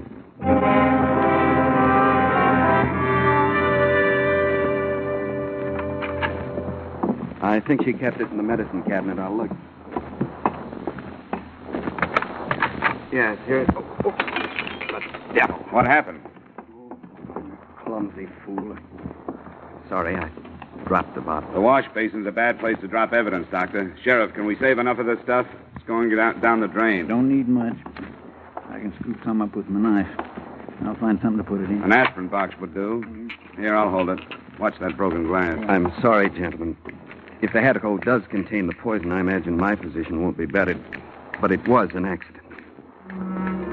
Neither the sheriff nor I reacted to that. We retrieved enough of the liquid for tests and went back to the lobby. 2 men were waiting for us near the desk. How's it stacking up, Woody? Well, got a real civilized mystery on our hands, Nev. This is Mr. Dollar, Max Lewis, and Nev Gilbert. Hello. How do you do? These boys help run the place when it isn't running them. What happened to Mrs. Falkner, Dollar? Well, she says she tried to kill herself, but the signs make it look like somebody might have slipped the stuff to her. Going to be all right? Seems to be. We'll send her flowers in the morning, Max. Remind her. Yeah. I'll go get this tinned evidence on a plane, Dollar. See you in the morning. Fine, Sheriff. If the boys here will take care of you. If you aren't careful, that is. I'll see you later. You pay for breakfast tomorrow morning. Thank you, Mr. Schiller. Mr. Schiller, please. Long distance. I'll get that phone call for Abe. He's taking a nap. Give Dollar everything he wants. That's it, Dollar. The place is yours. You want to start with a drink? That's the best suggestion today. Come on, there's a bar in the mural room. It's a good crowd. It's only 10. You won't really pile in until later. Sit down. I just soon stand. Thanks, I will. I'm beat. How are you, Mr. Lewis? Fine, Jim. Make mine double, will you? Not much soda. The usual for you, Mr. Lewis? Yeah, and don't be good to me. I've got a long night. I got you. This is a beautiful spot. Who's quartet? Chewy Ray's. He's at the piano. I hope you can come back for pleasure sometime. Yeah, so do I. Say, what do you know about this Nora Falkner? Nothing. I've noticed her. I've seen her in the casino. She seems to be the type you would notice. Did she gamble much? I don't know how much, but we can find out. Come on. There's Joe Rosenberg, our credit manager. He'll know.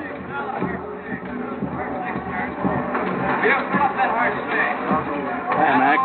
This is Mr. Dollar, Joe. He's here looking into this Nora Falkner business. He wants to know how much she gambled. Oh, sure. I looked at her card right after I heard what happened. She signed to get a $500 check cash, so that's all she got. What do you mean, sign for it, Joe? That's our deal here. You put down what you think you're going to need, and that's all you can get. We don't want our customers getting hurt. Take you, for example. You come in cold, sober, and cash a check for $200.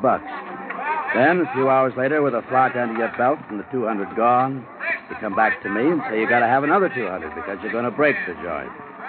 But you don't get it because we want you to wake up just hungover, not bankrupt. And all she had was 500. Right.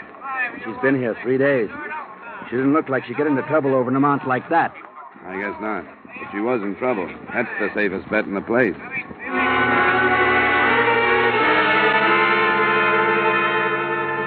It began to look as though I was in the wrong place to find a motive for attempted murder.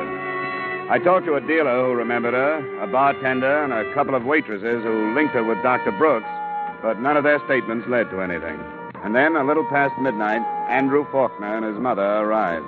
I met them just inside the main entrance. Oh, Mr. Dollar, I didn't expect to find you here. The insurance company wanted me to follow it through. What has happened, Mr. Dollar? Your wife will recover.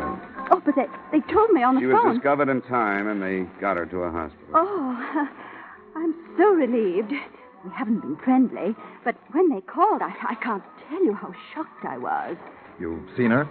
Yes, I've seen her, but you won't be able to until morning. What did she say? How does she explain this? She said she hated life and didn't want any more of it. I see. I suppose she mentioned me. She didn't mention anybody. Not even her doctor? He was with her. Yes, I should imagine he would be. Well, I am relieved.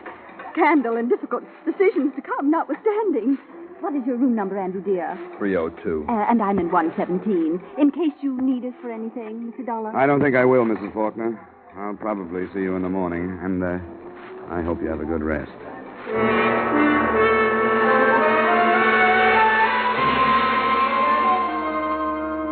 It was 2 a.m. when I went to my room. In spite of a number of rye and sodas and an exhausting day, I took a shower and some deep inhalations of desert air before I began to unbend. I propped myself up in bed with a magazine and was almost asleep when my phone rang. Johnny Dollar. The long arm of justice, Dollar. Oh, yeah, Sheriff. I'm back at the hospital. There's been more trouble. The Falkner girl's been shot. Shot? Is she alive? Not quite half alive, I'd say. They're trying to bring her around now. Well, I'll see if we can get a statement. I want you to come over. Sure, I'll be right there.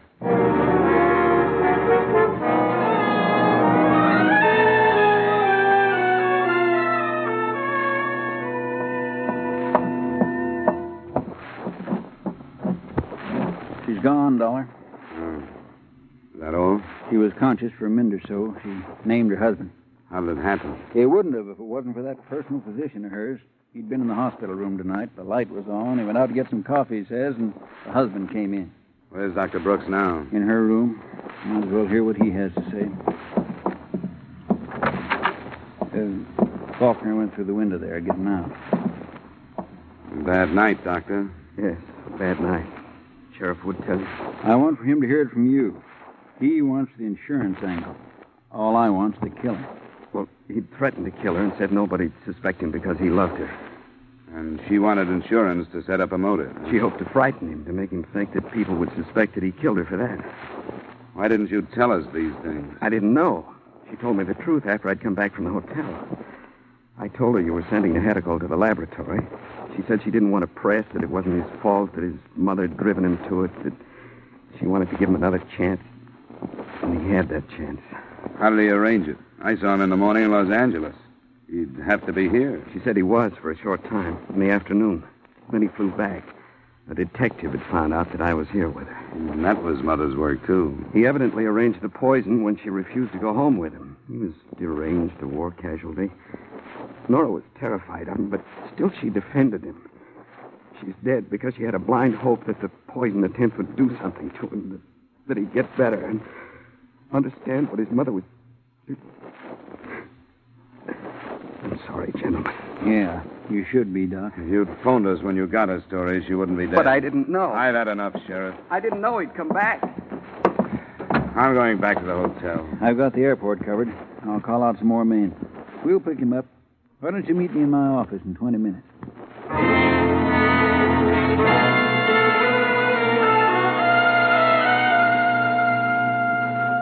This kind of thing I'll leave to you outsiders.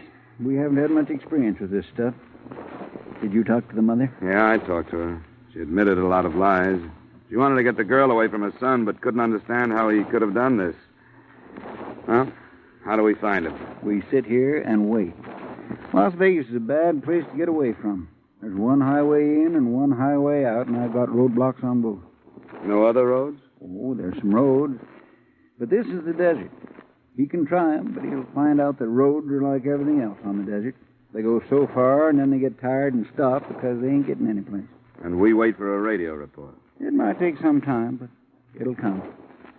A lot of things to fight out here. Outside of town, you couldn't get a drink for $1,000. It's so dry. One old-timer they tell about got hit by a drop of water, and they had to pour a bucket full of sand in his face to bring him to. What time is it? 7:30 a.m. Even today, that sun's going to be hot enough to fry a steak. If he don't come back, it'll be because he can't make it. Oh, come on, stop it, will you? You know, they tell about a coyote chasing a jackrabbit. Coyote was starving to death, and the jackrabbit knew it, but it was so hot they were both walking. Sure. By noon, this killer of yours will be willing to crawl into the electric chair to cool off. I didn't believe him until just afternoon. Then the report was not by way of radio. We got a phone call from the railroad section house southwest of town. A stranger fitting our description had been seen.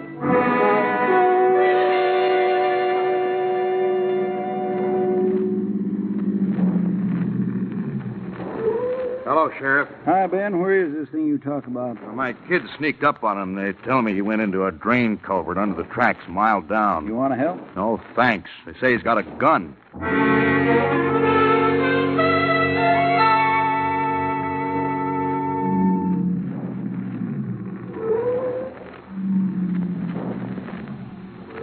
Nope, that's it. A couple of you men cover the other side of the tracks. Okay, Now, that first wash feeds into the culvert. We'll stay next to the embankment.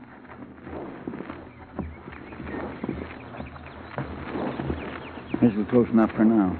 You give him a yell. He may remember you. I'm trying. Falkner, this is Dollar.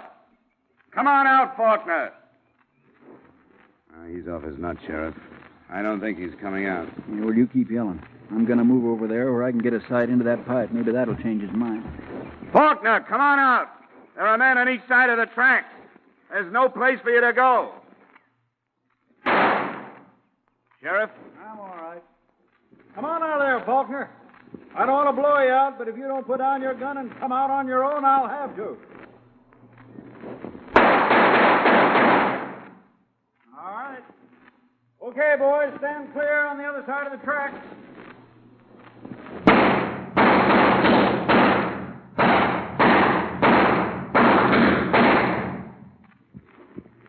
Falkner? You don't expect an answer, do you, Sheriff? No, guess not. Poor cuss. Who carried his life insurance, you know?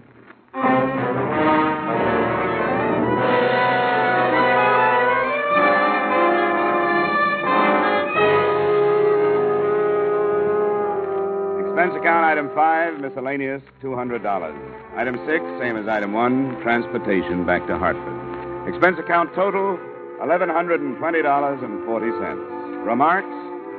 Mrs. Falkner collapsed when she received the news. She hadn't recovered by the time I left, and I was glad I didn't have to face her again.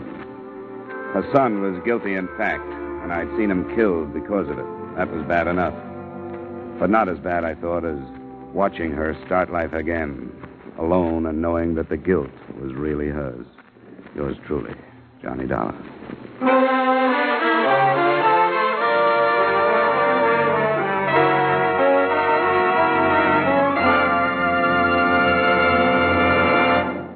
Yours truly, Johnny Dollar, stars Edmund O'Brien in the title role and is written by Gil Dowd with music by Wilbur Hatch. Edmund O'Brien's latest picture is the Paramount Pictures production Warpath. Featured in tonight's cast were Parley Bear, Jeanette Nolan, Herb Butterfield, Lee Patrick, John Daner, Tim Graham, Virginia Gregg, Wilms Herbert, Victor Perrin, and Clayton Post. Yours truly, Johnny Dollar, is produced and directed by Jaime Del Valle. This is Dan Cubberly inviting you to join us next week at this time when we will again bring you Edmund O'Brien as... Yours truly, Johnny Dollar.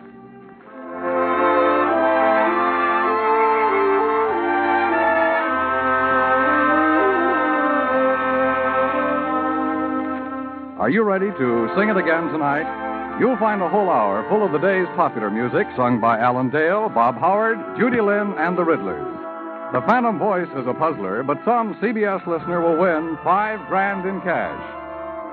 Now stay tuned for Von Monroe's Caravan, which follows immediately on most of these same CBS stations.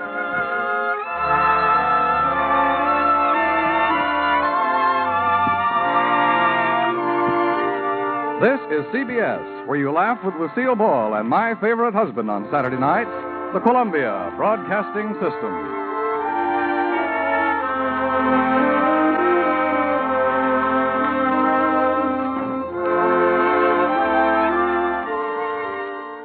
Do you like Funko Pops as much as I do? Well, let me tell you, there's one channel that I go to over and over and over again, no matter what. It's Big Easy's House of Pops. That's right. This channel is all about being the average collector.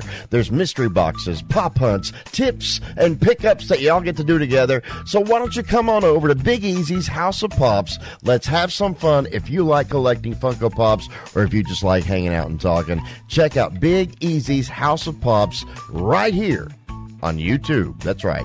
Big Easy, House of Pops. Keep it tuned right here to Hojo Radio for more classic old-time radio. Tired of the everyday routine? Ever dream of a life of romantic adventure? Want to get away from it all? We offer you Escape. Escape. Designed to free you from the four walls of today for a half hour of high adventure. Tonight we escape to an early California gold camp and an exciting tale of frontier revenge, as Les Crutchfield tells it in his colorful story, The Pistol.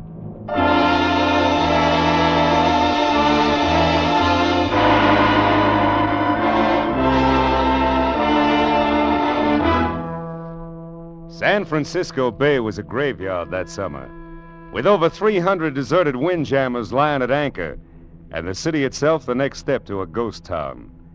Every man who could walk, run, or stagger had headed inland to look for gold, and the women had followed. Mostly they traveled up the river as far as Sacramento, then fanned out into the hills. That was the jumping-off place, Sacramento.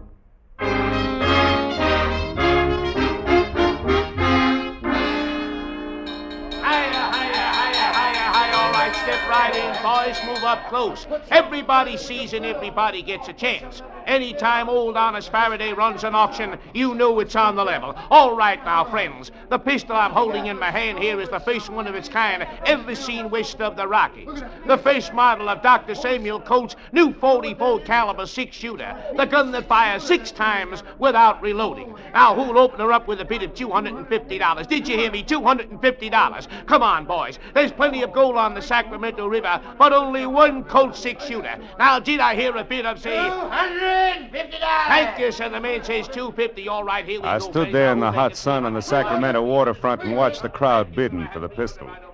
Roustabouts, gamblers, vaqueros, gold miners, men from everywhere and from nowhere, and a few women. I wanted that gun myself. I wanted it bad. I was taking a stagecoach to Rawhide Flats in the morning, where my brother Dave and his partner had located a rich claim.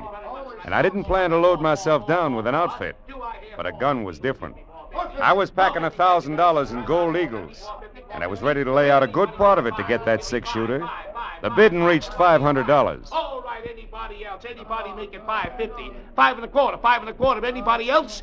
All right, going once. Going twice. $600. $600. And the new bidder. I have $600. Gentleman here bids $600. Will anybody make it $6 1/4? $6 1/4. Only $700. And another new bidder. And the little lady knows a bargain when she sees one. All right, I'm bid $700. 777. Will anybody make it $8? How about you, Mr. Fellow that bid $6? Would you want to raise it again, sir? Sorry, mister. 6 was my limit. Let her have it. All right, anybody else? Going once? Going twice? Sold! Lady, you bought yourself a gun. Now, friends, if you'll step right over here to the end of the platform, I've got... Could I get through? Pardon me, please. Well, congratulations. What? Oh, you should have kept on bidding. Why? You'd have gone to $1,000 if you had to. Yes, I suppose I would. I guess it just isn't your lucky day. Oh, I don't know. Haven't I just met the prettiest girl in California? Have you? Haven't I? Maybe that's not as lucky as you think.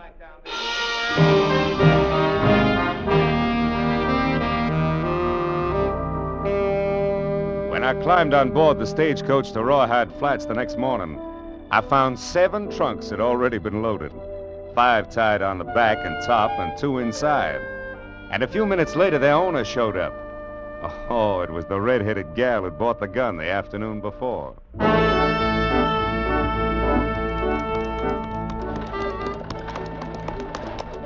It took 5 miles out of Sacramento to break the ice. And after that, well, I learned her name was Teresa Blake. She'd been down to San Francisco to buy some new clothes. And she was on her way back to Rawhide Flats. No, I don't live with my folks. I don't have any folks. I work. Oh? Doing what? I'm a singer. The Brass Nugget Saloon. I see. No wonder you wanted a gun so bad. No, I never have any trouble there. I got the pistol as a present for my boss, Mr. Mallory. $700 makes a pretty expensive present, Miss Blake. He's been good to me. Awfully good. I see. Well, anyway, it's a great gun. In 15 years, every man west of St. Louis will be packing one. Oh, I was going to give you something. I almost forgot. A sort of consolation prize for losing out on the gun. Oh, here it is. Yeah, it looks like a little gold nugget. Brass, not gold.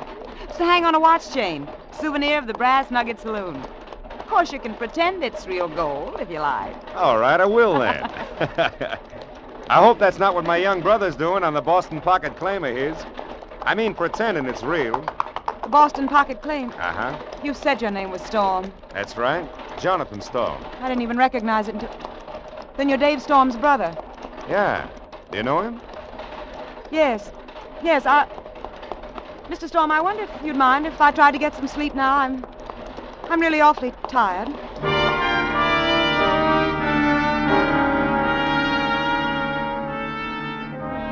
Around the middle of the afternoon, our stagecoach dropped out of the rough hills we've been traveling through, ran down into a comparatively level gulch, splashed across the ford in the creek below town, and swung into the wagon-rutted main street of Rawhide Flats.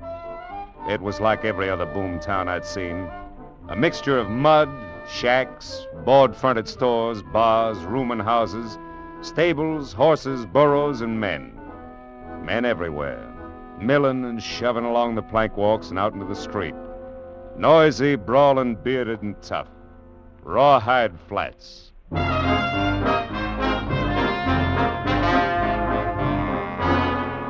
Half hour later, I rented a horse and rode up through the canyon north of town.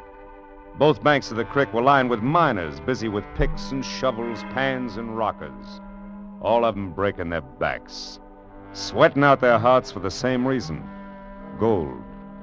About 3 miles up, I turned into the side canyon the man at the livery stable had told me about. And a few yards in, I found it blocked off by a 6-foot rail fence. All right, mister. That's far enough. Yeah? Afraid I might jump that fence? Don't get smart. Just turn that horse around and head out the same way you came in. Why? I just got here. Is this the Boston Pocket claim? That's right. You're as close to it right now as you're gonna be.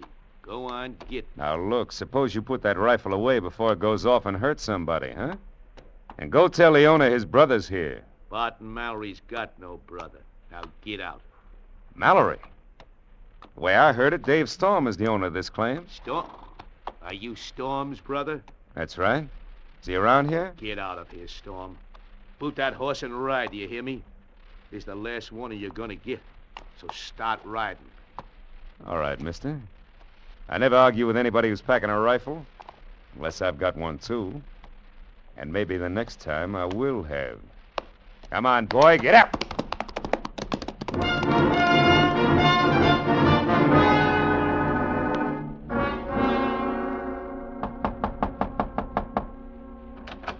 Yes? Oh, Mr. Storm. What are you doing here? How did you find my room? I asked one of the bartenders over at the Brass Nugget. Mind if I come in, Miss Blake? Of course I mind. Why, if Mr. Mallory found you here, he'd... He'd what? You only work for him. He doesn't own you, does he? That's no concern of yours. You're presuming a good deal simply because we rode in the same stagecoach. Now get out. Miss Blake, I didn't come here with any presumption in mind. All I'm after is some information about my brother Dave. Where is he? I don't know anything about him. You brought his name up yourself during the trip this morning. I have nothing to say. Will you please leave? What's this about Bart Mallory owning Dave's Boston Pocket claim? I know nothing about it. Dave's partner's called Dan Rivers. Do you know him? Get out. All right, Miss Blake. I'll find him. And it's nice to have seen you again. Look, if you want some good advice, leave town right now and don't ask any more questions. Why not? Never mind why not, Mr. Storm. Just get out of town fast. Thanks for the advice, Miss Blake. I'll decide whether it's good or not after I talk to my brother and his partner.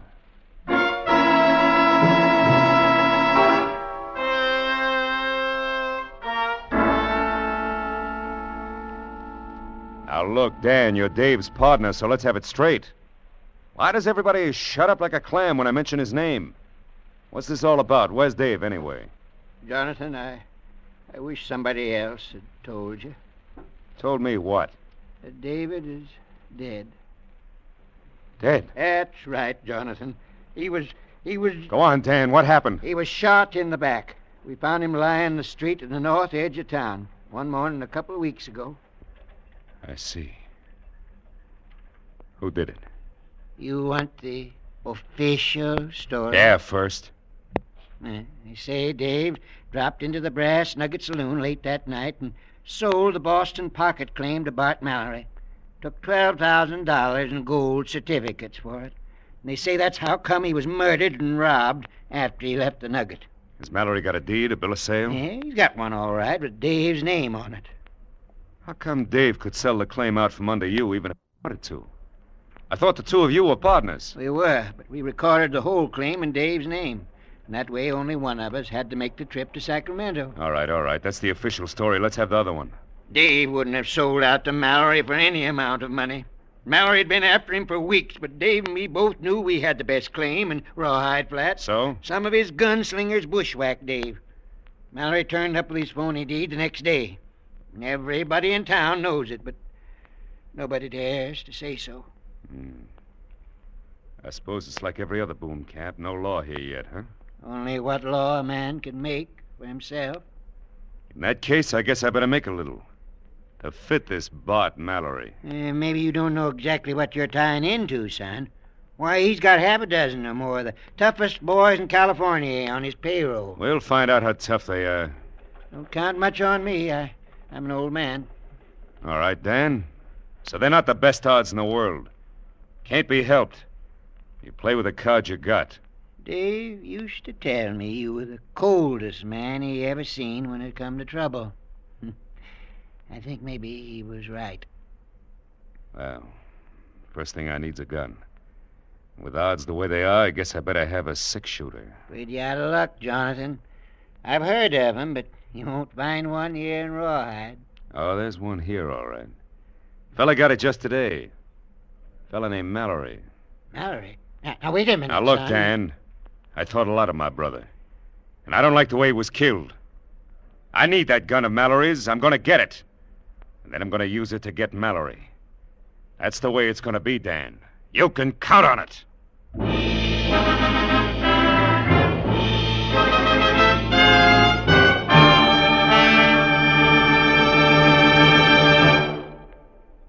In just a moment, we will return you to the second act of Escape. But first, another Wednesday night, Star Night, coming up on CBS again tomorrow. The young fellow who made good on the Bing Crosby show last week will be back again for more songs and fun-making. The young fellow named Al Jolson, who Bing thinks is quite promising. Burns and Allen will be around again with more of their madcap humor, and Groucho Marx will be throwing the ad-libs fast and furiously on You Bet Your Life. And Dr. Christian, the only show in radio where the audience writes the scripts, will be announcing a great new prize contest. They're all heard on most of these same CBS stations. So tune in tomorrow night for Dr. Christian, Groucho Marx, Bing Crosby, and Burns and Allen. And now we return you to Escape.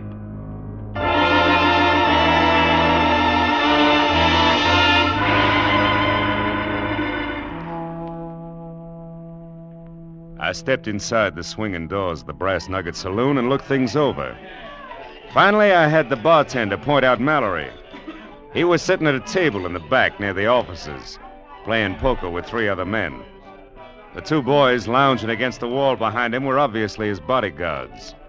I pushed my hat back on my head and walked toward the table.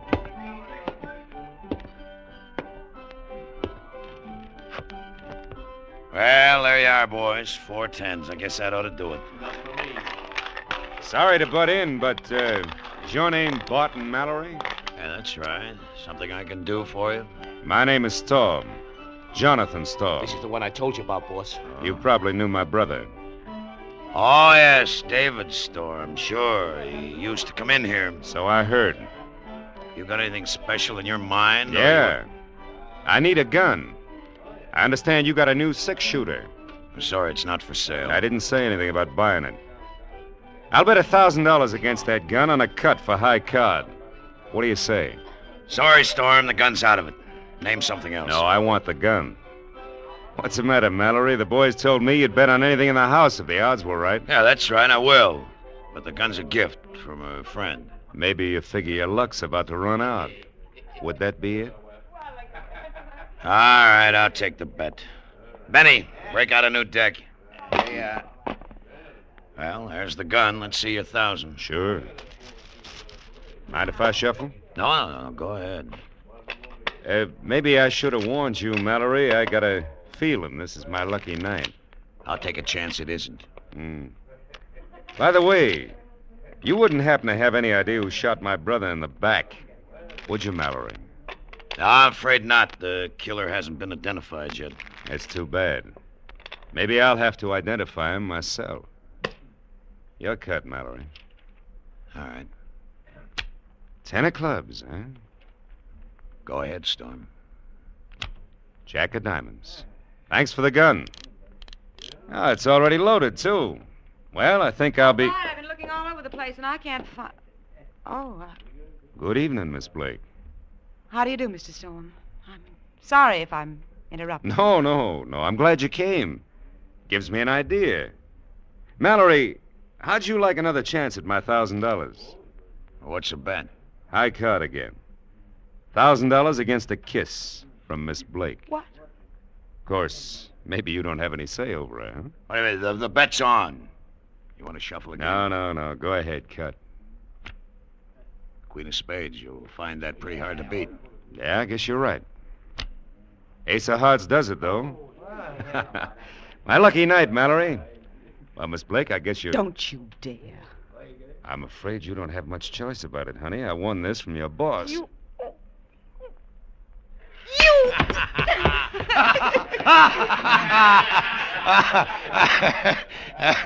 It's too bad, Storm. Looks as if the lady doesn't like your brand. No, I guess not. I didn't expect her to be the one to have to tell me, though, Mallory. I kind of thought that you might resent that, might want to do something about it. Why? That's what she's here for. It's her job. She gets paid to take care of the customers. Why should I worry about a cheap little... Watch your talk! Hold it, boys. You're covered. All right, Mallory, you better get up off the floor and call off those dogs of yours. If either one moves, I'll kill him. All right, boys. You can drop it. Storm, it was a pretty bad mistake you just made. I don't forget things. I think maybe this was your last lucky night. I'll make that a bet if you want. All right, boys, come on, let's go. Mallory and his gunman went into the office and didn't come back. Finally, after about an hour, I walked out of the Brass Nugget and bumped square into a middle-aged woman who'd been waiting for me just outside. She said Teresa wanted to see me right away in her room.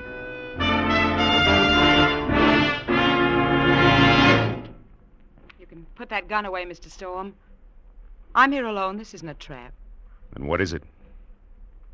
I want to know why you made that bet. I mean, about kissing me. Suppose we just say I wanted to. Let it go at that.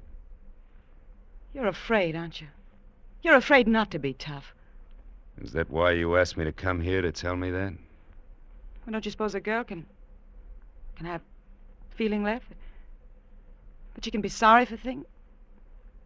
Meet somebody, maybe. Go ahead, honey. You're doing fine. What do you mean? I mean, I'm halfway ready to believe that. A little more of it, and I would believe it. And if I had any sense, I'd know better. I see.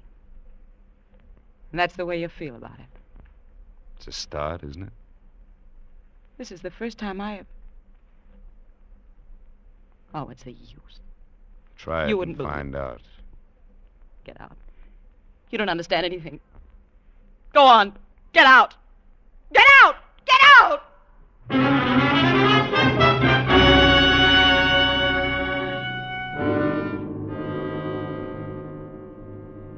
I'm telling you, son, it's the worst mistake you could have made. Knocking him down like you did last night, why, he won't think of nothing else. Not until he's killed you. People have tried that before, Dan. I'm still here. But you haven't got a chance. His gunmen will be watching like hawks for the first second you're not covered. The whole town isn't on Mallory's payroll. I've got an idea a lot of people around here might like to see him shown up.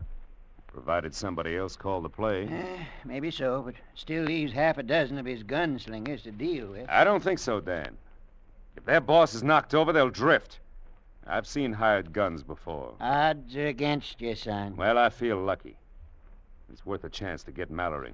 Not only for killing Dave, but because of what he's doing to Teresa Blake. Teresa Blake? Yeah, I kind of think she'd be a pretty decent kid if it weren't for him. Yes, Jonathan. That's what your brother Dave thought. What? He was crazy about her, too. Hung around the Brass Nugget every night. She kept leading him on. I guess that fitted in with Mallory's plans. Yeah. I guess it did. I guess it still does. What do you mean, son? Nothing, Dan, when you come right down to it.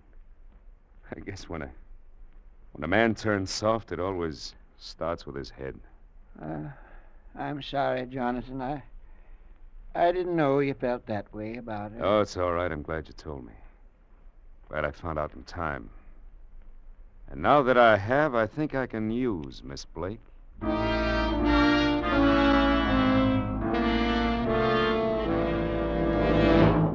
Why did you come here? What do you want? A short talk, honey. I don't want Mallory to see us. You've got to leave town. Leave now and don't come back, please. How much do you get for this, honey? I mean, talking me into leaving town and getting me out of Mallory's way. Oh, you fool. He doesn't mean a thing to me. It's you, don't you know that? I'll go with you if you'll only leave tonight. I'll go with you right now, please. No. I've gone too far now to turn back. I've got to finish it up. It's not too far yet, but it will be. Maybe you'll want to turn back then, only it'll be too late. A few hours from now, it'll all be done. And then maybe we can think about some other things. If you still want to. Want to? Of course I'll want to, Johnny. Johnny. Nobody's called me that for a long time. Terry, I want you to do something for me. Anything, Johnny, anything. Do you think you can get that deed to my brother's claim from Mallory's strongbox and give it to me? I think so. Yes, of course I can. He trusts me enough. Yeah, I'll bet he does. How long will it take? Give me an hour. All right. Johnny, would you kiss me first? Sure, Terry. Oh, Johnny. That was better than the one I risked $1,000 for. Nobody could buy that for $1,000. Nobody ever has. Come back here to my room in an hour, Johnny. I'll have the deed.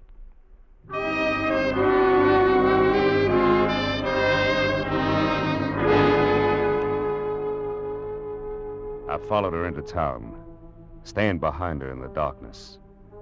And from the opposite side of the street, I watched her walk into the swinging doors of the Brass Nugget. Then I slipped into the shadows between two tar paper shacks and waited.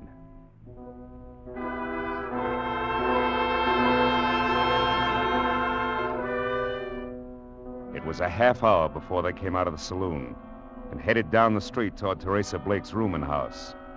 All 6 of Mallory's gunslingers. He wasn't taking any chances. Terry had double-crossed me after all. Just the same as she double-crossed my brother. And that was fine with me because I was ready for it. I walked into the Brass Nugget and down the hallway at the far end of the bar. I eased the six-shooter into my hand and stopped in front of the door to Mallory's office. Come in. Evening, Mallory. Stop. Well, it's quite a surprise. Yeah, I imagine. Keep your hands on the desk. Well, sure, Storm. I don't have a gun anyway. Watch him, Johnny. He's lying. He carries one in his sleeve. You dirty little rat. Well, I didn't see you there in the corner, Miss Blake. Thought you might be down the street waiting to watch the fireworks. They made me tell, Johnny. One of the boys followed me and saw us together. When I came back here, they made me tell. They hit me, look. That must be real painful. Almost as bad as being shot in the back like Dave was. I didn't know what they were planning. I didn't know Bob was going to kill him. Johnny, I swear I didn't. Drop it. Mallory, you got a forged bill of sale there in your strong box. I want it. Sorry, Storm. You're out of luck. I won't open the box and you can't. What makes you figure you're in a position to argue about it? Why not? Because you've got a gun on me? You wouldn't shoot an unarmed man, Storm. What about that gun in your sleeve? I'm not drawing. I see. All right, Miss Blake, get out of here. Johnny, what are you going... I said get out. And don't bother going after the boys. There won't be time. Johnny... Get out! So you won't draw, Mallory, huh? You're going to play it safe. I'd be crazy to do anything else. Maybe. The only way out of this room is through the door behind me. I noticed that kerosene lamp has a glass bowl on it. Ought to start a nice fire if I picked it up and smashed it against the wall. Storm, you fool! What about it, Mallory? My gun's in the holster. Want to stay there and burn or draw and try to get out? This place will go up like a tinder box. Take your choice, Mallory. Draw or burn. Storm, you can't leave me in here like this. Draw or burn. All right, then, if you... Tough luck, Mallory. That's for Dave. And that's for me. All right, hold it a second, hold it! You better clear out of here fast. The place is on fire. And anybody that works for Bart Mallory is out of a job. He's dead. Jonathan, son, are you all right? You're not hurt? No, I'm all right, Dan. Come on, let's get out of here. Sure, come on, son. Mallory's dead. I guess that takes care of it, Dan. Jonathan, you're the luckiest man alive. Yeah, sure. Somebody might go down to Jackson's rooming house. Tell those bushwhackers of Mallory's they can hit the trail north.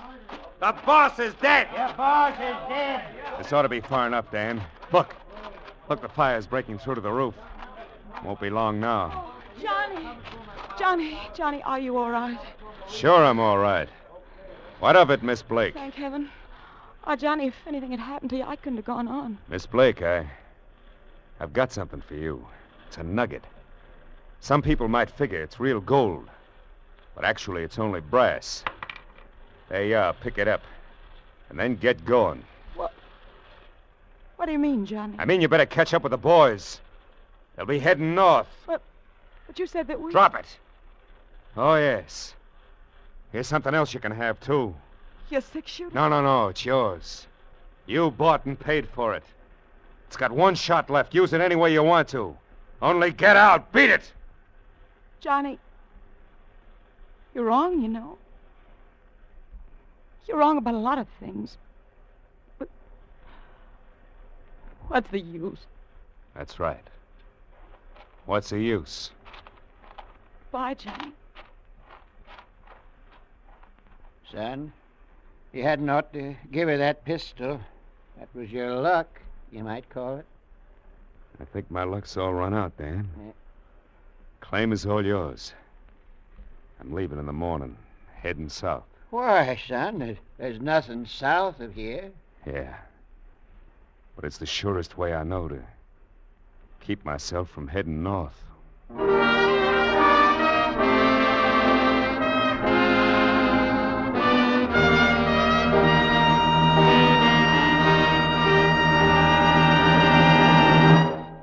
Escape is produced and directed by William N. Robeson. Tonight we have presented The Pistol by Les Crutchfield. Featured in the cast were Gerald Moore as Jonathan Storm, Betty Lou Gerson as Terry Blake, Charlie McGraw as Bart Mallory, and Will Gear as Dan Rivers. Also heard was Eddie Marr. Special music was arranged and conducted by Del Castillo. Next week, You are in command of an English destroyer sailing to join the North Sea Patrol in October 1914. It is midnight, and from the enemy coast comes a desperate signal for help, which you would like to ignore, but from which there is no escape. Next week, we escape with Robert Buckner's exciting and unforgettable tale, The Man Who Won the War. Goodbye, then, until this same time next week, when once again we offer you Escape.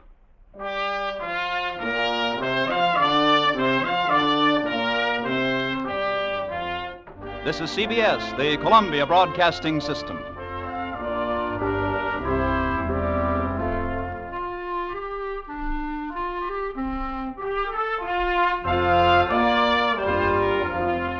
Coupon number 17, ration coupon 17. Are you planning to use your shoe ration coupon to buy white shoes? If so, give them the best of care. Keep them clean with Energine Shoe White. No shoe white can make your shoes look whiter than Energine Shoe White. It's made with the very whitest pigment known, and it spreads so easily, dries so evenly, it gives your shoes the neat, well-kept look they must have to give you the most satisfactory wear. For the best of care for the white shoes you wear, remember Energine Shoe White. This is the Columbia Broadcasting System. Stay tuned to Hojo Radio.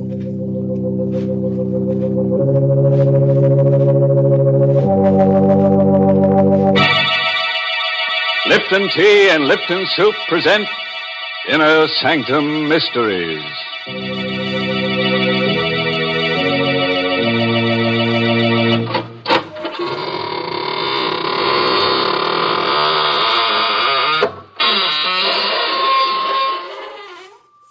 Come on in, friends. Into the Inner Sanctum. This is really a lovely place. Oh, kind of dark and cobwebby. But then the maid hasn't been around for some time. No, she was playing the numbers. Then her number came up. Why, through these portals pass some of the nicest people in the world. True, they're rather boring, but after all, they are deadheads. And I'll take a good old redhead deadhead any time. Why, Mr. Host, are you finally admitting that you like the ladies? Well, of course, Mary. Don't you know some of my favorite ghosts are girls? But I do wish they weren't so vain. Why, I know one who has pleats in her shroud. Not only in the front, but in the back, too. Yes, just in case she should turn over in her grave. Oh, dear. There you go talking nonsense again. I like talk that makes sense. Good common sense, like the things the tea experts say about Lipton tea. For instance, they say that Lipton's has a brisk flavor. And that's the truth, because Lipton's does taste fresh and tangy and full-bodied, never wishy-washy.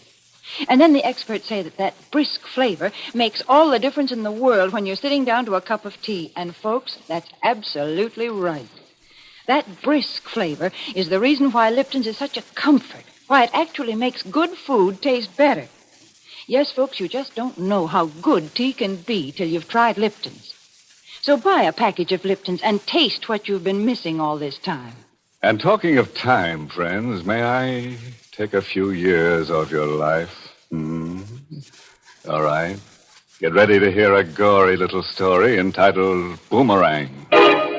It's an original radio play written by a couple of Australian bushmen named Michael Sklar and Richard Manoff, and stars Martin Gable in the role of John Keeler.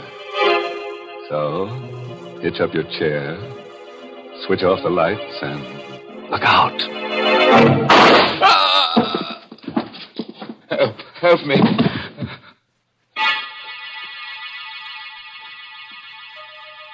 No one heard me.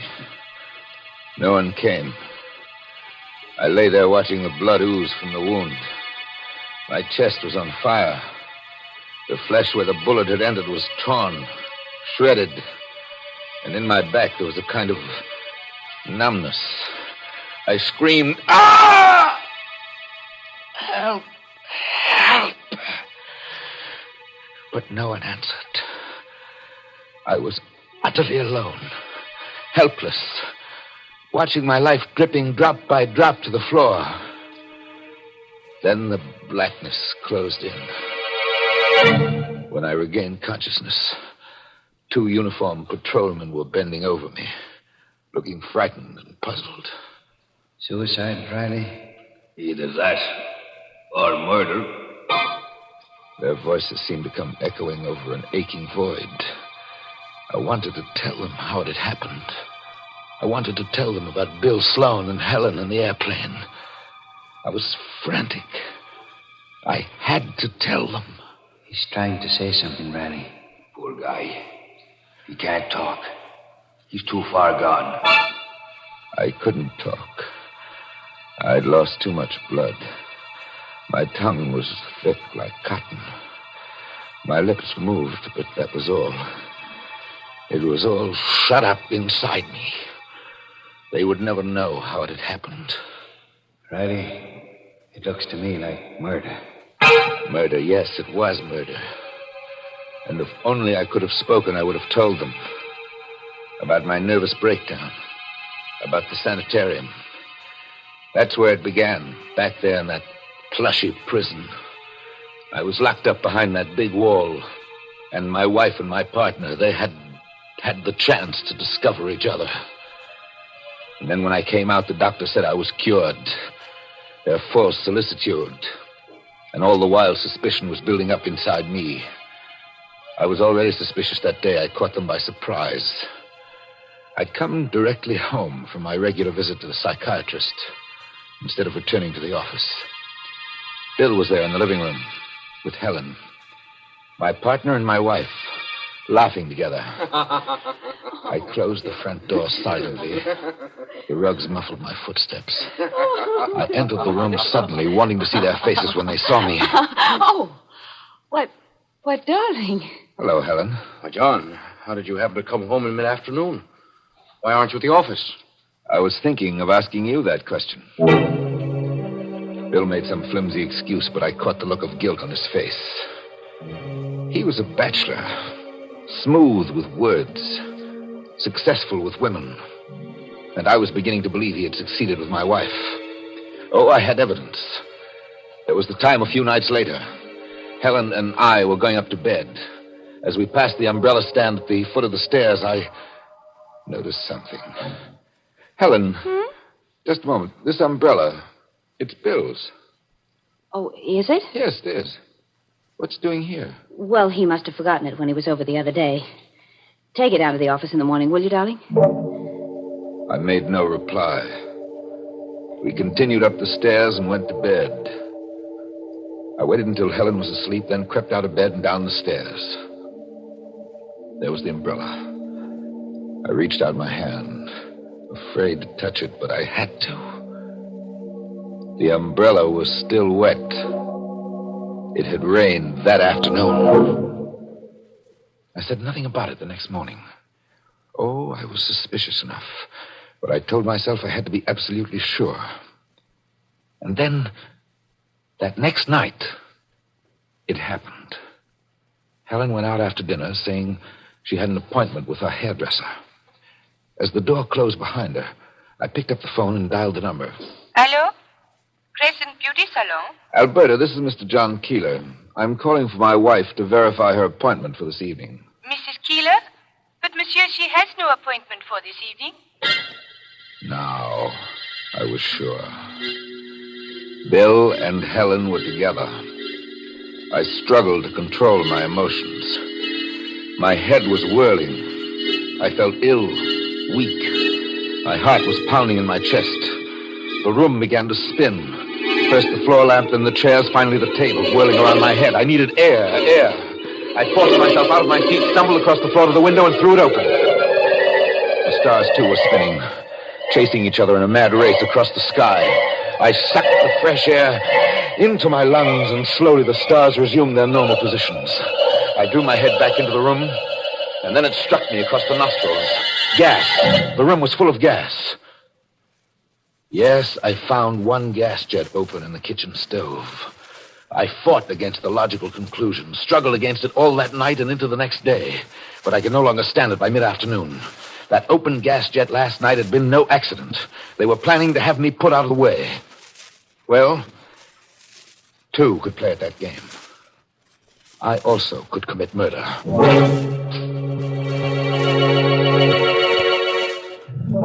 I worked out a plan. First, the business trip to Buffalo that I'd been putting off for weeks. I could use that as my alibi. I called my secretary. Yes, Mr. Keeler. Miss Jackson, I've decided to go up to Buffalo tomorrow.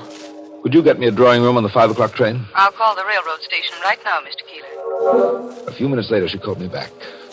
I had the train reservation. So far, so good.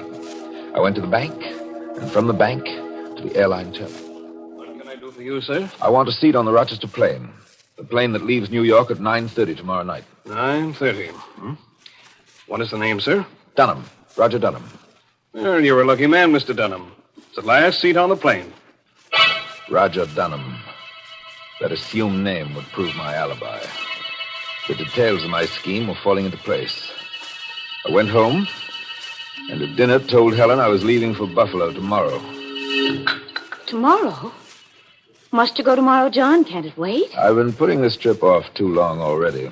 I'll leave straight from the office and come home the next afternoon. Well, you're being a little inconsiderate. I'll be all alone here overnight. Oh, come, Helen. You're not afraid of anything, are you? Afraid? No, but Well, I'll tell you what I'll do. I'll ask Bill to come over and keep you company tomorrow night. How'll that be? Why, that'll be fine. Another cog in place. Another gear meshed. Now one last piece to move and the engine of my revenge would be complete. Yes, it was revenge now. Revenge for what those two had done to me. Buffalo, eh? It's a good idea, John. The way your trip could combine business with pleasure. Pleasure? You've been rather tense lately. The change of the scene will do you worlds of good. I'm sure it will. How about Helen? Can you make it tonight? Tonight? Yes. I'll be over after dinner. That day passed like a dream. With me, the sleepwalker in the center, going through all the motions correctly, but waiting for the evening. For I wasn't hunted now. Now I was the hunter. A little past 4 o'clock that afternoon, I left the office and took a cab to the station. I went directly to my drawing room, and as the train pulled out, I called for the porter.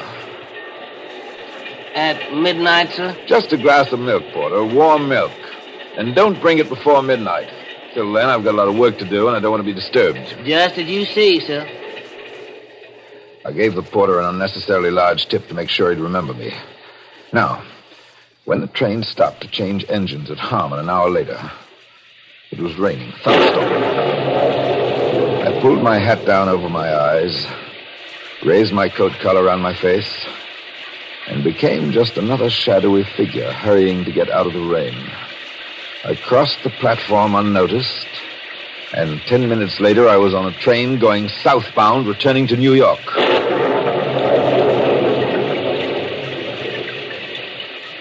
I picked up my car at the parking lot and drove out to my house on the cliff.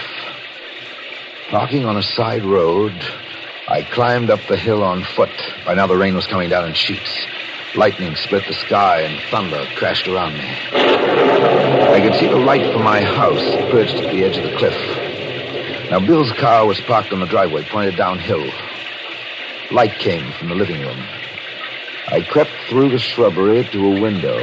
There they were, Bill and Helen. My partner and my wife, sitting side by side on the divan. He drinking my whiskey, comfortable and warm, while I, the unwanted, was standing outside in the storm. How I hated him at that moment. I went back to Bill's car, crept beneath it, and went to work. The sound of the storm covered the noise of my tools as I disconnected the brakes. And I was finished. And none too soon, for suddenly the front door opened, and Bill stood framed in the light of the doorway with Helen behind him. It's a bad night for it, but we'll never get another chance like this one, Helen. Well, all right, but come back quickly, Bill. I'm nervous. Oh, nothing to be nervous about. John is halfway to Buffalo by now. A perfect opportunity to go over our plans with Bates. All right, go ahead then. But hurry. I'll have Bates back here in a jiffy. Bates. He was going to fetch Bates, undoubtedly a hired killer. I laughed inwardly as the car got started. I could see Helen watching it as it picked up speed on the steep downgrades. Something was wrong now, and she knew it. Bill, not so fast! Too late. The car was roaring downhill out of control, charging toward the lip of the cliff.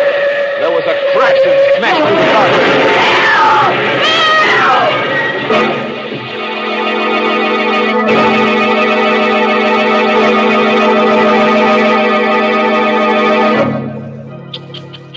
Oh, poor Bill. I always say, protect me from my friends, and I'll take care of my enemies. Such a nice guy, too. Who would have thought he'd go falling for a cliff? But there you are. There's no accounting for tastes. There's no accounting for the people in this story, that's what. Such terrible people. Oh, Mary, wait till you meet Bates. He's a boy. He's really going to make our characters dance. Yeah, he's going to put them in the groove. Or do I mean grave? You don't know what you mean. And it seems to me, Mr. Host, that life is complicated enough without your making it more so. Well, look at what I had to do yesterday. Clean the house, do the Monday wash, and cook 3 meals in the bargain. Yes, and you'd be surprised at the big help I got from Lipton tea. You see, when I had a moment to relax, I'd make myself a cup of Lipton's. Such an easy thing to do, and it did me a world of good. That brisk flavor makes Lipton such a cheering, satisfying drink. It really perks you up. It's never wishy-washy. Of course, I know that lots of folks serve Lipton tea at mealtimes and serve it to their guests, too. But, friends, you really should try helping yourself through the day with a good hot cup of brisk-flavored Lipton tea. Yes, treat yourself to Lipton's when you've got a moment to relax. Well, don't relax yet. First, let's go back to that tiff on the cliff where John Keeler has just killed his business partner. I'm just itching to know what's going to happen to his wife. She's standing by the shattered fence, peering down the side of the cliff into the darkness. And John, he's creeping up behind her. Look out, Helen. He's dead, Helen. Oh! It's a sheer drop of 400 feet to the bottom. John, I thought... John, you said you were going to Buffalo. I am going to Buffalo, Helen, after I finish my business here. Well, Bill, the car It was just... a pity about the brakes. They must have come disconnected. Disconnected? Accidents will happen, Helen. John, you killed him. You and Bill thought you had pulled the wool over my eyes. Well, I fooled you. Stay away from me. I'm going to throw you over the cliff. I'm going to send you to join your lover. You can't do this. Tomorrow they'll find your bodies. They'll think you were thrown clear of the car when it crashed. They'll call it an unfortunate accident. No, please, Careful, John. Helen, you're at the edge. There's nothing behind you. John, don't touch me, John!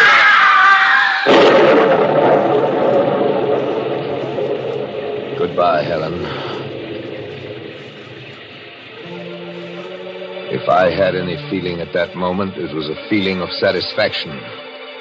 I, the failure, had committed the perfect crime.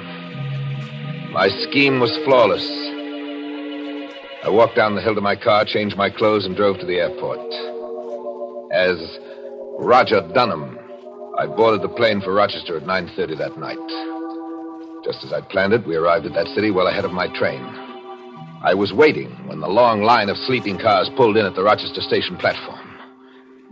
I boarded the train. My drawing room was just as I had left it at Harmon. I sank down in a seat, removed my coat and shoes. I looked at my watch. It was midnight. Come in. Beg pardon, sir. It's midnight, sir. Oh, midnight? Really? Oh, thanks for bringing the milk. It's lukewarm, sir, just like you asked for it. Thank you, Porter.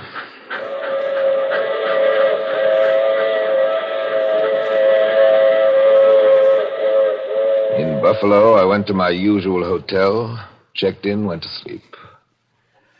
Oddly enough, I slept well that night.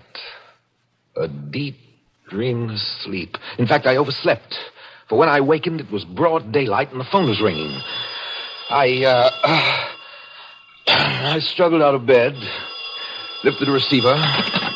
Hello. This is the long-distance operator. I have a New York City call for Mr. John Keeler. This is Mr. Keeler speaking. One moment, please. Here's your party. Mr. Keeler? Yes? This is Miss Jackson. I've just arrived at the office. Mr. Keeler, I don't know how to tell you. The police, What about the police? they're here in the office. They want you to return at once. Miss Keeler, what's going on there? Mr. Sloan and your wife. Both of them are dead, Mr. Keeler. Dead? Mr. Sloane's car went off the cliff near your house last night. The accident was discovered this morning. Accident? You say it was an accident? It must have been an accident, Mr. Keeler. She thought it was an accident. Now, if only the police thought likewise. I told my secretary I'd take the first plane back to the city, and I hung up. A few hours later, I reached New York, hurried to my office. There's a detective waiting in your office, Mr. Keeler. A detective? He said he had to see you. A detective. This was the test. I pulled myself together and opened the door to my office. Mr. Keeler? Yes. I understand you're from police headquarters. Jerome is the name, sir. Assistant Inspector. How do you do, sir? We won't take up much of your time, Mr. Keeler. It's an open and shut case. How do you mean that? Well, stormy night, slippery road, bad brakes. Obviously an accident. I'm very sorry. I nodded at the detective, and all the while I was laughing inwardly. He sat there, the very symbol of the law, and offered me official sympathy. No question of clues, nothing overlooked, nothing to fear. Not now. I, the weakling, had committed the perfect crime. Yes, Miss Jackson? Mr. Keeler, there's a man out here to see you. Send him away. He won't go. He says you don't know him, but it's extremely important. What's his name? His name is Bates, Mr. Keeler. William Bates. Bates? The hired killer. I told my secretary I'd see him. I went into the outer office.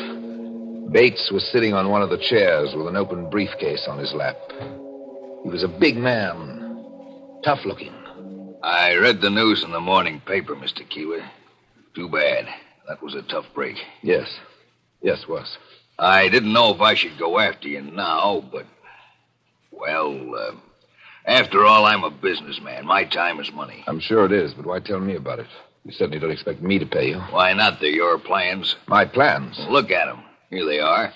Why, they've even got your name on them. I didn't know whether I could trust my ears. Whether I could believe my vision. Bates drew a roll of architectural drawings out of his briefcase and shoved them at me. Look at them. There it is in your partner's handwriting. Plans for the new Keeler house. Who are you? I told you. My name is Bates. I'm a building contractor. Your partner and your wife insisted that the whole job had to be done in secret. In secret? They said something about you having just come out of a sanitarium. They wanted the whole thing to be a big surprise. My mind was reeling. The secret meetings that led me to suspect Bill and Helen. Those meetings were to go over the plans for a house. My house and Helen's. I had killed my best friend and my wife. Inspector Jerome, I want to confess. I killed them. I killed them. Killed them? Killed who? Don't look at me like that. You know who I'm talking about. My partner and my wife. I killed them last night. Now I'm ready to take my punishment. Now, calm down, Mr. Keeler. You've had a hard time. We realize this thing has been a great shock. What are you talking about? The homicide squad doesn't jump to hasty conclusions, Mr. Keeler. We've made a thorough checkup on your background. What's my background got to do with it? Well, we know you spent 3 months in a sanatorium recuperating from a nervous collapse. Now, on top of that, this unfortunate accident. It wasn't an accident. I killed them. We checked every movement you made since you left the office yesterday. Then you must know. We know you took the 5 o'clock train to Buffalo. The porter on your Pullman had no trouble recalling you. Why, he even told us how he brought you a glass of milk at midnight. You were a good 200 miles away from New York when the accident happened. The detective went away, shaking his head. Sympathetically. My mind was in a turmoil. I had committed the perfect crime, and it had boomeranged. I went home. The house on the cliff was empty. Everywhere I looked, I saw Helen. Her photograph on my desk. Her red-tipped cigarette still in the ashtrays. 2 half-empty cocktail glasses side by side on the living room table. There was desolation in the house. Emptiness. Loneliness. And it would be like this for the rest of my life. But there was one way out. I always kept a loaded gun in the desk. I took it out of the drawer and in my hand. Here was my punishment. This time I couldn't fail. I placed the gun against my chest and pulled the trigger.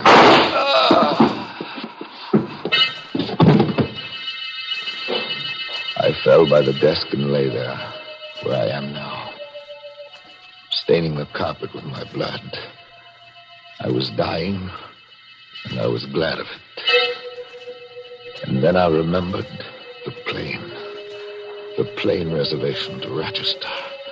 I could tell the police when they came, and they could check that, and they would know that I was guilty. But they came too late. They bent over me. I tried to tell them. I tried. Riley, he's trying to say something. Yeah, poor guy. He's too far gone to talk. Now I'm lying here on the carpet, waiting to die, with my guilt locked up inside me. I can see a new figure among the police. A man in civilian dress with a small black bag in his hand. How long is it since this man was discovered in this condition, officer? About half an hour, Doc. He's in very bad shape. Will he live, Doc? Will he recover? Oh, yes. He may recover, but only partially. Partially? How do you mean, Doc? Notice his inability to move so much as a finger. Notice how only his lips move, trying to form words without being able to speak. The bullet must have injured his spinal cord. This man is paralyzed. Totally paralyzed. So now I know. I'm paralyzed. I'm not going to die.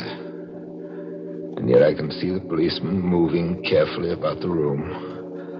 And I hear them speaking softly as one speaks in the presence of the dead.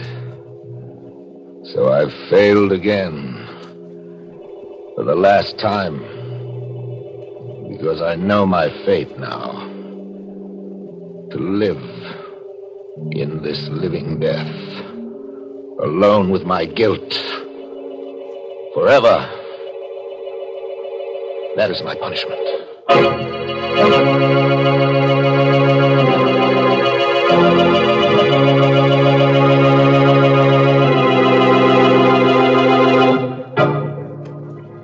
Poor old John Keeler. Who would have thought his spinal cord could have tied him up in knots? Not so nice for John,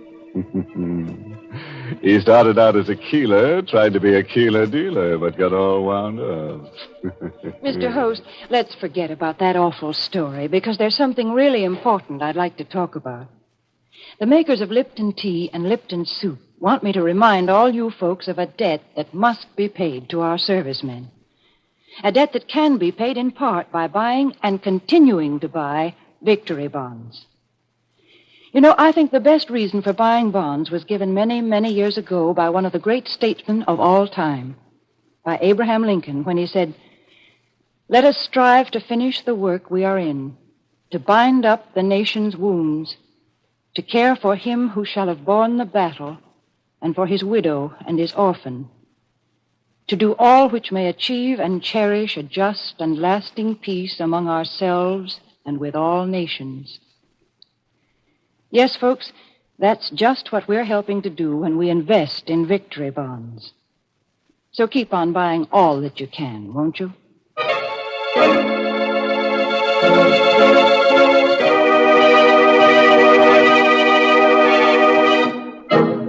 And now, friends, for those of you who like morals with your drama, here's one for tonight.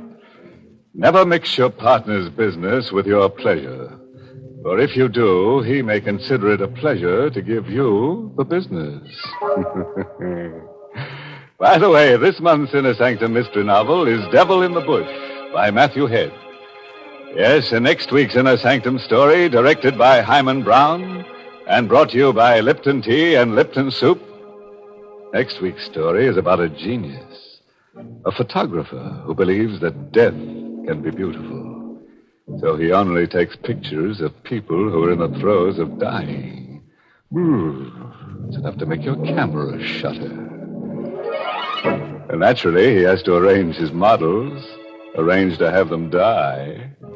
So next Tuesday, bring along the kiddies, and we'll make it a nice family picture. And now it's time to close the squeaking door. So, good night. Pleasant dreams.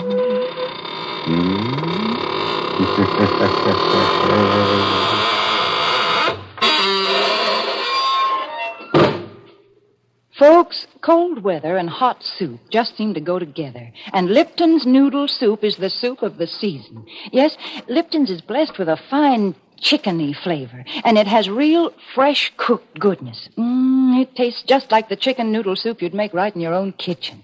The only difference is that Lipton's takes almost no time at all to prepare. So if your family likes chickeny-tasting soup that's brimming with tender golden egg noodles, then don't forget to ask for Lipton's Noodle Soup.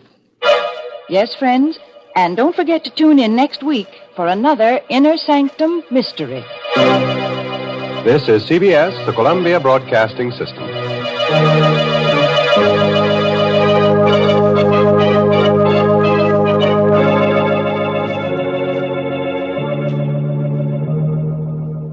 Now, here's just one parting word to you folks. Next time you go to the store, get yourself some Lifebuoy, because you're going to like Lifebuoy's rich, purifying leather the first time you use it. And after you've used it a week, you'll never be without it. That's right. Now, stick to Lifebuoy a while, and you'll be joining in with our gang here when you hear them sing, the name of the soap is Lifebuoy. You gotta keep fresh with Lifebuoy. So always insist on Lifebuoy, for Lifebuoy restops B.O. Yes, Lifebuoy restops B.O. Thank you, and good night, folks. Thanks for listening to Hojo Radio. We'll be back again very soon.